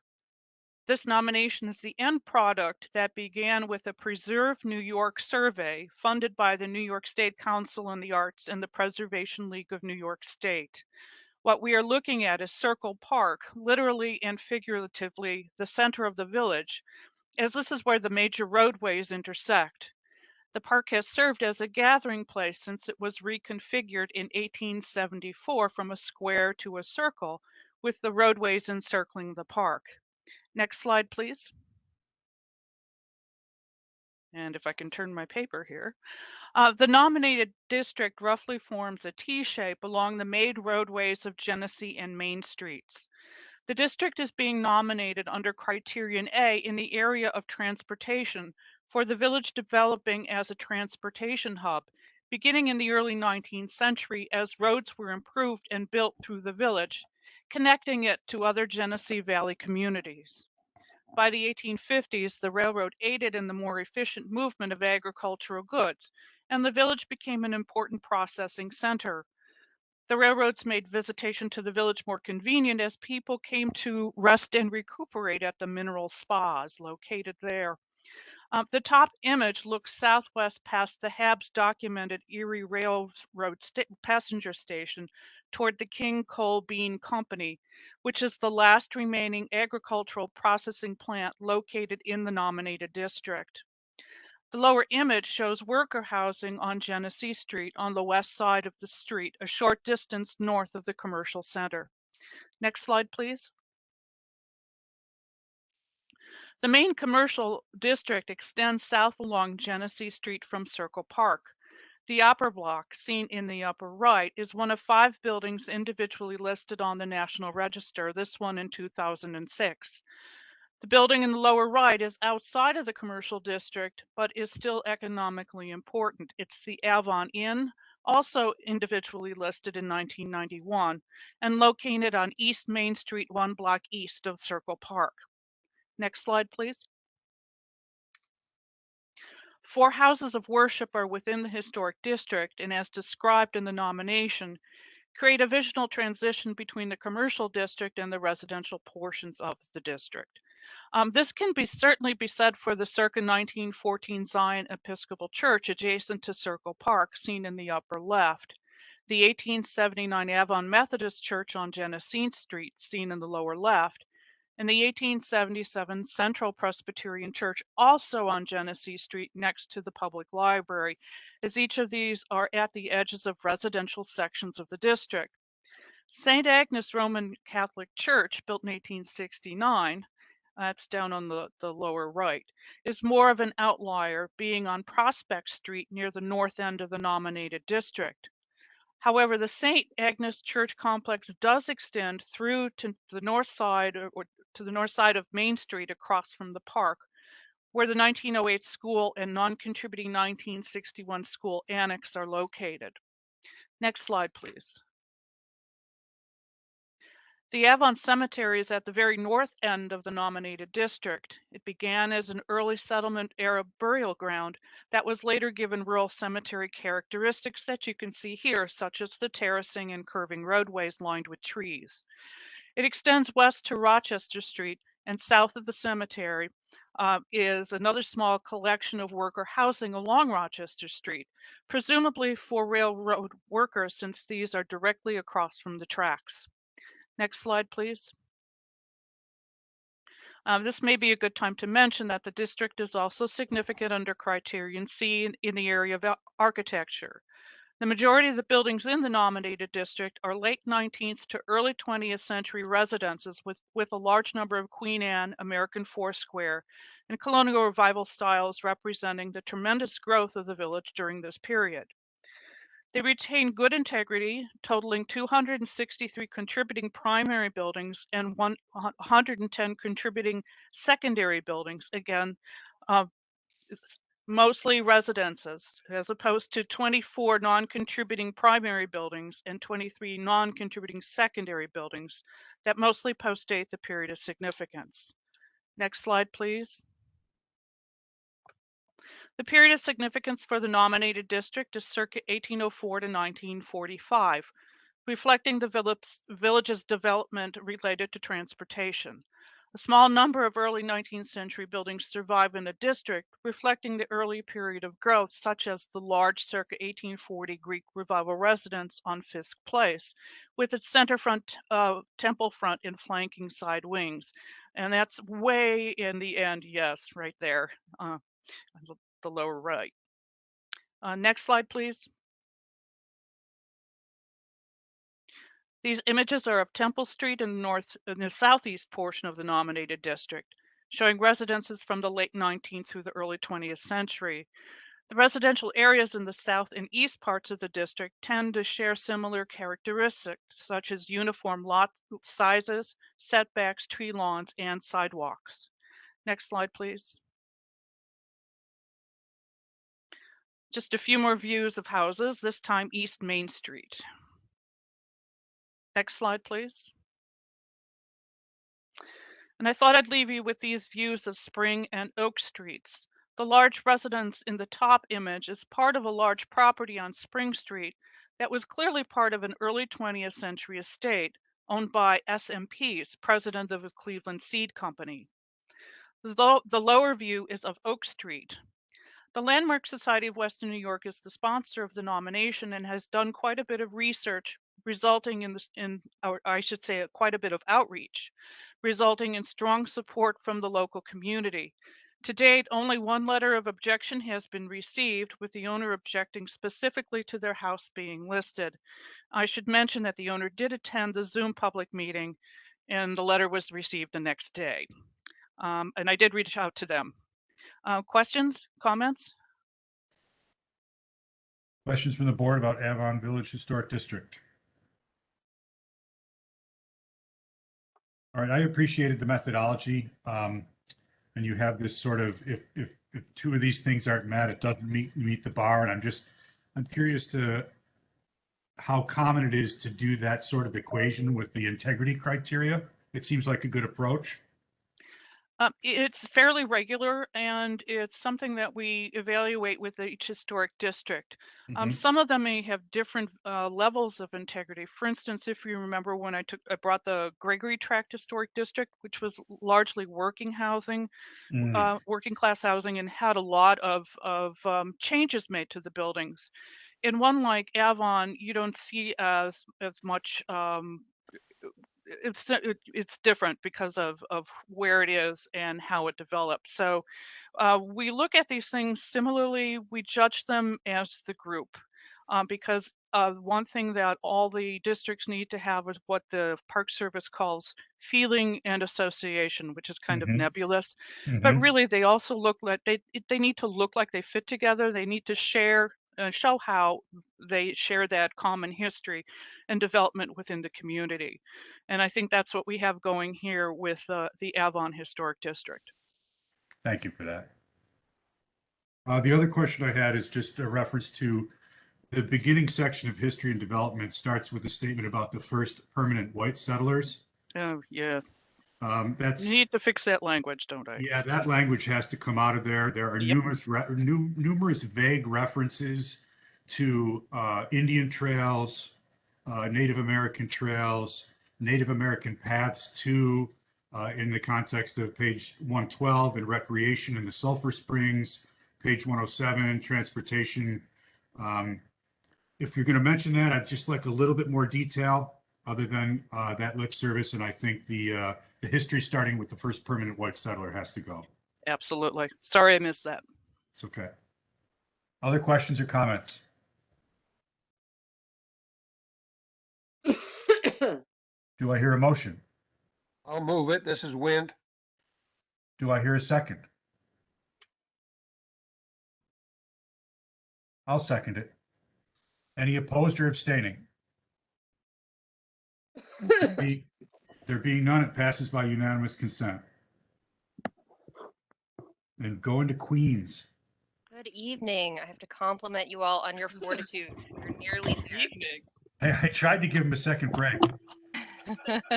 So Kent Manor is significant under criterion C in the area of architecture as a good example of an early 20th century garden apartment complex in Queens. Next. While Kew Gardens originally developed as a wealthy suburban enclave of single-family homes, it was increasingly accessible to rapid transportation and the target of new apartment construction during the early 20th century. As the area began to change, the local neighborhood association largely restricted apartment development to main thoroughfares. You can see that a bit on this map, and you can also see, while we have the map up, the unusual placement of the complex sort of surrounded by the park. Next. The two lots which Kent Manor was built on were previously proposed for inclusion in the park or for use as a school before finally being developed for apartments in 1937. Next. Typical of garden apartments, Kent Manor has apartment buildings designed around large shared green spaces. And of course, that concept is emphasized here by its somewhat unusual surroundings of Forest Park, surrounding the complex on 3 sides. Next. Kent Manor was designed by Jewish architect Benjamin Bronstein, who designed award-winning apartment buildings throughout New York City. Next. His Georgian Revival design for the garden apartment complex maximized light, air, and open space. Next. While also creating a variety of apartment types suited to middle-class renters. Kent Manor has 1- and 2-bedroom apartments with windows in nearly every room. Next. The complex's Georgian Revival aesthetic adds visual interest to the buildings and, through the repetition of similar motifs, creates a continuity of design uniting the complex. The buildings feature Flemish bond brick, decorative entrances flanked by Corinthian columns, arched and Palladian window detailing. Next. Brick coining, belt courses, cornices, and rooftop solariums featuring large gables with Palladian window forms. These are no longer accessible to the residents, but they're really lovely. Next. And in addition to the apartments, there's this small information and security building located at the center of the complex that's just too adorable. Next. The buildings retain their historic plan and common spaces with colonial revival finishes. After opening in 1937, they were home to a mix of native New Yorkers, Jewish refugees, and newcomers to New York of different races, national origin, and background. Next. Kent Manor was renamed Hampton Court in 1987 when it became a cooperative under a non-eviction plan. The cooperative is proud of their buildings and their history and has worked to maintain historic details, especially the ornate entryways and common spaces and the gardens. The draft for this nomination was completed by Santiago Preciado, and I have a letter of support from New York City LPC. Are there any questions on this one?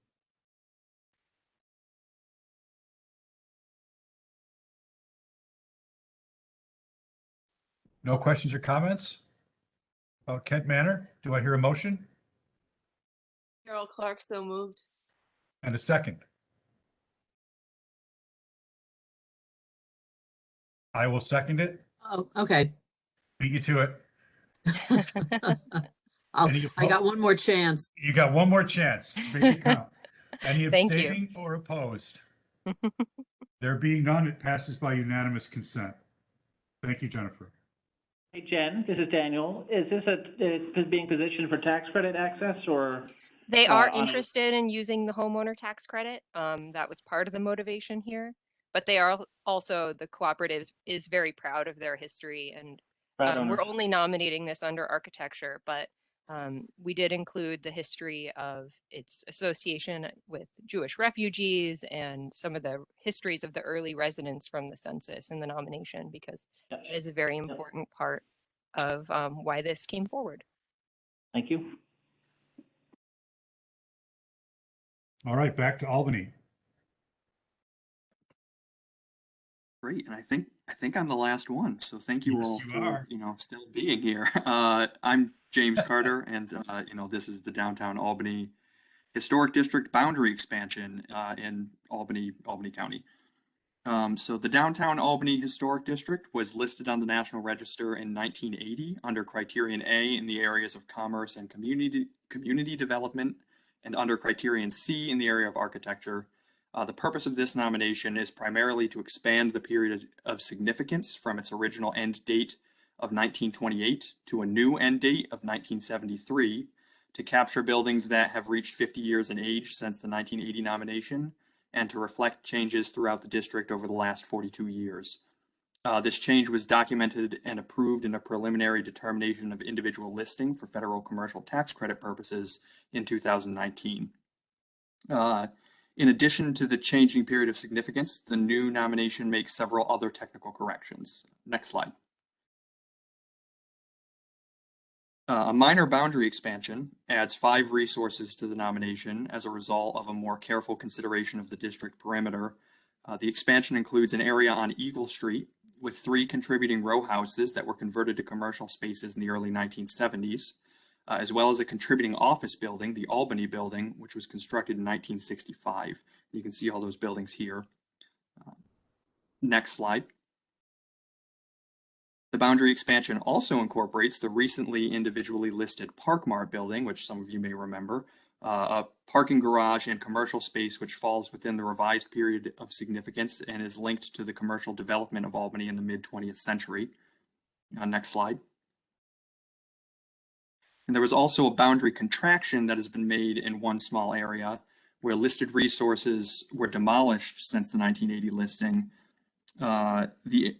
demolished and redeveloped. The area in question represents what is now the MVP Arena, opened in 1990, which was formerly known as the Times Union Center, Pepsi Arena, and Knickerbocker Arena. You can see that there on the map. Next slide. Lastly, the revisions create an updated and corrected building list. Within the original district, some resources were incorrectly dated. Several were erroneously excluded from the building list, and some have changed status from contributing to non-contributing, or vice versa, because of alterations and restorations. Other changes to the district have also been noted, such as new construction and demolitions. Due to such demolitions and new construction, as well as lot consolidation and renumbering, many addresses have changed, and these current addresses are reflected now in the new revised building list.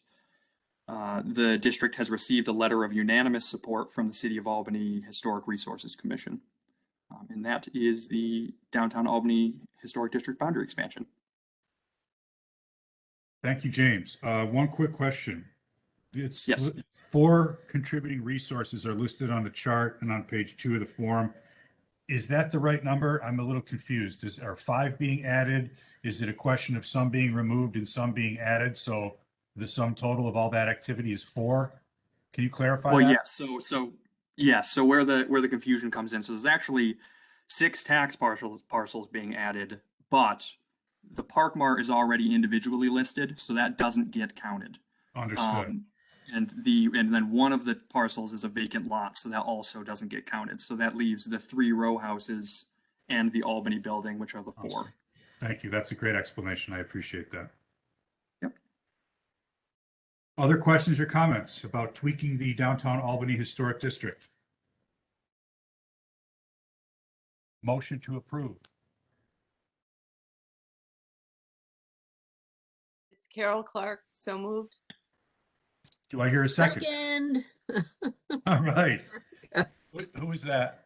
Sorry, it's Erica. Right. Erica got number 2. Any opposed or abstaining? There being none, it passes by unanimous consent. And I believe we had completed our list of properties to review. I also believe that we have completed our agenda items because we moved the look forward up to the chair's report discussion and had a clean break for the National Register nomination reviews. And so I am seeking a motion to adjourn. Before you do, Doug, this is Daniel. Go ahead. In getting to the point I got to in drafting the December meeting minutes, that was the meeting that identified the schedule for 2022. And I don't think there was a motion to adopt the schedule. We may want to revisit that. Maybe Kathy is giving me, of course we adopted it. No, I'm pretty sure Bill, I don't know that for a fact. I know we said, wouldn't it be good if we made it the second Thursday of the month? Right. And I thought, I don't know if they voted. I thought there was a move to check calendars, and then okay, could be. I'm just suggesting that we may want to improve the balance of the schedule. You've got to be careful for June now, because we're already. Right. So I have written down on my calendar June 9th, yes, September 8th, yes, and December 8th. Yes. As the 3 dates for our future meetings for 2022. I believe that we agreed to that. And since I wrote it in my calendar, it means something. It's official. Yes, we could agree again. So I, at the very least, I want to circulate those dates again, just so we are certain of them. Anyway. Do you want to do that with an email? And then if people object or have a conflict, they can report back. And if the conflicts start to pile up, maybe we'll consider changing one. These are pretty fixed. Yeah, okay. Certainly the June meeting is fixed. We've already preparing notices and such for the June meeting, so we have okay, well, obligation. We should also be aware that as of right now, the ability to do remote meetings expires next Wednesday, unless yeah, and it's not likely to be revived. So I suspect that our June meeting will be in person. Is that going to be at Peebles Island? Yes, it may not be at the auditorium, in the auditorium space we're used to, but it will be. Could be, or it might be at our headquarters at 625 Broadway, where Right. we have better capabilities for everything. Electronics, et cetera. Electronics and screens, because our auditorium is filled with collections and will be for the foreseeable future, so we don't really have a good space. All right, but the June meeting will be the Albany area. Yes, Excellent. at a convenient location in the Albany area. To be disclosed at a later date. But Okay. soon. Now can I accept a motion to adjourn? Yes. I hear a I'll second. move. Second. Any opposed to adjourning? Don't Thank speak you. up. We have unanimously adjourned. Thank you, everyone. Great meeting.